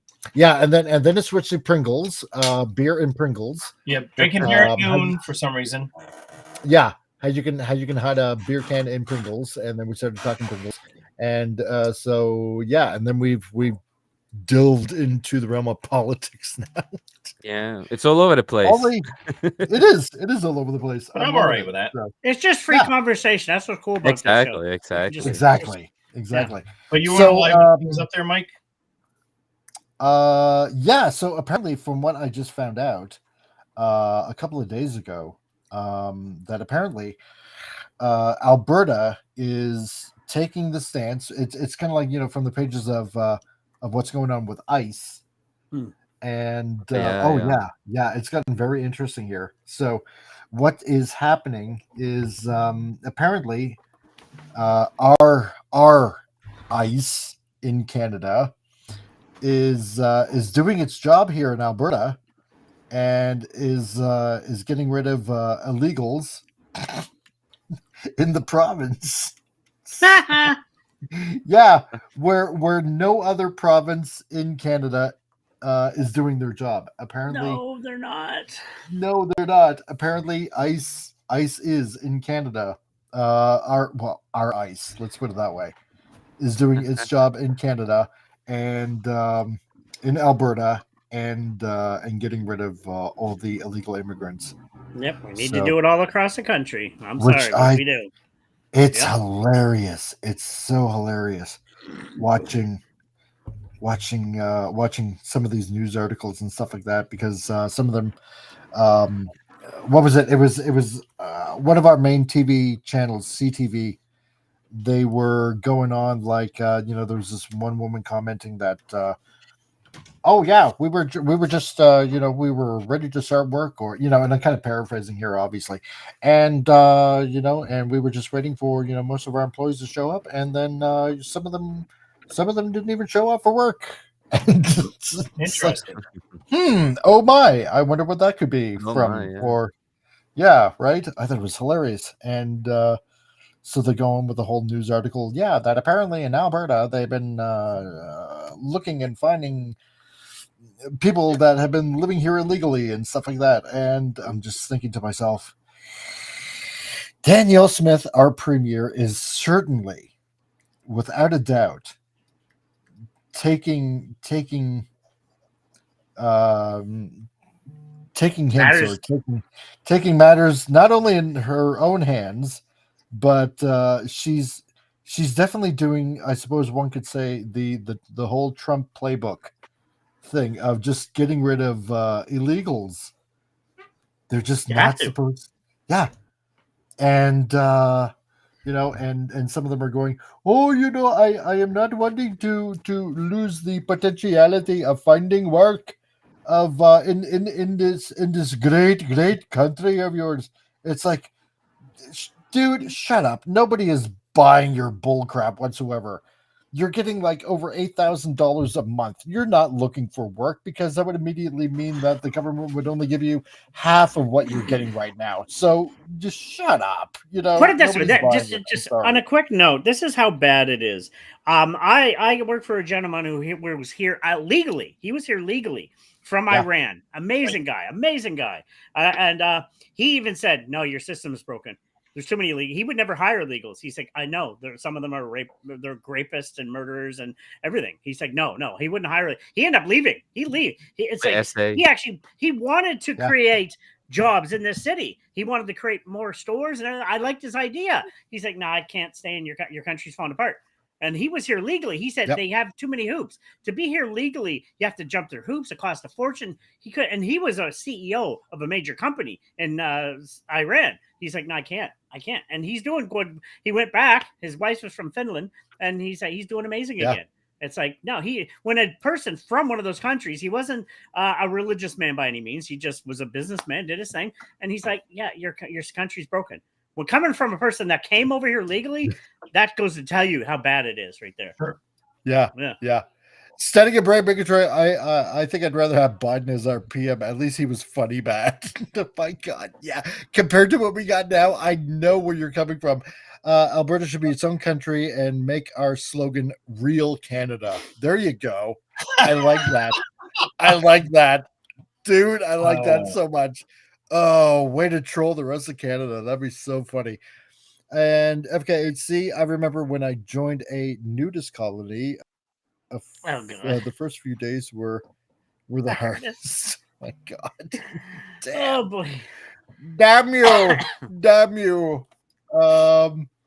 Yeah, that's right, because I forgot, aside from pop culture mechanic, Sitting a Brave Megatron is a fellow Albertan as well. So sometimes I forget that, but yeah.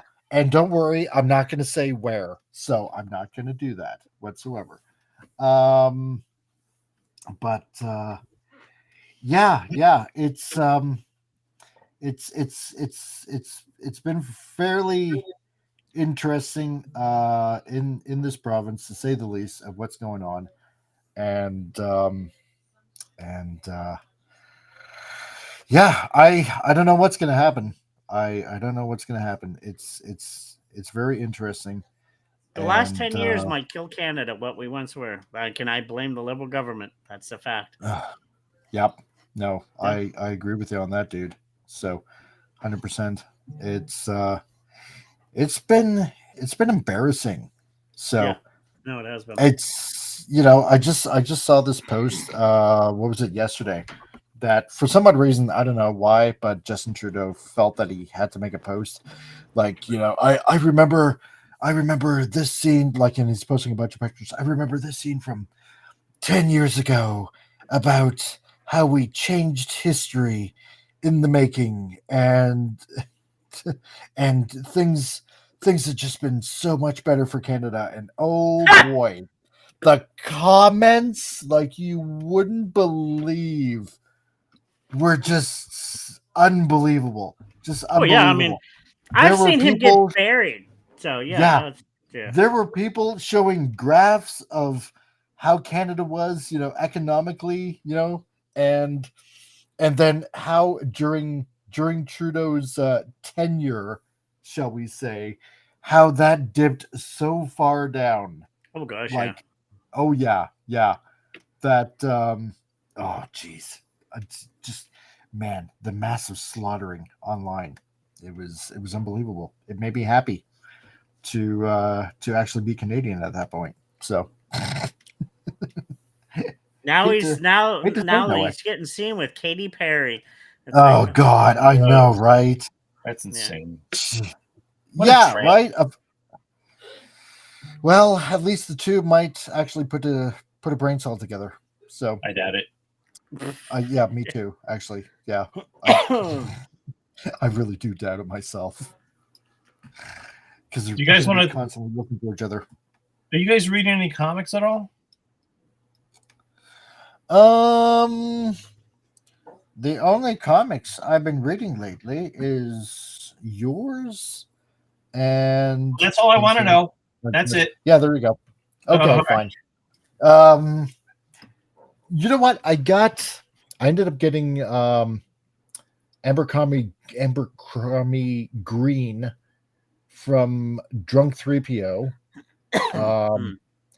Yeah, he was nice enough to send me a copy of that, so I'm actually going to have to get back to him. And but I haven't even started reading that yet, and I really should. Yeah, I gotta get around to that. So, and read his book.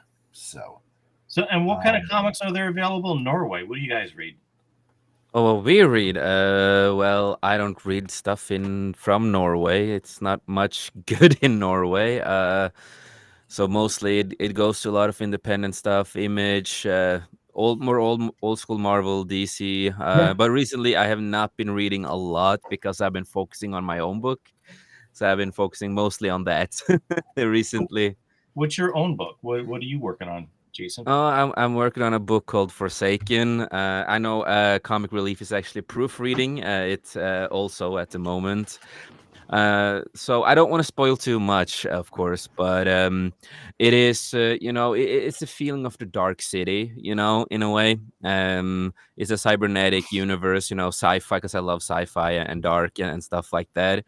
And it is about a government, who has been seizing control and promise, a better life and all that, and can enhance humans. But, they have like a dark secret, and that's what's going to happen. And then they have like these, these kind of mutants in a way, but I don't call them mutants, but like, they explaining. I hate explaining, but I don't want to spoil too much. But they do. Yeah, but they do create, like, they're trying to create soldiers, right? That are kind of mutants in a way, and some with cybernetics and stuff like that. And of course, everything get revealed for certain people. Some people some of them escape, and yeah, it's a lot of stuff going on. I don't want to spoil too much yet, but I'm working on it. So it's going to proofreading right now. So I am, So you're writing and drawing it? No, I'm not hand drawing it. I will get that fixed at some point, because it's not a comic book. It is. Oh, it's not. Book. Oh, it's it's a book. Oh, okay. Yeah, it's writing. It is a book. But I do want, maybe I get, talk about, Comic Relief, or if I can find somebody who can draw the characters more as how I want them, if you know what I mean. It is my first book ever that I've ever done. I've just, I've been working in the film stuff, industry stuff for years and editing, but I've always been writing on the side at the same time as I am a musician. Metalhead, of course, so I do a lot of screaming. But so it is after all the years I had just been writing stories, and I decided that I want to write some of my stories, into a book format. All right, so that's a great idea. So you think it'll be self-published then? Oh yeah, everything that I create is under my company. That's the thing. It's independent in my company that I have, 540 excellent. Studio. Oh, excellent. I don't want to sign up with other bigger people or whatever if they like anything I do. Everything is gonna go through my company. No, I think that's the right way to do things, especially nowadays, because it's easier nowadays for artists and writers to get their work directly to their readers. So why people would want to do anything other than self-publishing doesn't really make any sense to me. Yeah. And I have like dabbled forth and back if I want to try to make this a comic book, one time in the future, so I can get like all the pictures and what's going on, and then so people can see my characters, all that. So I've been dabbling a little bit about that too. All right, cool. I used to draw when I was younger. I could draw like more like what comic is doing now is what I used to do back in the day, but I have not done that for many years. Time to get into it. Yeah, I just need to get the right equipment first. I'll be hiring an artist for our book when we get it started. So, but yeah. My buddy actually might be free to start working on the storylines. So I'm hoping. Our book, you and Mike are gonna do. No, another friend of mine here locally. He's been in this and that. I won't go into his personal life and stuff, but he's had some more freedom recently, and we've been wanting to create a manga for about a year and a half. It's just but he might finally. We finally got together and talked, and it's like, dude, it could work. So we're hoping. Yeah. All right, good. And what I've been mostly reading lately, if I'm gonna go after what I've been reading lately, it has mostly been. I'm a big fan of Mortal Kombat, so I have a little bit of the autism. So when I first start, delving back into something that I love and cherish for years, so I started reading a lot of the comics from Mortal Kombat again, and watching a lot of lore videos, playing all the games again, and just so that's been mainly what I've been focused on when I've been reading. Oh, excellent. All right. Well, because I was just wondering, because I didn't know if Europe in general has never been a huge fan of superhero comics, so I didn't know what. Well, Norway is fan of it. We do have big stores here called Outland. I'm their worst enemy because I argue with them a lot. And they are mentally challenged people. I know you can't tell the stories, but you've told me some good stories about. Yeah, I can. I will. I can. I have told the stories online before with no names, of course. But Outland in Oslo, many years ago, they barely have anything old. It's hard to find old comics, right, in Norway, because Outland is super woke. They're more to the modern woke comic books and Marvel, DC. As Starfire or whatever it was with the daughter of Starfire, is like a fat and then woke girl. Oh yeah, that was awful. Yeah, stuff like that. And then I was talking with a guy many years ago because I wanted more Chuck Dixon books because, again, Chuck Dixon is a good friend of me. So I wanted some more Chuck Dixon book that I already have, the Nightfall, and I have a lot of other stuff of Chuck Dixon. But I was trying to ask if they have a little bit different comics of Chuck Dixon or if I can order or whatever, right? And then that idiot started talking about they don't like Trump supporters and conservatives. And I'm just like standing there. I'm just like, what the F are they doing? That is not your job, man. Why are you telling me this shit? But they are so out, like how they feel about stuff. They do not hide it if you go there. I don't know how it is now because I barely go there. And I argue with them if I'm there mostly, but they started like being so unprofessional, and I told them straight out, you are talking shit about my friend right now, You know, this is yeah. So it was a mess. And I have argues with another guy where I live. I'm not saying where I live, yeah, that's private, but where I live in Norway, we have an outland here too. And one of the guys who works there, I'm good friends with the boss. Me and him, he also watches our shows. He loves what we're doing, and he agrees with a lot of stuff we're talking about. But one of the workers, he's a good worker, but he is a woke maniac, and he loves Disney Star Wars more than real Star Wars, right? He's Oh, yeah, yeah. Really? So we had, a debate Oh, man. because my name, is based on Jason Solo. I changed my name illegally to that name when I was younger. Really? Wait, Yeah. Who's Jason Solo?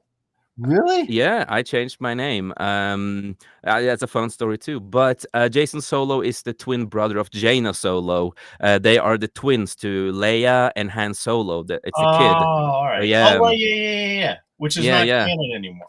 Yes.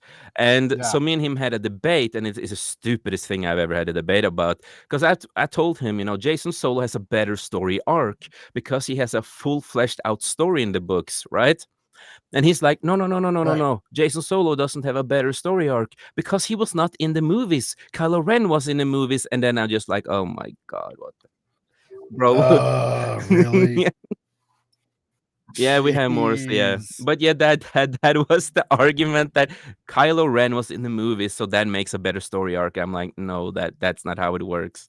He was in 3 movies. It doesn't. Oh my God. Yeah, no, Vince, I agree. Yeah, they got more asterisks. Yeah, we have asterisks, Tintin, Valerian. Yeah. And then we have Nemi. In Norway, the best-sold comic book is Nemi. It's like a goth girl who's like super geeky. She loves the prequel Star Wars. She's in love with Anakin. The writer is really fantastic. She's a good writer. One of my dreams is to make a Nemi movie. I really want, because it's that one. Oh, really? So it's one of the class. That's a Norwegian comic. Comic. Oh, wow. Yeah. And it's really old, back from the days, and really popular. And it was so popular that it came to America, Japan, and other places in the world. So yeah, so we have that at least. Well, it's always interesting with Europe, because they've always respected comics and comic book creators. So I didn't know what you guys were up to. Yeah, not these days. Not. It's like I say, if you come to Norway, never go to Outland. It's pride flags all over. It's super gay. They don't have much of the old stuff. It's 90% new stuff. The only the section I like to go to when I go to Outland is the manga section, mostly. So is that how they stay in business, is selling manga? Yeah, it's mainly manga and anime figures. That keeps them up. It's like since I was young going there, I could. They used to have more cool stuff back in the day, but then they just start to get more and more modern stuff. And I just got tired. And of course, the arguments I've had and stuff like that. Have you ever read any of Jean Girard? Mobius. Morbius. Yeah. Mobius. You ever read any of his stuff?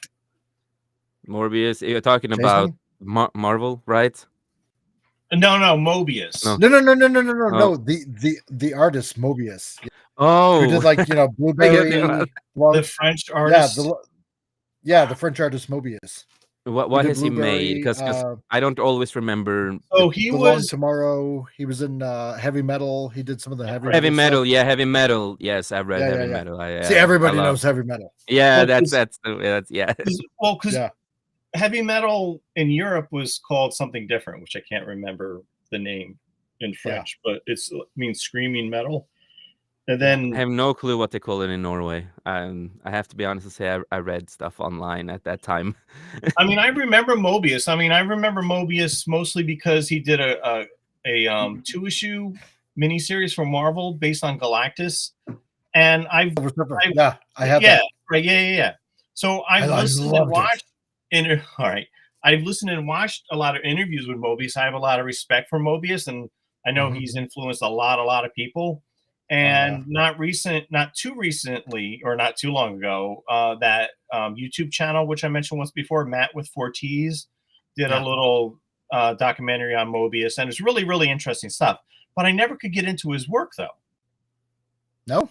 No, it was no, not really. I don't think his artwork would change. Like he would do oh yeah, I can't remember the cowboy thing, and then he was doing the more sci-fi stuff. Yeah, Blueberry. Nice looking, and his style changes, and I have a lot of respect for him and what he's done, but I just never could get into his artwork.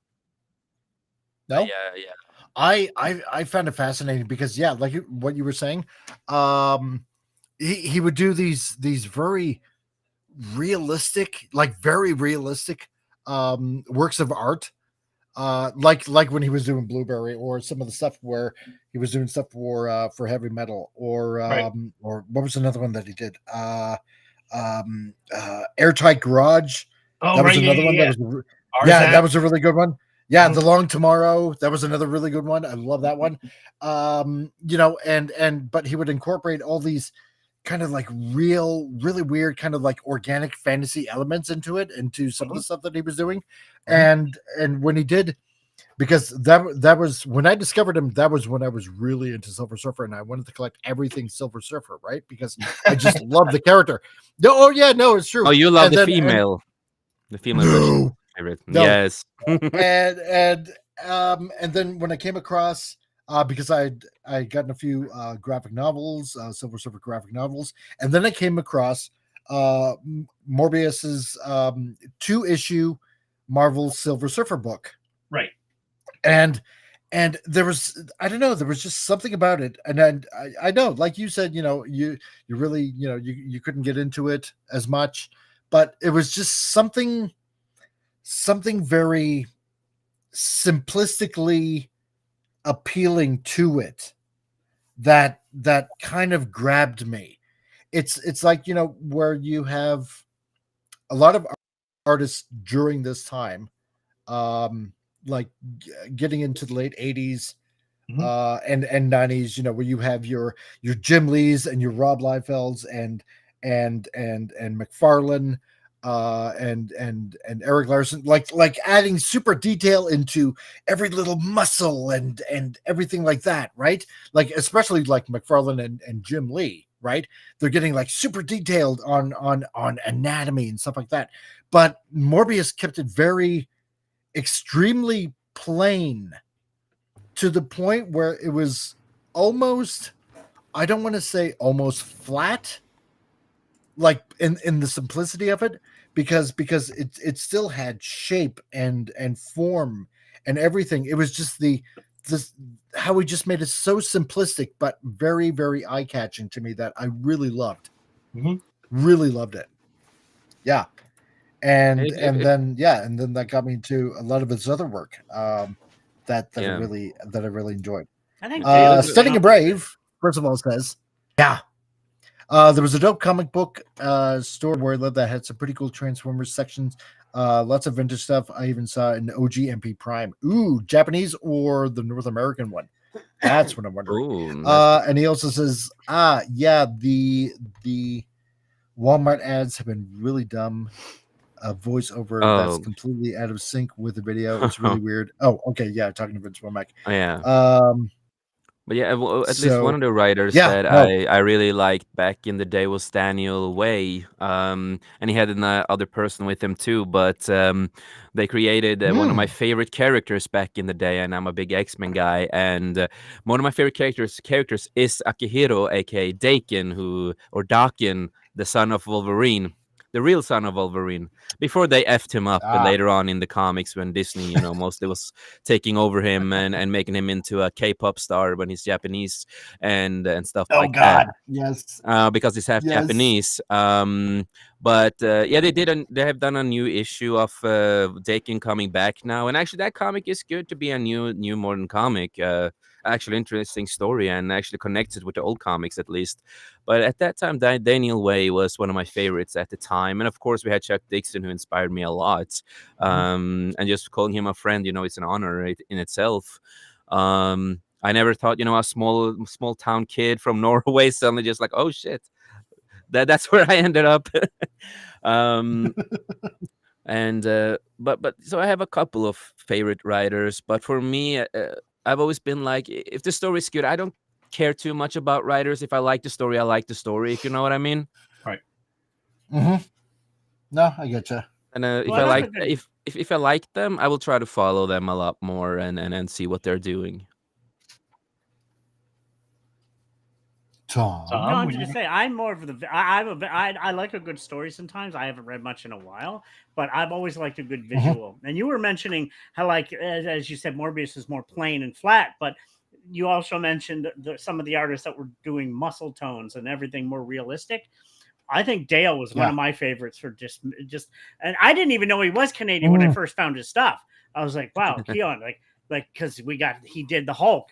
So like every muscle and just he would really make it look like, wow, it looks like a bodybuilder. And then you come on to Pitt when he moved over and it was his own creation. It's like, wow, like just I like the way he drew characters. The realism was like scary and just so detailed. I loved it. Which just wow, every muscle tone and the tissue. I just love that style. Something about it just kind of gravitates. Like it was well done. Yeah, and he seems like a nice guy too. Yeah, he does. I've seen him. He seems like a generally cool guy. So from northern Alberta, from Gondola Point, I believe it is.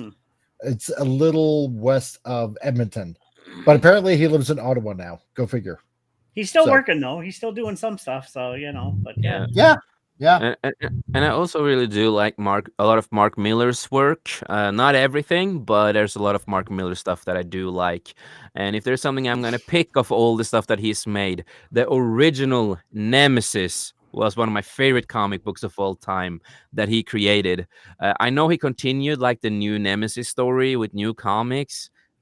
They're fine. I kind of liked, the first one because it was just something about the first one that was insane at the time when I read it, and I still love it to this day. Yeah. But if I'm gonna pick, read. It was, and if I'm gonna pick like a all-time favorite, it is James O'Barr, the original Crow. Will always be one of my all-time favorites. I also like the Crow. What was it again? Rebirth. What was it again? Let me just double check the full name of that comic, because that I really enjoyed. So I remember. Death and Rebirth. That was a Crow comic that I really enjoyed. And what I also like about that is that John Shirley, who created the story in the book, he was also one of the writers of the Crow movie with Brandon Lee. So it's really cool to see that he got the honor to create a comic book for the Crow later on that is based in Japan, and it dwells more into the heaven and hell aspect and all that kind of stuff, and just fantastic book. Wow. But James O'Barr is my favorite. The Crow universe is one of my favorite universes ever created. I like the original series and then the trade paperback, and I remember waiting for the movie to come out, and the movie looked great. And then a friend of mine called me and he told me that Brandon Lee had died. But I was happy they produced the film. And I think the film did a great adaptation of the comic. And James O'Barr, worked closely with the filmmakers and became a friend of Brandon Lee. Yeah, and Brandon Lee loved The Crow too. And that was he did. A plus. Absolutely. Yes. And I can say, and me and Jason have both talked about this. I think Brandon would have loved the new film. I think he would have. I have the same opinion, and it's like I say, it's not a reboot or a remake of the original movie. This was an adaptation, and it took a lot of stuff from the comic into there, and also doing more of a different twist. And I did not mind it. In the beginning, I was annoyed. I was really annoyed in the beginning and stuff like that when the trailer came out and the rumors and stuff like that. But, closer to the movie was coming out, I started to listen to the interviews and doing more reading and stuff like that. And I had to remind myself, I am a Crow fan. I'm going to give this movie a chance as a Crow fan. Even though I love the first movie with all my heart, it's my favorite movie that is ever created of all the movies that are created in the world. That is my top favorite. And then I gave it a chance. And when I was sitting watching the movie, it was so many things that I remembered from the comic book. And they dwelled also more into of course, the heaven and hell aspect and stuff like that. The movie was just a little too short. And if you're not if you don't know who the Crow is and what the Crow are, casual viewers might be a little confused about certain stuff. So that was one of the issues I had with it, that people that doesn't know what the Crow is might be a little confused on certain aspects. But for me, I highly enjoyed the new adaptation and what they tried to do with it. And Bill Skarsgård is a fantastic actor, and the passion and love that he put into the role. And also, when you listen to his interviews, he was always like this: we will never try to remake or do what Brandon Lee and what they did in the old movie. This is basically purely just an adaptation of the comic book.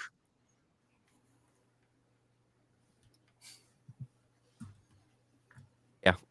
Oh, okay. No. Yeah. So it's the same. It's still Eric Draven. Yes, it's still Eric. Oh, okay.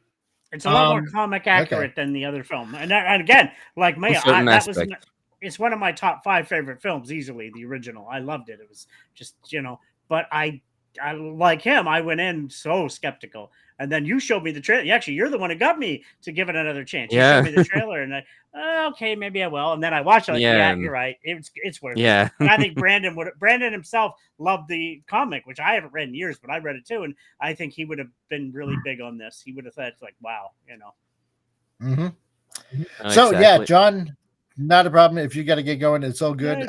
Fun as usual. Well, we try to make it fun. So there you go. And Snorter Boopus Cuber, welcome back again, dude. So, by the way, can I say something quickly? Remember you told Vince you're almost 4.5 hours in. Vince, he's holding you hostage. Yeah, I know, right? Oh, that's right. Because nobody has said it for quite a while. I'm saving the work now as we speak. There we go. You're getting used to it. Good. You're getting on your own. There you go. Self. Look, That's hey, good. Yay. How's that? I know. Look, Mod, no training wheel. Yeah. So you know what? So I'm just, and you know what? Yeah, and I'm gonna write it down here. So John Peterson, Vince Womack, and you know what? I'm even gonna throw Franco Walker in there. Also. For contributing, because for some other reason, I don't think he gave me a reason why not to use the name Lily. So, you know what? For his pain, I'm going to add him in there. Hey, wait! I'm the one who came up with Lily. Well, yeah, and you too, obviously. So hello. And Tom, yeah, no, I know, but I'm just saying that Franco was just. I think he came up with complaining about. No, he didn't want Lily. It must have been an X or something. No, he didn't want it. Yeah, that's why. Why not Lily? Right? So, and Tom, and and so everybody, and for contributing in having fun of doing a little bit of character creating of sorts. So, and coming up with a name for this comic, for this upcoming comic. So. And coming up with stuff like that. And I still like John Peterson's suggestion. Yes, that's cool. I like that. I like that idea. Yeah. So that's a really cool idea. So yes. Because it is Sunday, and also on top of that, stores are going to be closing probably soon. And I'm sure that have to get going. And I did, on top of that, say that I didn't want to make this like another 5-hour kind of thing. To save Vince's butt, like Tom said earlier. Yeah, I know. This show is sponsored by Zack Snyder. Yeah. Hey, by the way, if whoever you get the longest possible cut possible, whoever's buying DC, bring back Snyder's universe. We want it finished. Damn you, finish it now. Anyway, that's all I had to say. Yeah, sure. Yes. Give it a chance. So there we go. I think I'll call it quits on this point. I thought 24/7 media was going to come back, but that's okay. He's probably finishing up his videos, because before he left, he was wondering how long this show went for, and I couldn't quite give him a positive answer, because I said, yeah, sometimes it'll go for 4, sometimes it'll go for 5.5, and Vince hates that. So I'm beholden to Vince's butt.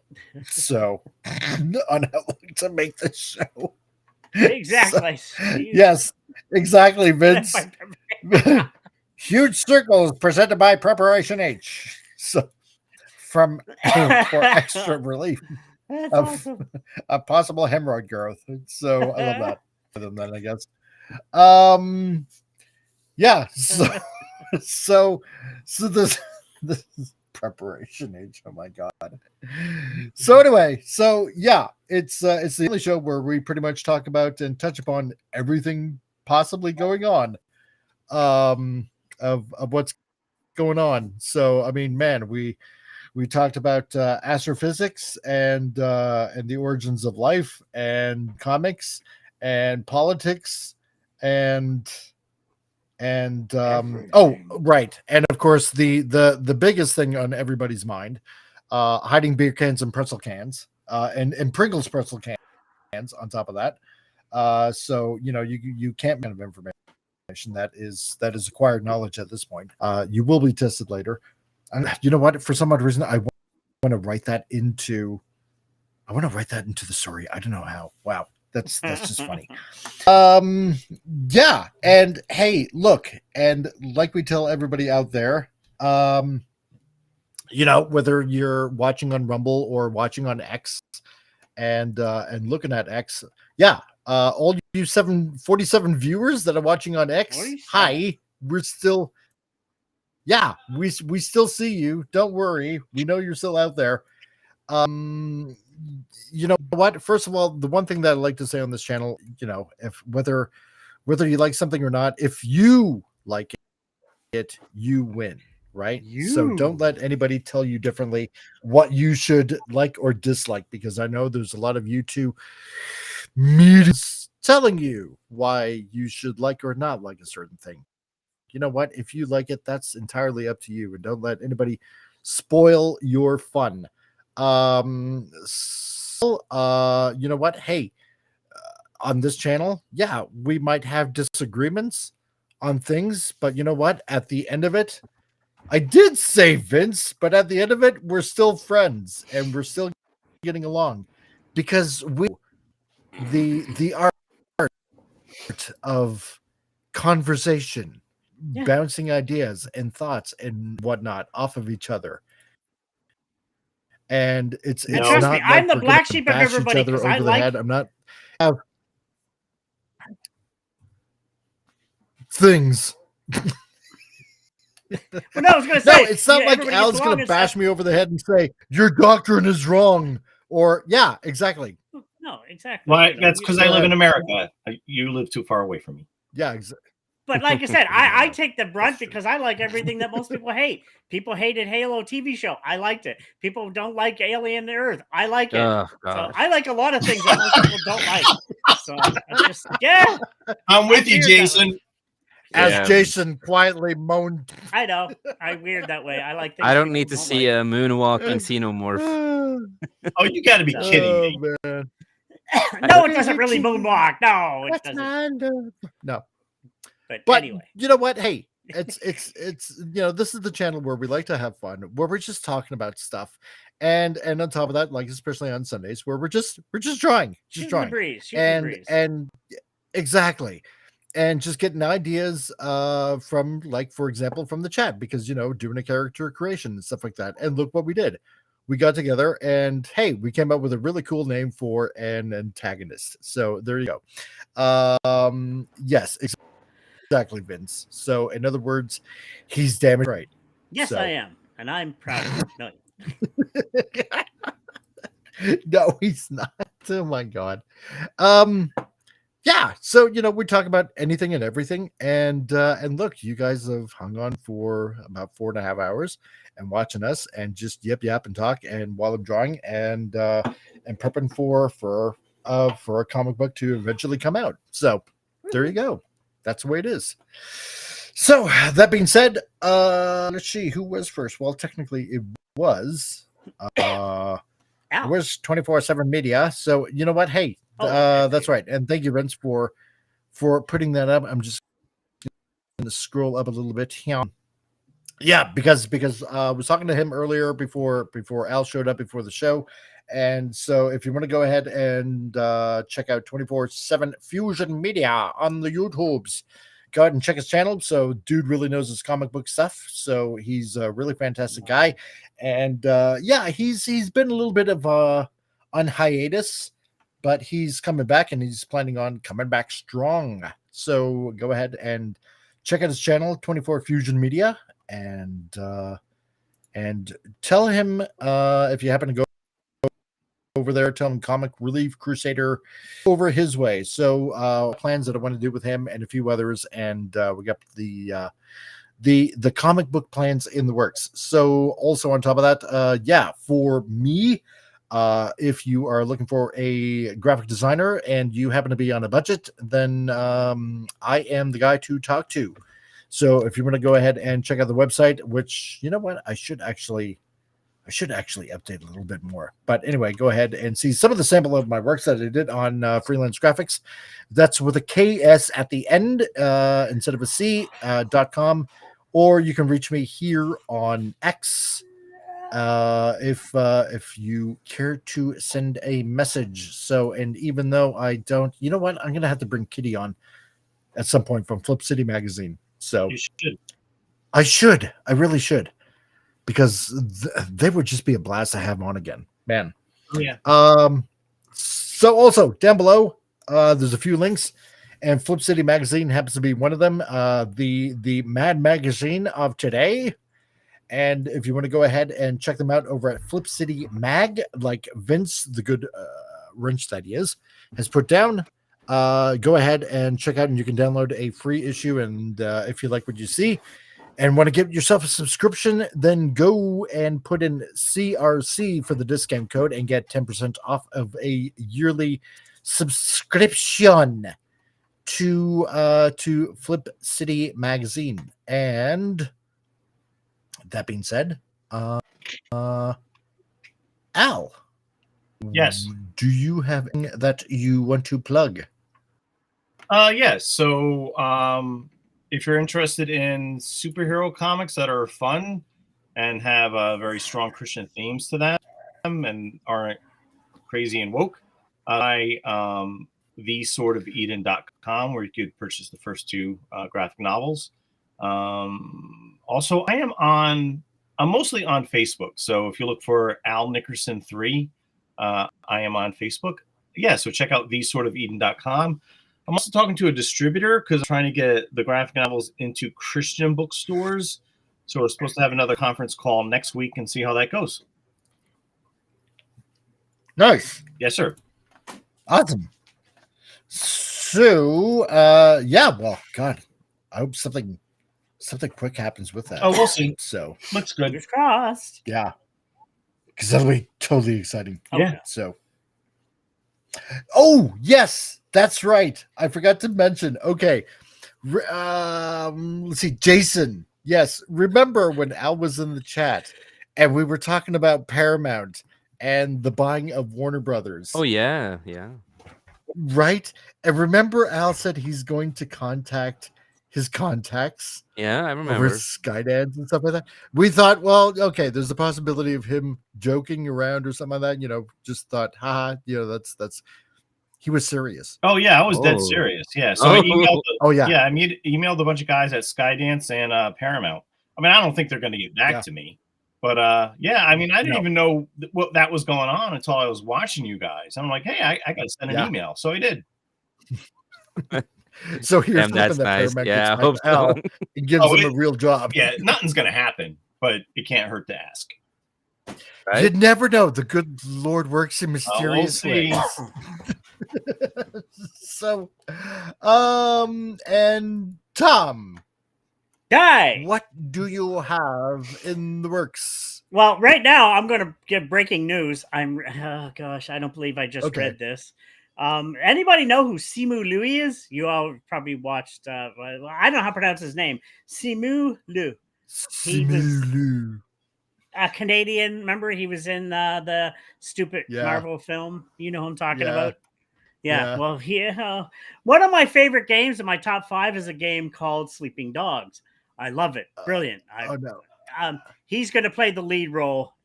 He's been confirmed to play the lead role in the live action. Jason, you're going to love that because you're a fellow fan of the game too. Yeah. No, I don't want him touching this. I love this game. It's brilliant. The guy, just hire the guy who played the. I think they motion captured him.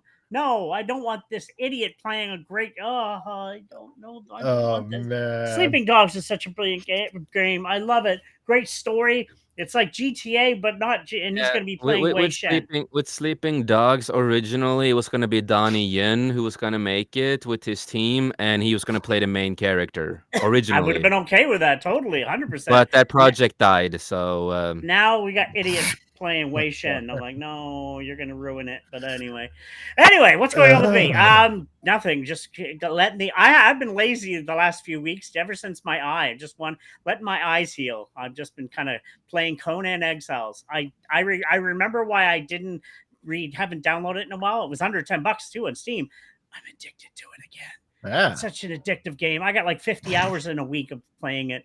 Like it's like a job for me now. It's like I haven't done much else because I'm waiting for the eyes to heal. But I'm like, oh, it's such a good game, Conan Exiles. It's one of those games that sucks you in. It won't let you go. Oh, but yeah, no, that's about it. I'm actually gonna get back into working on a project. I just finished up some videos before the surgery.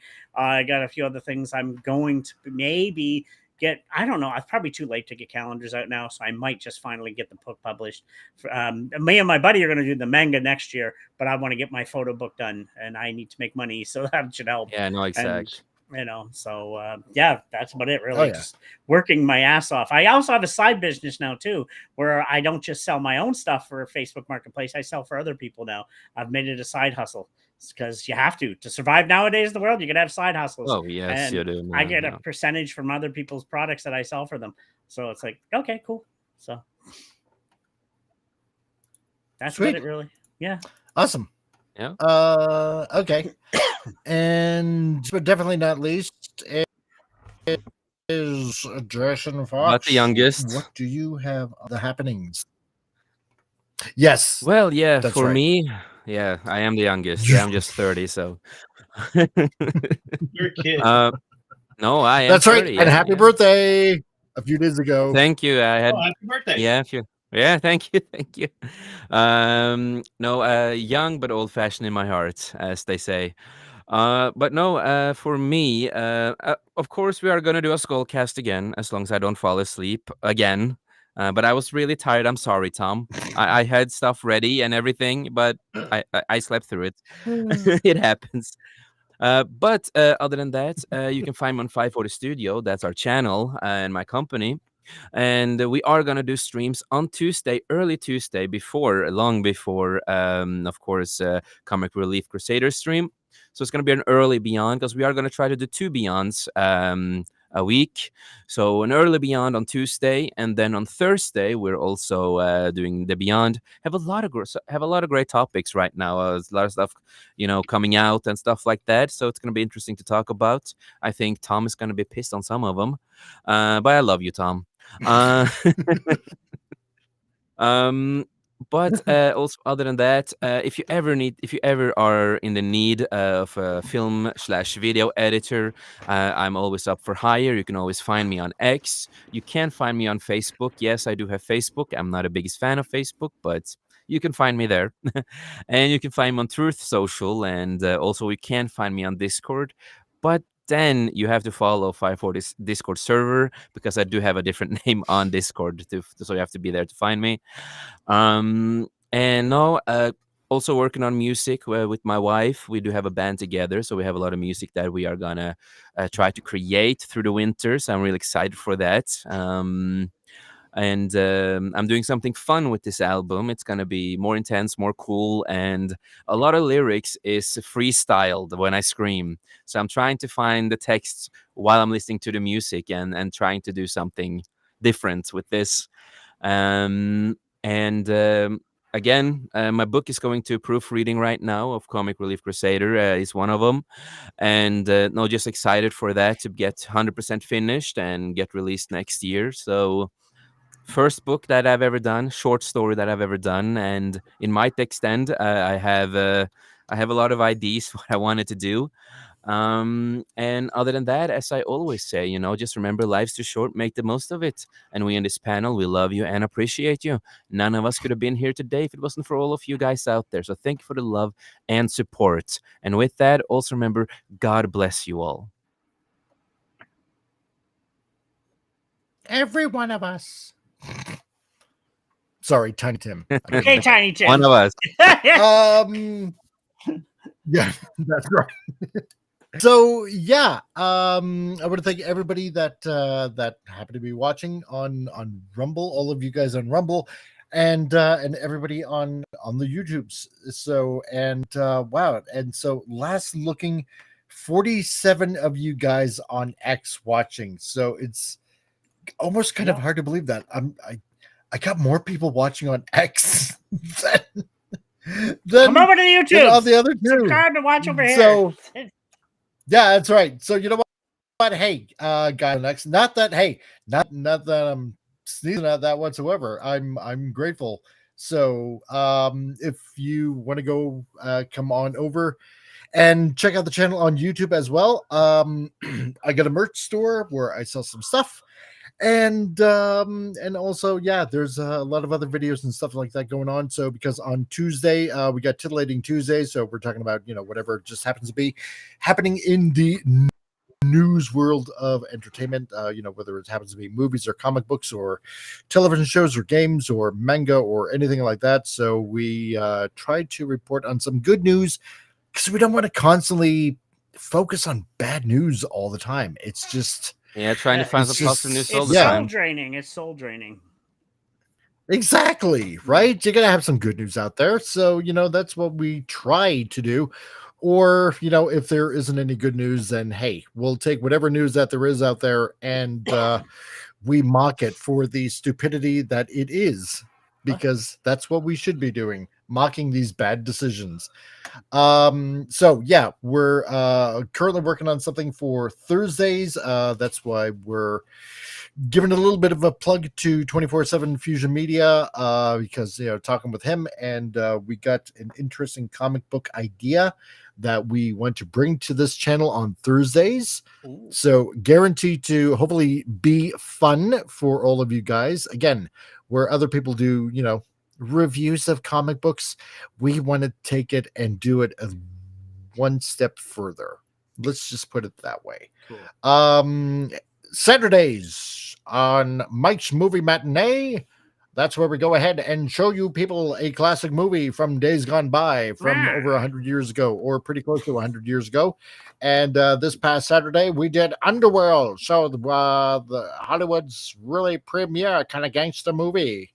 So from 1927. So if you want to go ahead and see what made movies great back then go ahead and check that out. So we showed it yesterday. So every Saturday we'll have a fun movie back when movies were magnificent and making them magnificent again. And then yeah, on Sunday we got basically like a double bill where we have a Bible study of sorts and try to make it interesting and historical and factual for all of you guys. So go ahead and check that out. That I put that up there for all of you guys, so you can enjoy the Bible in a more fun and interesting way without the these and those and the boring and the snoring of people in pews and stuff like that. And then of course we got this show. So huge circles, making huge circles, making them fun, making comics, worm training, myself to get my art up to stuff to put out a comic and have fun doing that. And as you guys were witness today, just having fun, character creating. That's right. Making Mavies great again. and movies even. That's right. Movies. Yeah, movies. Totally movies. Yeah. So there we go. Yeah, where we have a bunch of average Joes and one phenomenal comic artist that is also here, Al Nickerson, that knows what he's talking about, who is a very learned man in his respect, because he went to a fun, prestigious art school. so he knows what he's talking about, and we love hanging around with him, and we love having him on this channel. So, and that's pretty much everything that's going on. So subscribe to these fine gentlemen here, and enjoy the rest of the day, and you know what, and enjoy the rest of the week, and survive, and watch more shows on here. So to everybody out there, thank you for joining us. Greatly appreciate it. And as we like to say on this channel, if I can find the video, like, be excellent to each other and